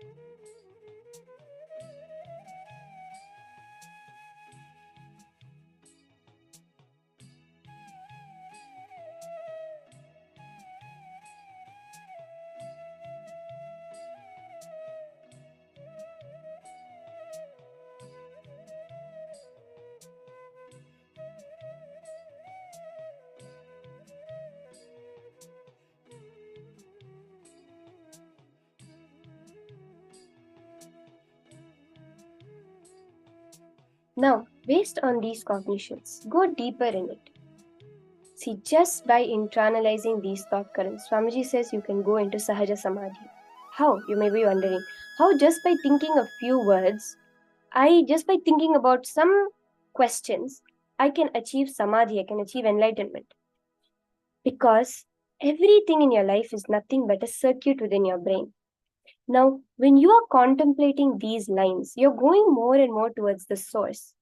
It is that source when you experience you are in the space of Sahaja Samadhi, that perpetual completion where any distortions that you have added in, that who you think you are or what life has told you are, society has told you, you're dropping all of these things. You're only seeing yourself purely as your truth of you. That is what is completion. Only then can you be in completion. Swamiji says that by your very nature, you move towards that purnatva, that completion space. In whatever aspect you move towards in life, you're moving only towards that. When you are internalizing these truths, you're moving towards that source which has created the questions, created the mind. What is the source behind everything that's happening? You're questioning that. So when you have a glimpse of that, you experience the Sahaja Samadhi. Every distraction is a reminder to your source, Swamiji says. There are no more distractions once you are starting to go more and more towards your source.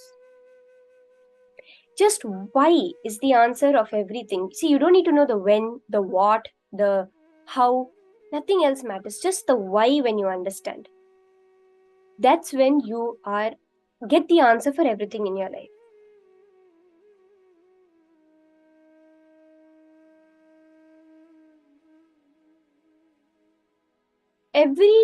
When there are no more distractions, that is when you see the source. But when a distraction comes up, that's all. It's just telling you to look back towards your source. That's it. Every single distraction that comes up is nothing but telling you again and again, turn back towards your source.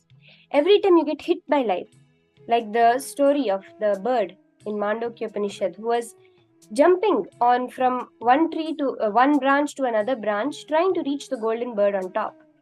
But every time the sweet fruits came, it would get distracted and start eating those sweet fruits, and then it would suddenly bite into a bitter fruit. And that bitter fruit would again remind it, no, I don't want this life, I want to become like the golden bird, completely happy. And he would start going up again. Same way, these distractions in our life are the bitter fruits. Every time you get hit by life, it's the bitter fruit telling you, no, this is not what you're down here for. You are here to achieve the ultimate, to move more and more towards Paramashiva.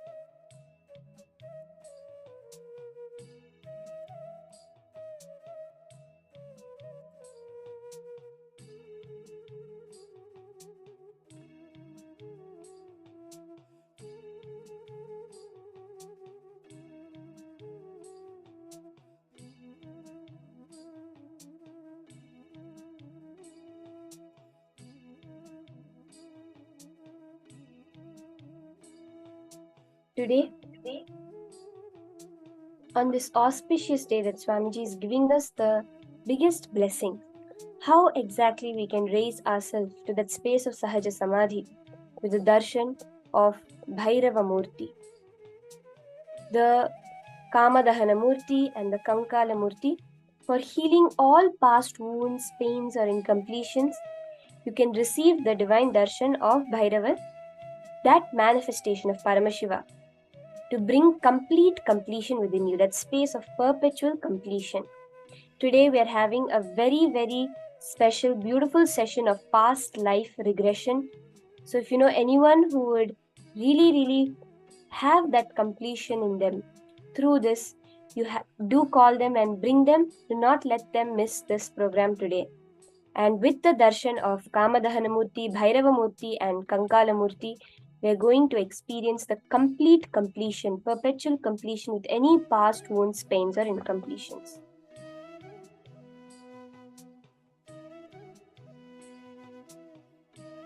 And from Kashi Sarvajna Pitha, receive the divine darshan of Kala Bhairavamurti. You can see here the images of Kashi Vishwanatha, Annapurna Devi, Maha Kala Bhairava, all from Varanasi, from Kashi Sarvajna Peetham. These are the beautiful darshans that we are going to be receiving today for this healing and completion of our past.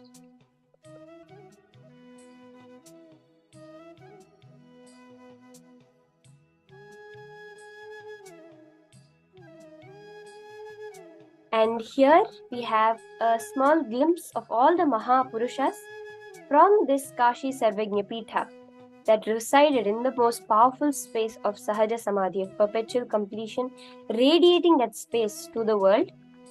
And at the age of 30, the Supreme Pontiff of Hinduism, Bhagavan Nithyananda Paramashivam, our Swamiji, was also coronated as the successor of Kashi Sarvajna Peetha. You can see Kapila Mahamuni, the very first person who created the Akhada system of Hinduism, who organized Hinduism first. Swamiji says Bhagavan Kapila Muni was the first being, the first human who started thinking. From that lineage comes Adi Shankaracharya, who reorganized, revived the Hinduism during his day. And then Totapuri Swami, the guru of Ramakrishna Paramahamsa. And in this lineage, we have Ramakrishna Paramahamsa, Shivananda Swami, Sharada Devi, Swami Vivekananda, Ranganathananda Swami, and the Supreme Pontiff of Hinduism, Sri Nithyananda Paramashivam. This is the beautiful lineage from where this science has been passed down and reaching you today. So let's take a moment, offer our gratitude to all these great masters. Without even one of them, we would not be having this science alive today. They have kept it alive, passing it down from generation to generation.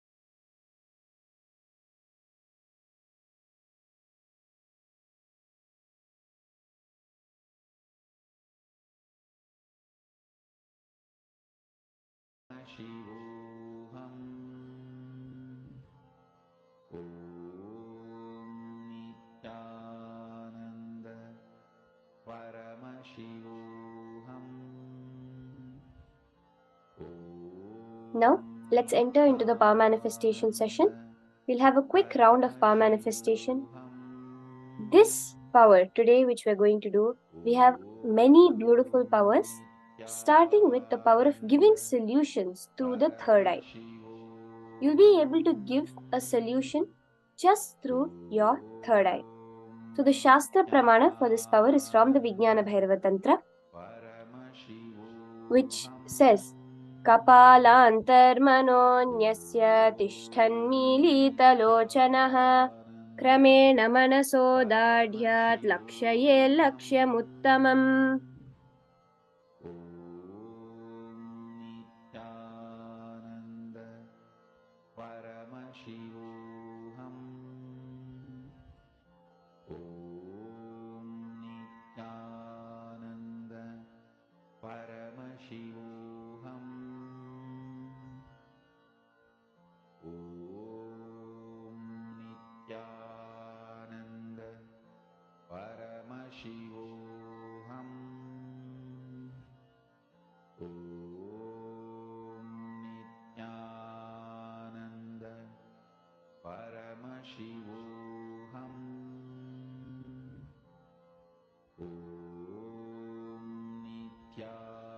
So this verse is from the Vijnana Bhairava Tantra, Sutra 34, Dharana 11, where what Paramashiva is saying is, by fixing the mind on the inner space within the crown center and sitting stably without any movement, having the eyes closed in succession, by that stability of the mind and inner space through the power of the third eye, one directly sees the ultimate goal by having the vision beyond the sight that reveals any object or place, attaining the space of oneness with the source, Paramashiva himself.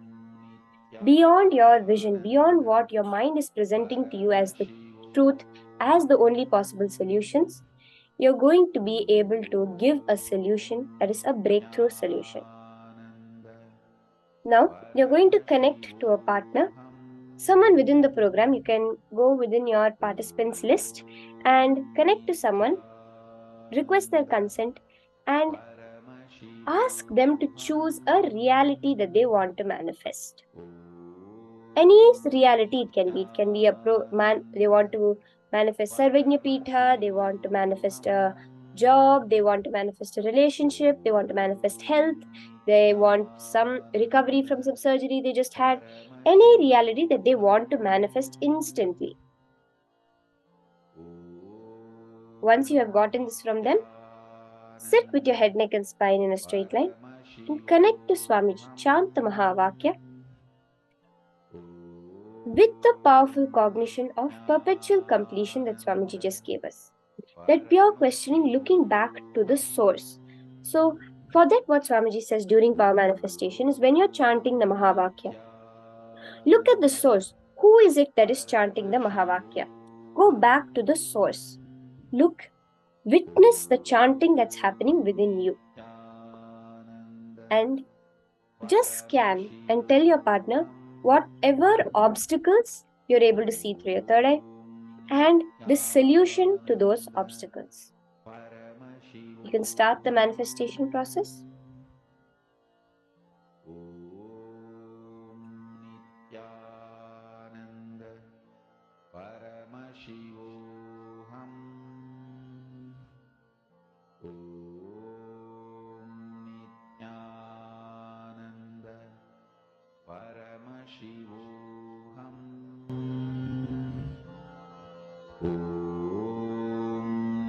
Nithyananda Paramashivoham. Om Nithyananda Paramashivoham. Om Nithyananda Paramashivoham. Om Nithyananda Paramashivoham. Om Paramashivoham. Om Nithyananda Paramashivoham. Om Nithyananda Paramashivoham. Om Nithyananda Paramashivoham. Om Nithyananda Paramashivoham. Om Nithyananda Paramashivoham. Om Nithyananda Paramashivoham. Om Nithyananda Paramashivoham. Om Nithyananda Paramashivoham. Om Nithyananda Paramashivoham. Om Nithyananda Paramashivoham. Om Nithyananda Paramashivoham. Om Nithyananda Paramashivoham. Om Nithyananda Paramashivoham. Om Nithyananda Paramashivoham. Om Nithyananda Paramashivoham. Om Nithyananda Paramashivoham. Om Nithyananda Paramashivoham. Om The more and more you bring the space of completion, the more and more things will become clear to you. Because what is incompletion? It is a filter that we're putting on our eyes to see the world. But when we remove that filter of incompletion and have pure completion space and view the world like that, we can, through our third eye, see the exact solution to any kind of problem that your partner is having. Ask Swamiji, Swamiji, this is what my partner is telling. Can you give me the solution for this as per the cosmos way of functioning? Immediately, in your third eye, very clearly you will have the clarity, the understanding of how to solve that problem. Just share it with your partner. Om Nithyananda Paramashivoham. Om Nithyananda Paramashivoham. Om Nithyananda Paramashivoham. Om Nithyananda Paramashivoham. Om Nithyananda Paramashivoham. Om Nithyananda Paramashivoham. Om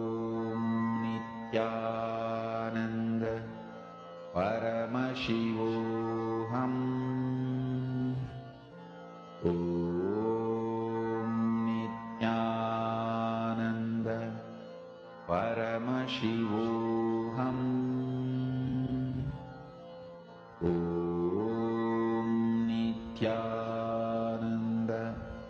Paramashivoham. Om Nithyananda Paramashivoham. Om Nithyananda Paramashivoham.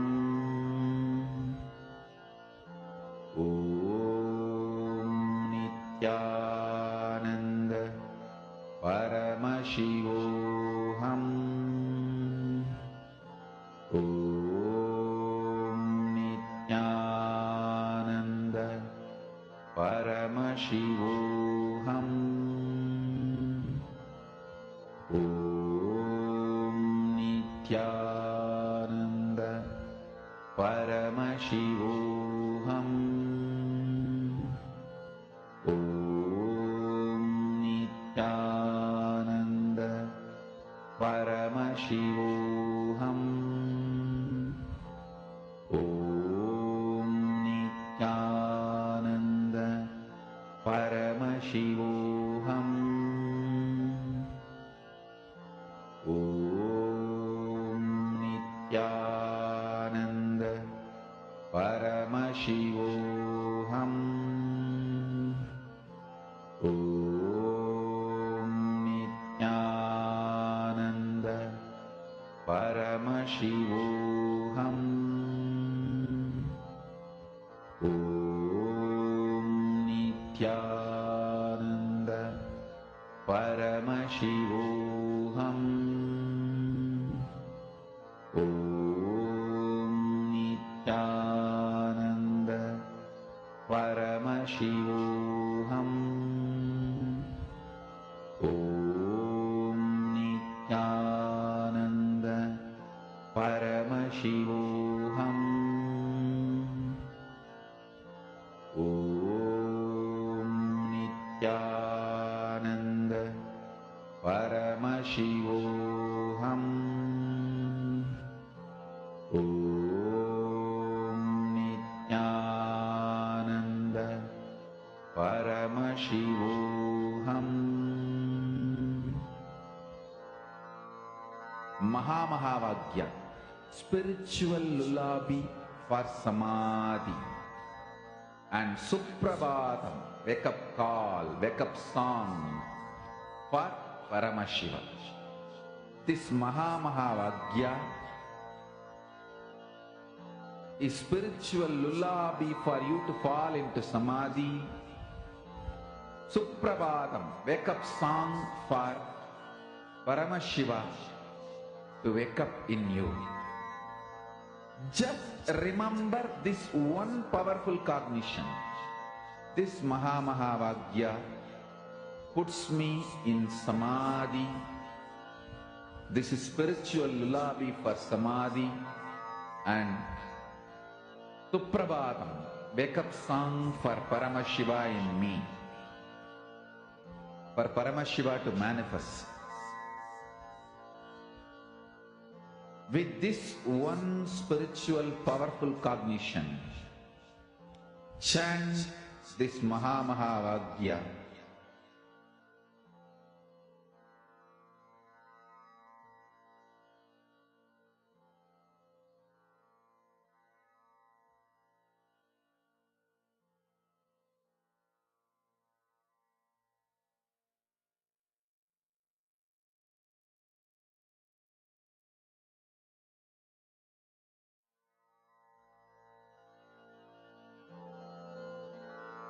Mahamahavagya, spiritual lullaby for samadhi, and Suprabhatam, wake up call, wake up song for Paramashiva. For Paramashiva to manifest.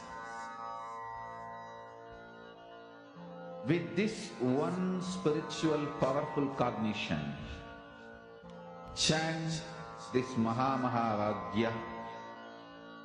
Om Nithyananda Paramashivoham.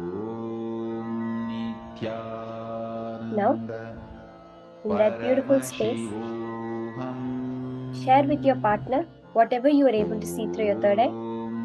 Reveal to them whatever solutions the third eye has given you. Understand that solution is from the third eye. It is directly from the whole cosmos. That is why whatever was shown to you now will definitely manifest as life or the solution you scanned. This power you can use for yourself whenever you face any problem in life. Anything that needs a solution, you can just use this power and scan the solution for it in your own life. The next session we're going to be hearing from Swamiji. It's a very powerful session. Understanding the principle of eternity. How you, me, everybody else and everything in this universe is eternal. There has no end for it. That is what we're going to understand as Nityatva, eternity from Swamiji now.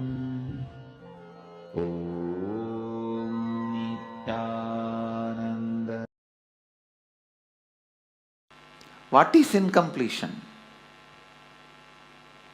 Past interfering into the present and try to manipulate the future. That is incompletion.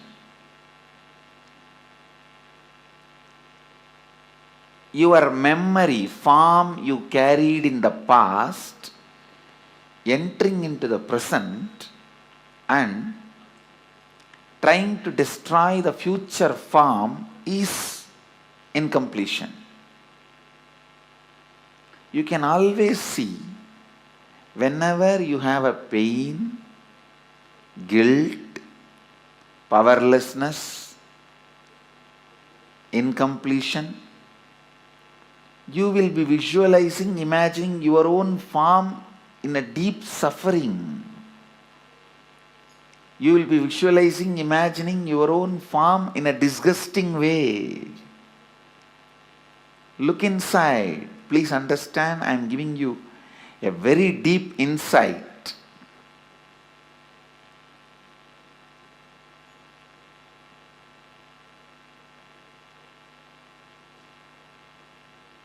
Whenever you are powerless, angry, violent, incomplete,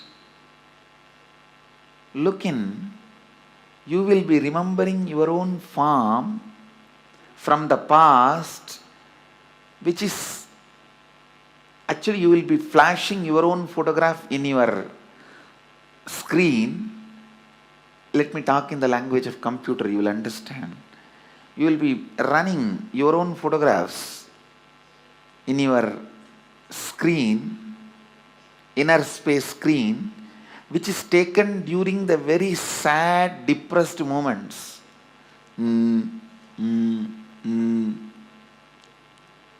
What can I do? Lost, over. That kind of the photographs which you have taken at the wrong moment and preserved, stored in high resolution, in a stupid way, in your inner space, you will go on be replaying them. See, whenever you are powerless, you are not going to remember the full smile photograph of you or the ecstatic photograph of you. When you remember that, you are going to be in the space of completion.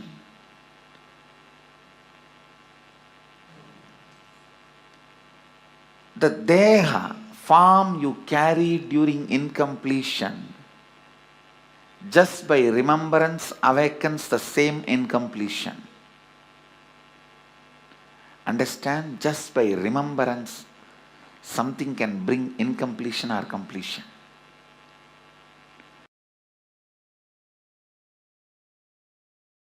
The moment one incompletion is triggered by somebody, then that's all. You don't see the world anymore.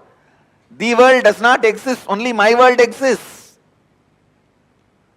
That is what is meant by the great Mahavakya, Jagat Mithya. What you perceive as my world is Mithya.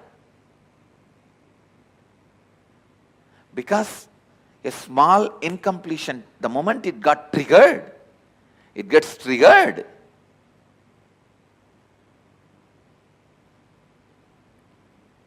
A small incompletion, the moment it gets triggered,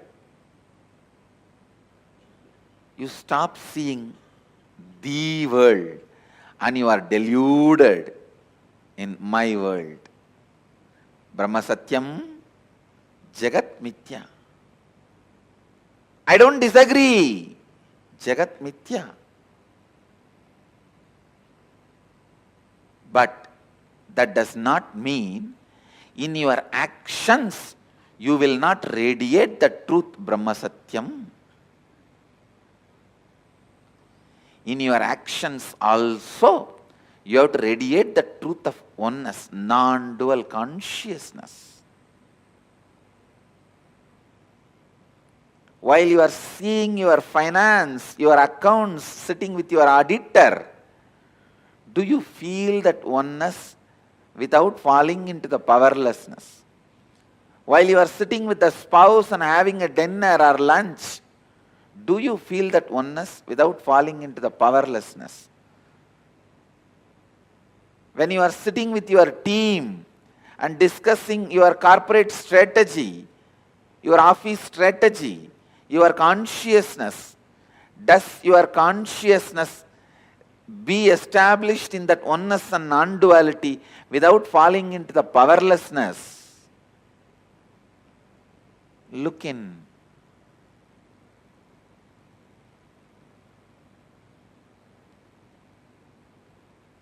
Just your back pain disappearing is not the result of Advaita.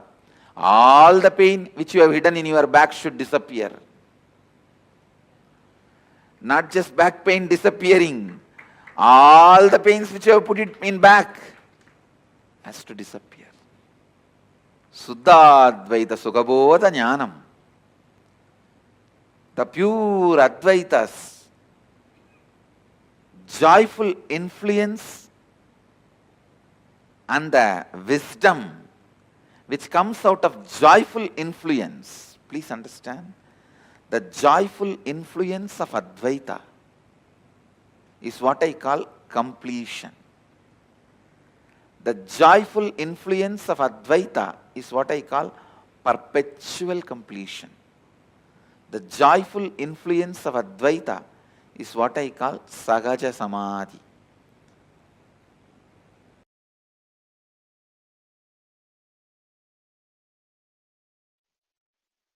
Paramashiva's own reflection, his own reflection in this universe is yourself. Yourself's original source in the parallel universe is Paramashiva. Listen.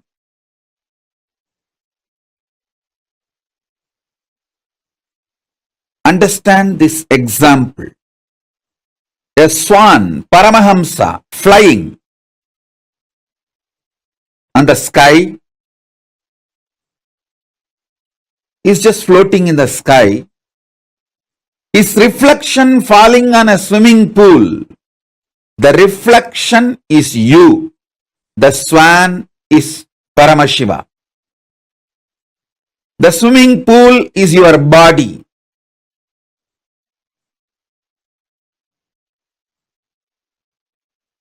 Understand, the moment reflection looks back to the source, it realizes it was, it is, it will be forever Paramashiva.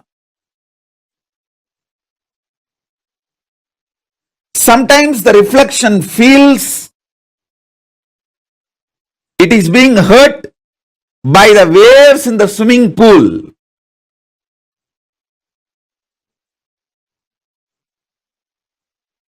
The reflection need to realize nothing in the swimming pool, even if the swimming pool is dried, it cannot hurt you. It cannot hurt the reflection because reflection is centered in the source. You only have two choices. Either you can enjoy you being a reflection or you can go back to your source. Beautifully, Paramashiva explains to Devi, anything goes circular. Listen, anything goes circular, repetitive is reflection of me. Even when it believes it is suffering, it cannot suffer. It can only forget its existence. In the delusion, it can force itself and imagine itself as if it is suffering.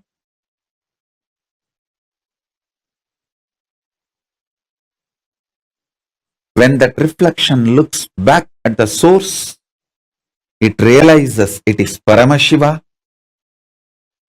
It can never suffer. Listen. Listen to this deeply. You in the parallel universe is Paramashiva, the great swan floating in the space. The reflection of that great swan on the swimming pool in this universe is your individual self. That swimming pool is your body.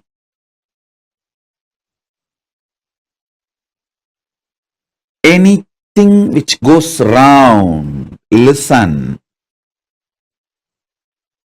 Paramashiva explains so beautifully. I'll tell you in the modern language, whether it's an atom or known universes, everything goes round it is in circular motion in the space, in Chitagasha, conscious space.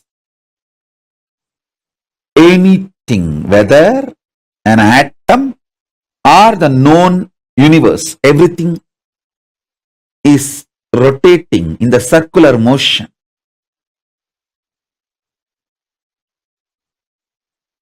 What is created in the circular motion is called circular time.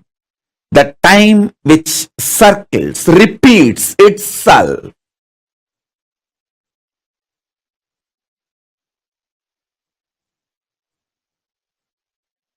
You can see in your body, your hunger repeats itself. Your number 1, number 2, number 3 repeats itself. Your sleep repeats itself. Your patterns repeat themselves.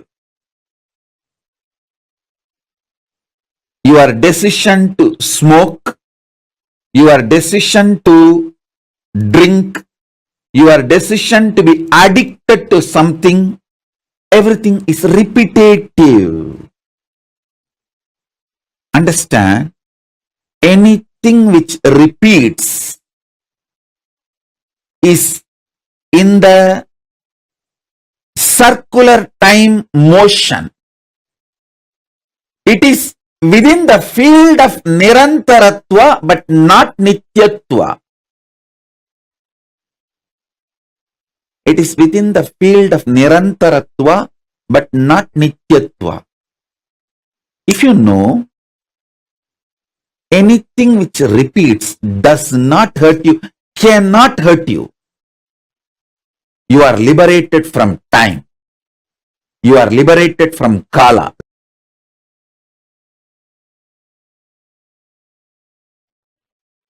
Among the 7 dimension of the time.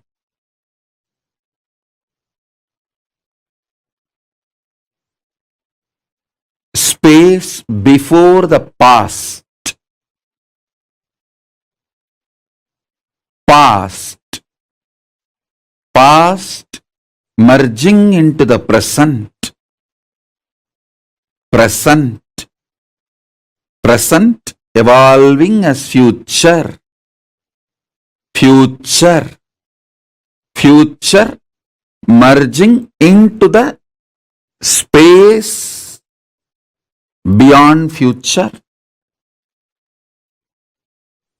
So totally in the seven, the space before the past and the space after the future is established in Nityatva, eternity. Past, present, see, listen.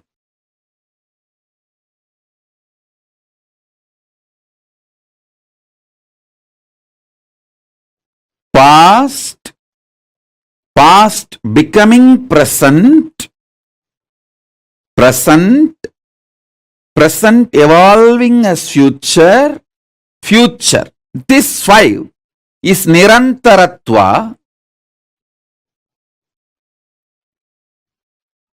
In this Nirantaratva 5, only the present moment touches Nityatva. So, if you want to enter into Nityatva, voluntarily, if you want to break this Kala Chakra consciously, the door is open only in the present.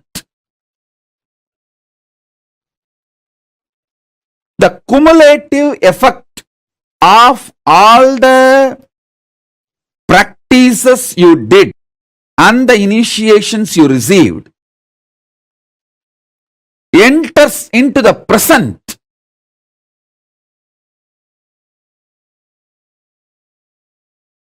And makes you experience Nityatva. Listen. I wanted all of you to remember the cognitions I gave about Nityatva and Nirantaratva. Nityatva is 7, Nirantaratva is 5.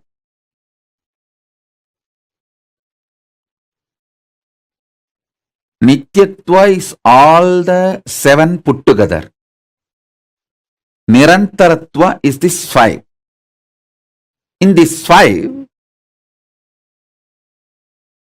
only in the present moment you touch eternity. Before the past, if you enter into that space, you can touch eternity. Through completing with all your past, you can reach that. Sometimes it may take even few janmas to reach that. And through the future, you can reach the space beyond the future by constantly being Nirvikalpa Samadhi, burning all your desires and patterns which want to repeat itself. You can reach. Again, that also sometimes may take few janmas. But entering into that Nityatva can happen in the present moment just through initiation.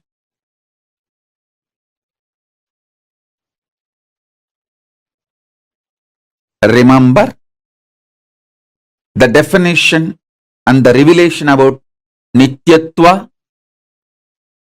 Remember the truth about Nirantaratva. Remember the next statement I made. you can reach into Nityatva by going before the past. You may need to complete the past. By completion, you may enter into the space before the past. You can enter that way. That is also one path. There is another one path where you can enter into the Nityatva by exhausting all your future. By being in Nirvikalpa Samadhi, you burn all desires, all seeds, all bijas which can manifest your future, all karmas burnt. And then you enter the beyond future space, Nityatva. That is also possible. But both will take few births to achieve. At present, in this very moment, through initiation, I can put you into eternity, Nityatva. In this present, three things are going on inside you. The identity default you cherish, and the identity you consciously want to manifest, and the struggle between these two identities, your doubts, hatred, denial.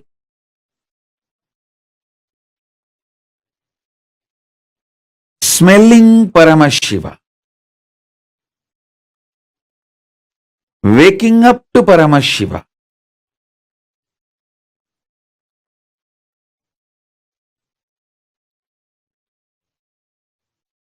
waking up to this highest.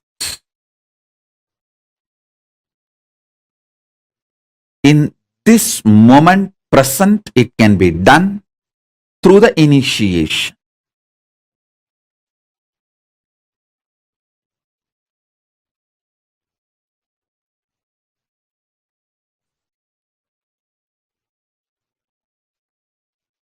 So understand,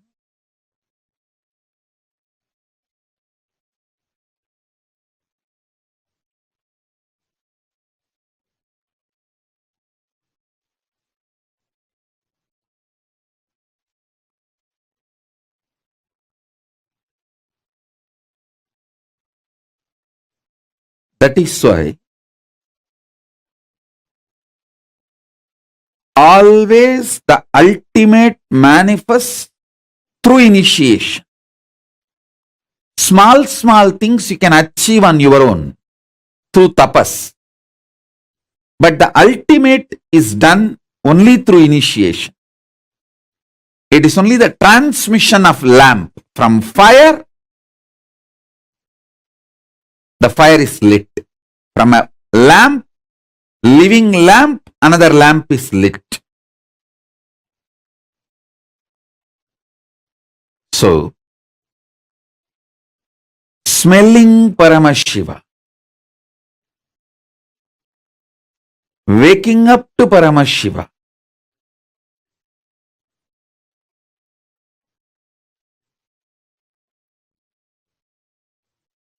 waking up to this highest.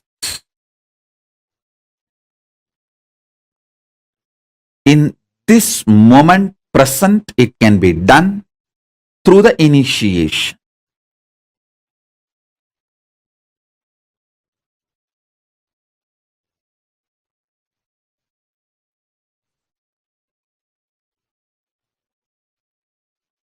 So understand,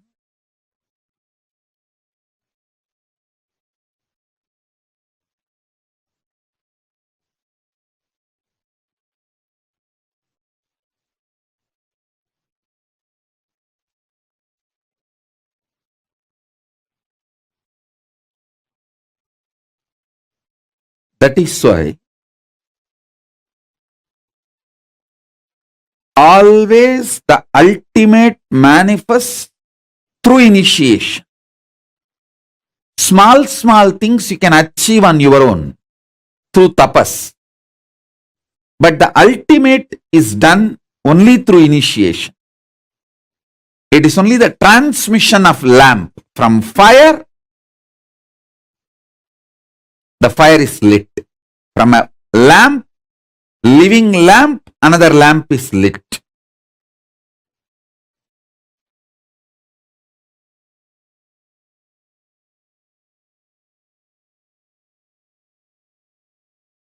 I'll explain this eternal, the truth of eternity. Understand? Many of your patterns, sufferings, fears are impulsive, not existential based. If you decide to sit with you and relaxed way look at you and have a matured conversation with you, much of your fears have no place inside you. If you just want to throw tantrum, how can he do that? How can she do that? How can this person do that? How can that person do that? If you are interested in throwing tantrum, all the fears, greed, everything has a place in you. But this constant tantrum-based reaction and action, the life you are going to manifest around you is going to be hell. Listen to that truth. See, the constant tantrum throwing, violent hatred, action, reaction, you are going to create hell around you.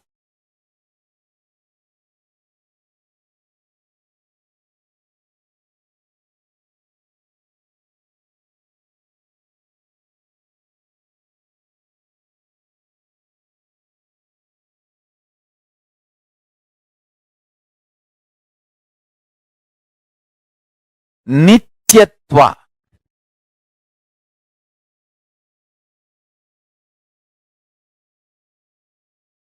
I can use and maybe I'll create a new word. Eternal, cosmic constant.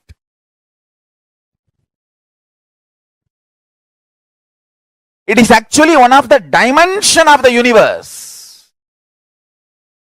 One of the fundamental quality you need to access the eternal dimension of you is having restful, matured conversation with you. What am I doing? Where am I going? I am going to be eternally alive. Am I planning and building my life for that? Or am I just agitated, tantrum throwing child, thinking that there is no tomorrow? When it comes, let me face. Understand? All suffering is nothing but having this attitude. When it comes, let me face, and when it comes, you will not be able to face. That is a suffering. Understand? This is two important statement I am making. All suffering in your life is because of that blind spot you have. When it comes, let me face, and when it actually comes, you won't be able to face.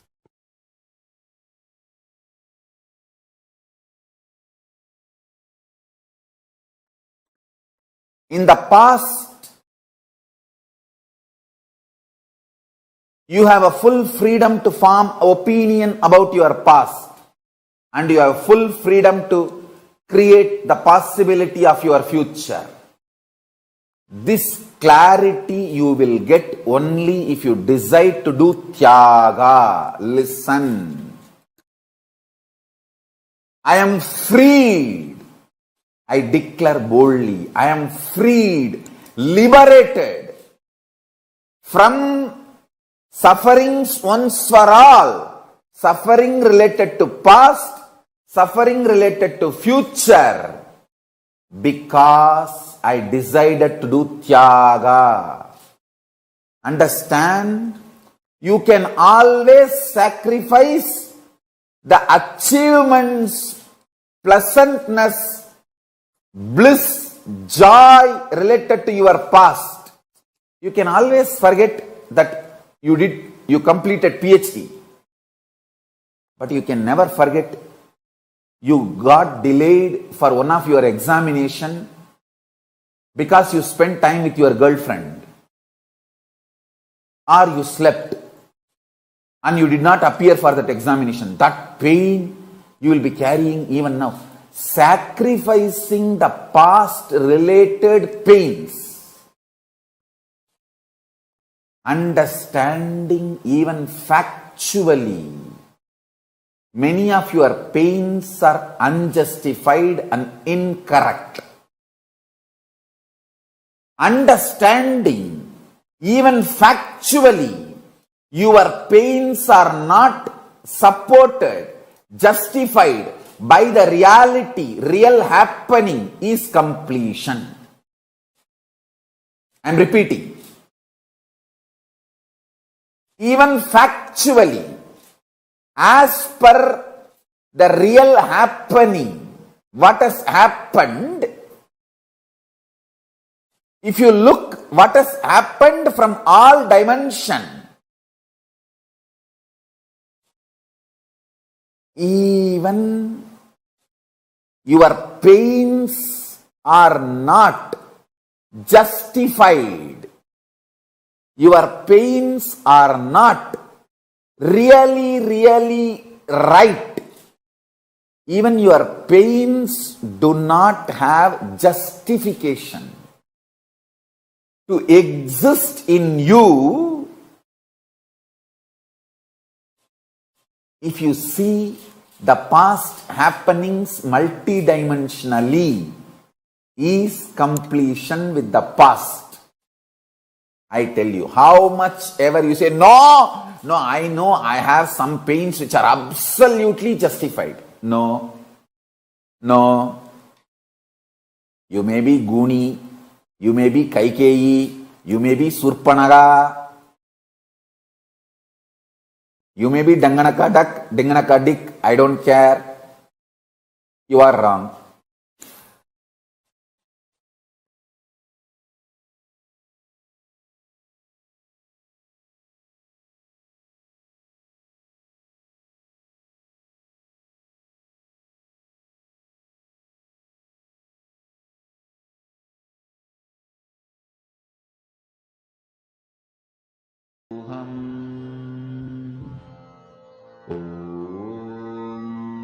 Nithyananda Paramashivoham.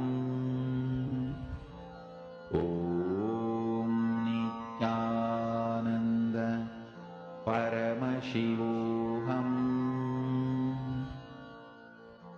Om Nithyananda Paramashivoham. Om Nithyananda Paramashivoham. Om Nithyananda Paramashivoham. Om Nithyananda Paramashivoham. Om Nithyananda Paramashivoham. Om Nithyananda Paramashivoham.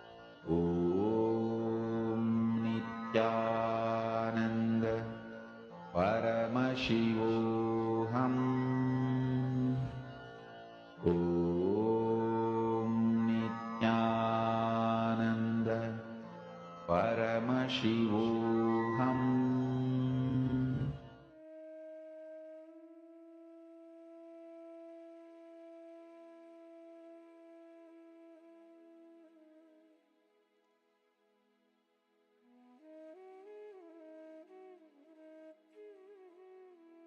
Nityanandam.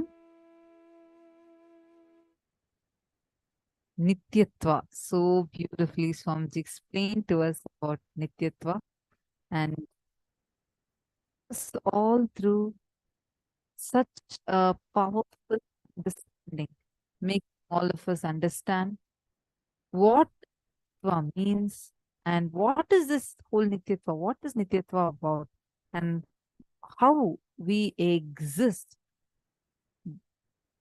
We can experience that Nityatva dimension of us. The difference between Nityatva and Nirantaratva. Nithyananda.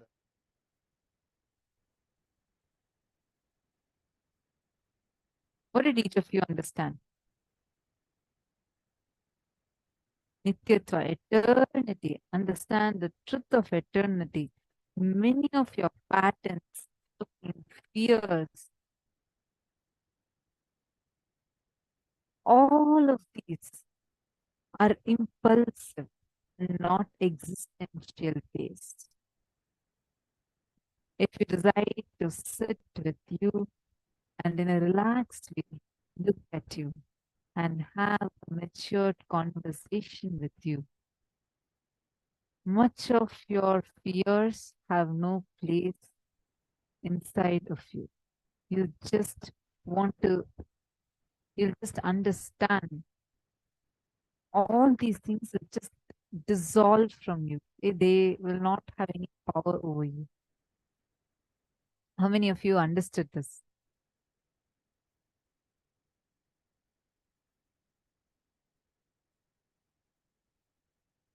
Stephanie is asking, would you translate Tyaga by surrender or renunciation to desires, or else is there anything else?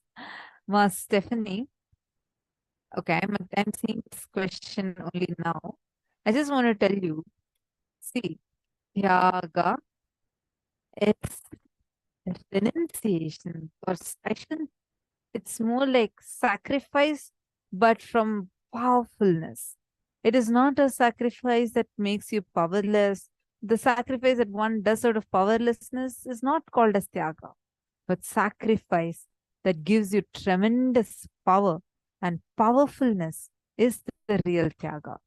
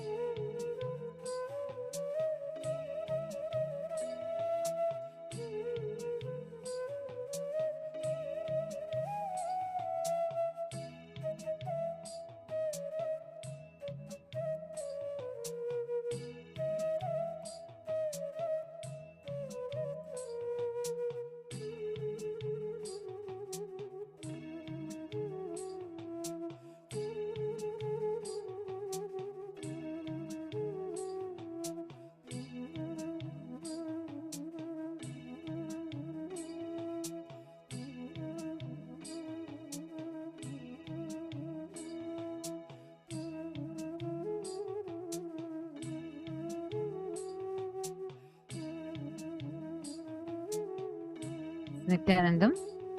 Are all of you able to hear me now?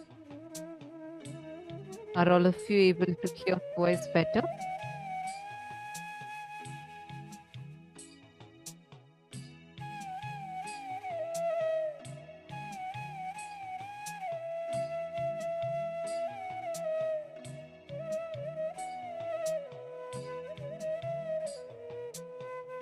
All right. See, understand the truth about eternity. Are you all understanding the Nityatva? Very, very, very powerful session that we all just listen to.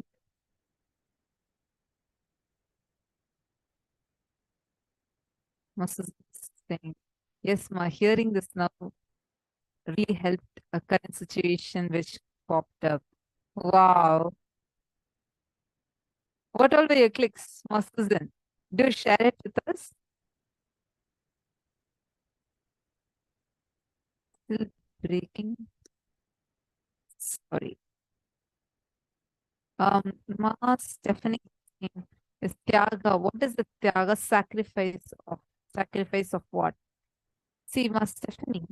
Ma Stephanie Lally, can I request you to come on the camera? All the participants that are sitting here, the Sonal Goel, Ishan Meow, Mugdha Sharma, Vani Goel. Can I request all of you to come on camera and sit on camera?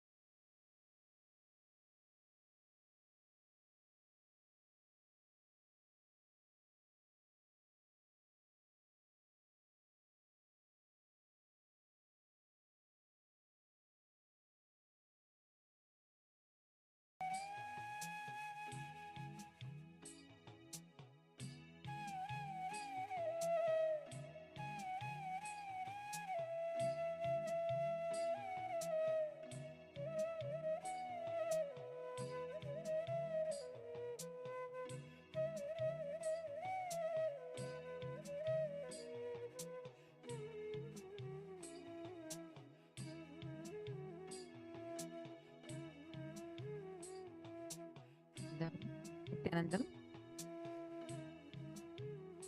I hope the audio is better for all of you now.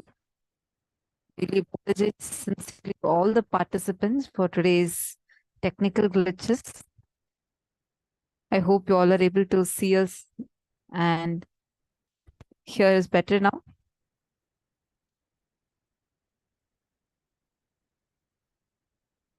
Thank you so much. Now,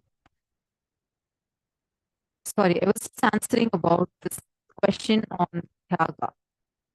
Sacrifice all that which is not yours.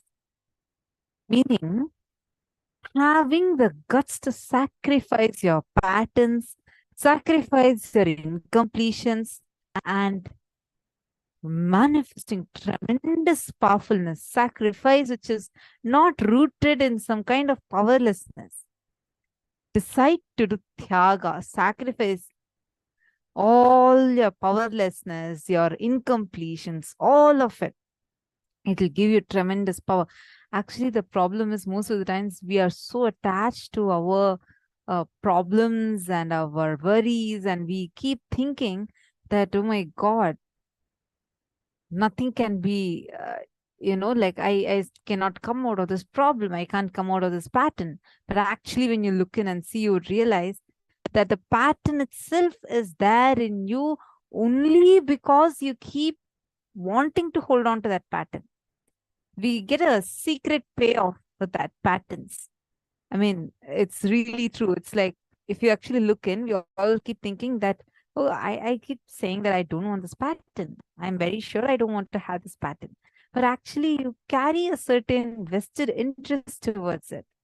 We all carry certain vested interest towards having these patterns in us. And it gives us a little, like, we keep feeling sorry for ourselves, and we start cherishing that feeling sorry for ourselves inside of us. So all these are the things that you first need to sacrifice. And after that, you yourself will realize what all are the things that you need to sacrifice.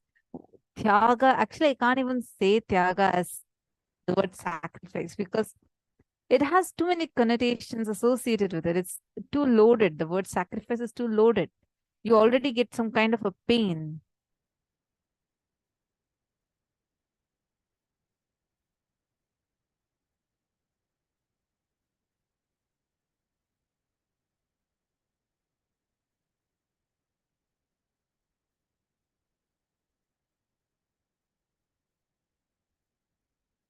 See, understand, if you decide to sit with you in a relaxed way, have a mature, much no place inside you. You just want to throw tantrum. Can you do that? You do that? How can that person do that? You're interested in throwing tantrum, all the fears, grief is in you. But tantrum-based reaction, action, life you are going to manifest around you will be.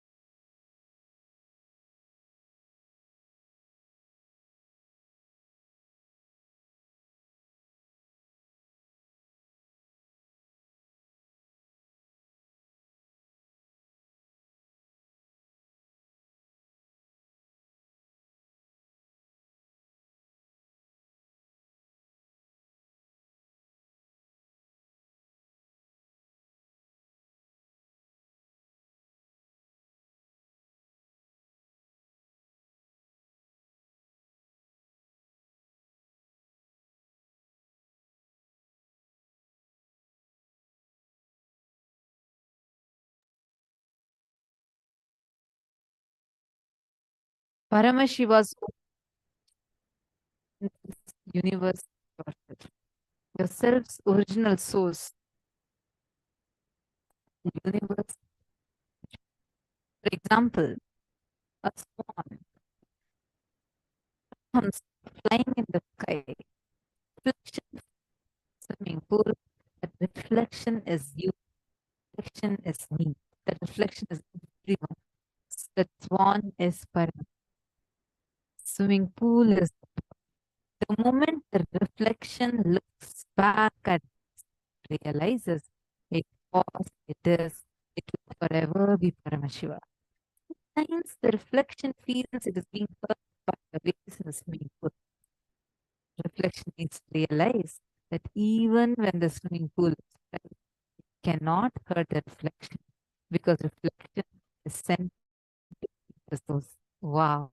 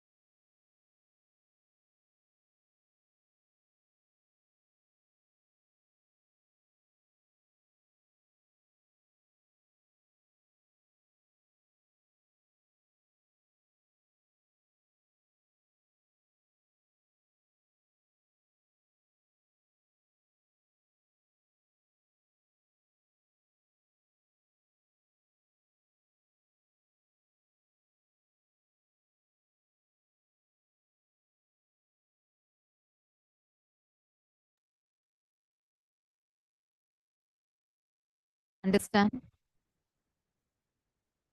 Today's deeksha is the ultimate boon from Bhagavan, which is the power to delete your past and to quicken anything that you want to manifest, that which is mastery just through initiation. But soft the big toe of his left.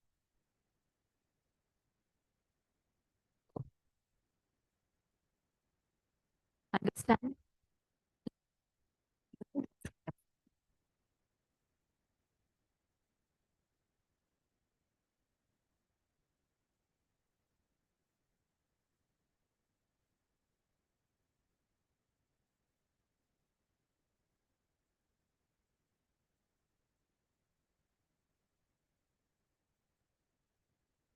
And Brahma writes with his right hand.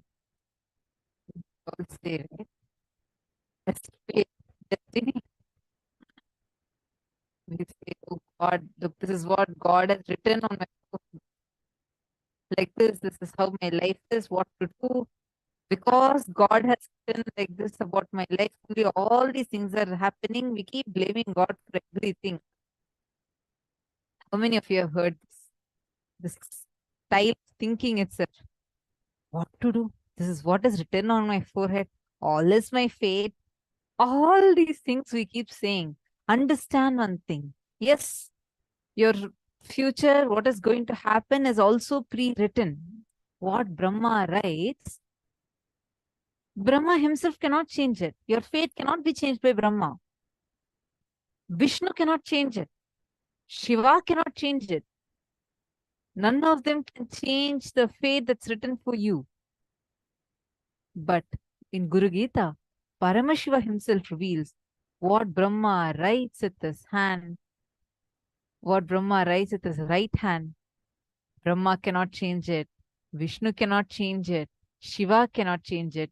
But Guru, just with his left toe, can just wipe it off.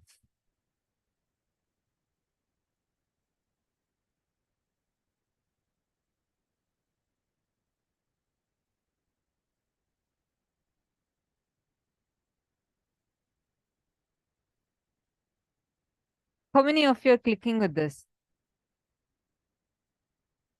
How many of you are clicking with this powerful cognition? Understand?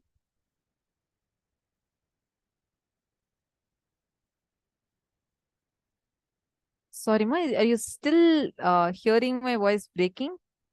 Ma Navamani, Ma Sally Nunes, Ma Sneha Patil. Or is it better now, Ma? Sorry, I still see some messages.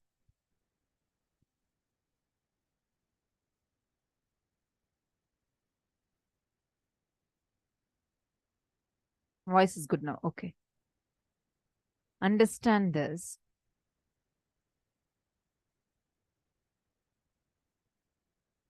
If you cognize is one thing, it will heal you from biggest fears that you're having.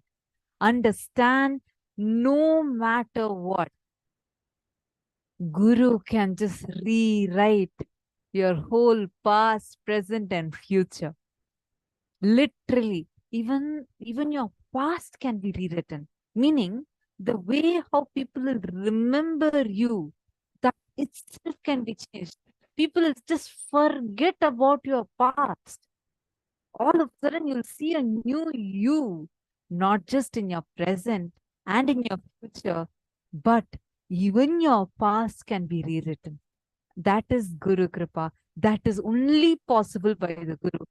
All are blessed because for us, Avatar has come as our Guru and he has chosen us to shower his grace upon us. Don't think that you sitting here is any coincidence. You sitting here is not a coincidence. Only because Swamiji has chosen you, you have even come here. You're able to even be here. It is otherwise many people also were swiping the screen. So many people were also on social media. But what made you come here was not a mere coincidence. It's not a coincidence that you're here today. It's only because you have been chosen by the cosmos so that these truths can be revealed to you. You're even hearing them. There's a beautiful incident that happens when Bhagavan Krishna was born. He was born. How many of you know how Bhagavan Krishna was born and like the whole story? How Kansa puts Devaki and Vasudeva in the prison, and then the prison Krishna is born. How many of you know the story? So I'll just try to give an essence. So basically, Kansa's sister, his most favorite sister is Devaki. And he himself, Kansa, was a demon king. And at that time, he was extremely powerful. And to do his vada, meaning to kill him, to remove activity from the planet, was also one of the purposes of Bhagavan Krishna happening. So when Kansa's sister Devaki, and it happens with Deva. And Kansa will be coming, and he was extremely cruel. He used to anyone that was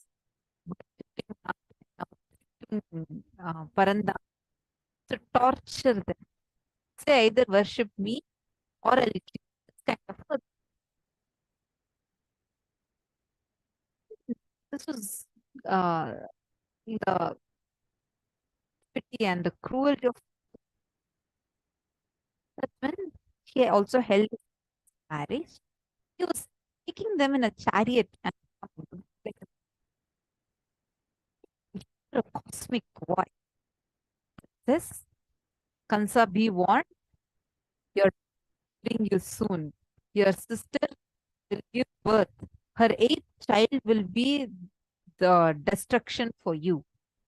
Her eighth child will manifest as destruction for you.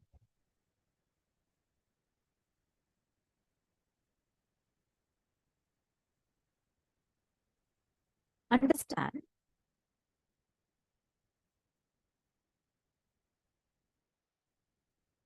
This fellow Kansa, he gets so arrogant and angry voice, and he says, for me, and he'll imprison Devaki and Vasudeva. He'll shun them back from everything and put them in a deep dungeon in a prison. He'll go and kill every single child, Devaki and Vasudeva. And this will go on till their 7 children will also be killed. And the 8th child, very beautiful Leela Bhagavan plays, how he'll make sure that Vasudeva carries Krishna and goes and leaves Krishna in Vrindavan. And this is a whole beautiful Leela that happens. One incident that happens, I'll tell you. So when the naming ceremony of Bhagavan Krishna was being done, Devaki and Vasudeva will also still be in prison.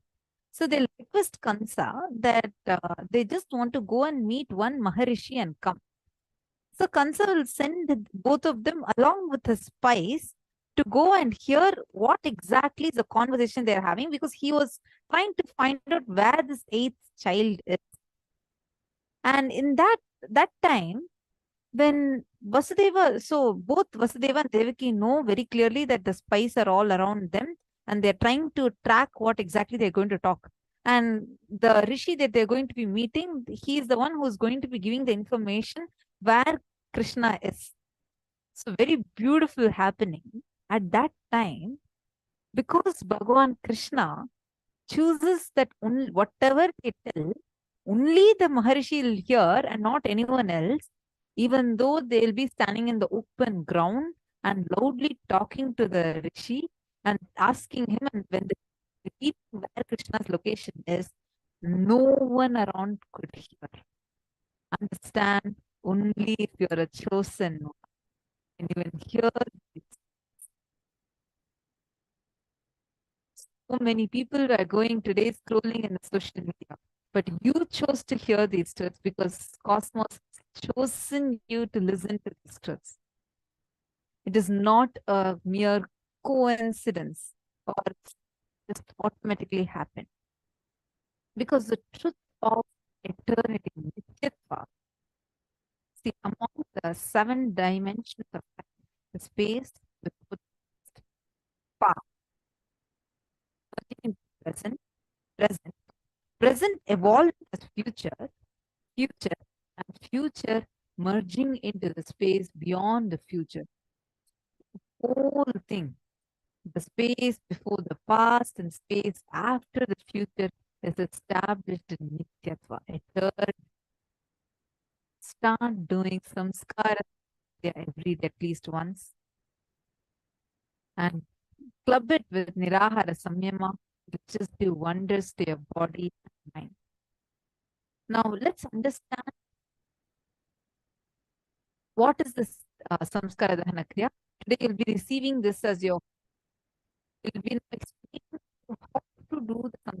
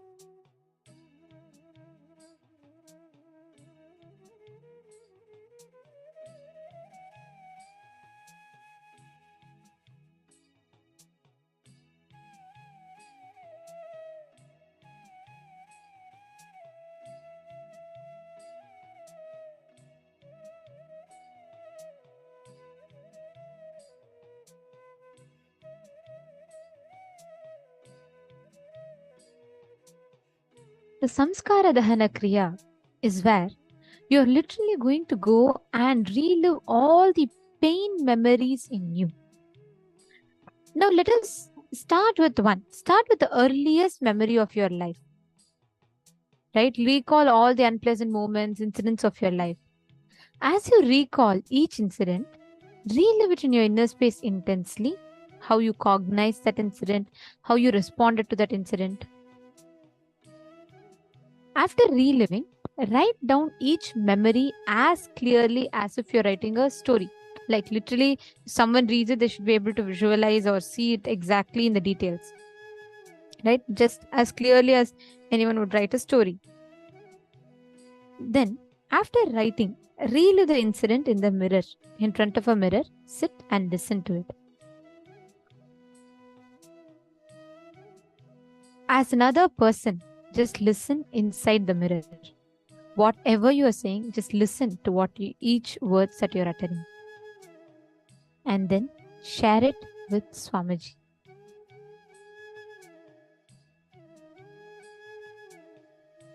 Let us take a few minutes. I request everyone to write this down.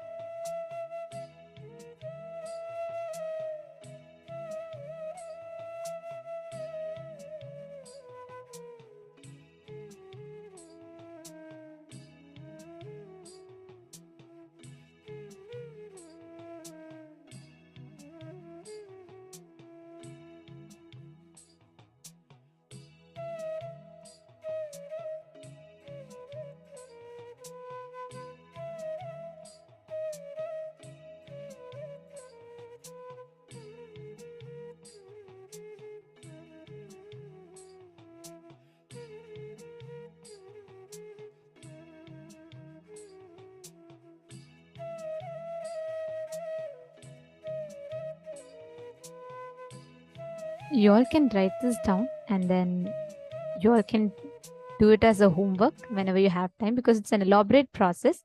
And when you do this process, right, you're directly working on the different layers of these pain memories that we carry inside of us. And we are directly addressing those root incidents, and we are completing each of them, right? So each of these are very, very powerful ones. These process that Swamiji has given is a very powerful one. Now, all of us are going to be manifesting a very, very beautiful power today. How many of you have experienced, every one of you, how many of you have experienced the space where whenever you close your eyes, you have heard Swamiji give a solution inside you. Like, let's say you have a very bad problem, right? And then you just say Swamiji, and then you close your eyes. Suddenly you'll just hear inside of you, you'll hear Swamiji's voice. You will hear the answer, Swamiji giving you the answer for that problem that you have. How many of you have experienced this?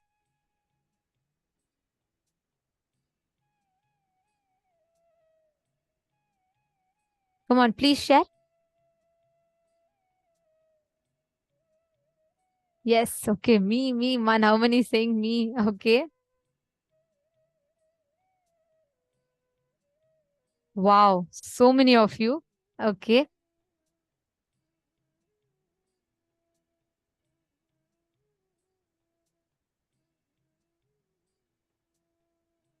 Excellent. Beautiful. See, understand that voice that we hear inside of us, that is literally Swamiji speaking to us. Right? Now, that inexhaustible resource is available to all of us abundantly, 24/7, 365 days a year, every single day. Whenever you talk to that voice, you will literally hear Swamiji telling you. Now, that is like you having, let's say, like an inexhaustible medicine with you. Whenever you see another person struggling, you can use that to support the others, to share this solution with the others. That is exact power that all of us are going to be manifesting today, the power of Swachandachari.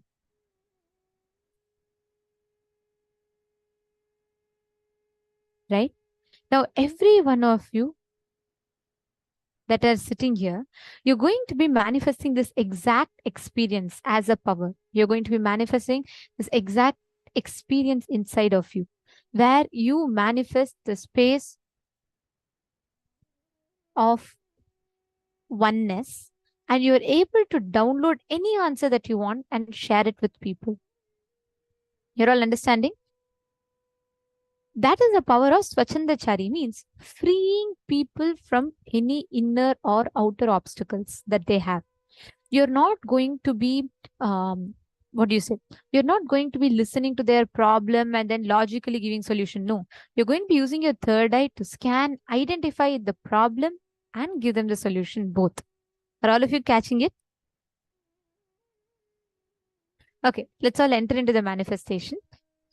I request every one of you, you're going to be connecting to one person here within yourself, and you're going to be first scanning and identifying one reality that they want to manifest. Okay, so let's say they want to manifest Sarvajñapita. Then you're going to be scanning and identifying what is the exact obstacle that they have and giving the solution for that. Very simple. You will actually hear Swamiji telling you in Swamiji's own voice. Just chant Mahavakya and connect. You will see how Swamiji will just manifest. Let us all start. Suprabhatam, wake up song for Paramashiva in me. For Paramashiva to manifest. With this one spiritual powerful cognition, chant this Mahavagya.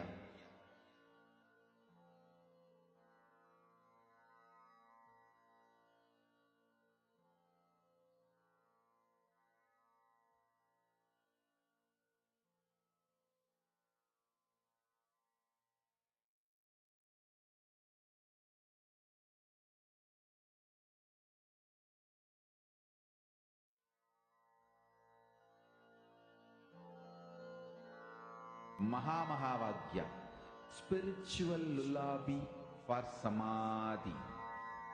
And Suprabhatam, wake up call, wake up song for Paramashiva. For Paramashiva to manifest. With this one spiritual powerful cognition, chant this Mahavagya. Om Nithyananda Paramashivoham. Om Nithyananda Paramashivoham. Om Nithyananda Paramashivoham. Om Nithyananda Paramashivoham. Om Nithyananda Paramashivoham. Om Nithyananda Paramashivoham. Om Nithyananda Paramashivoham.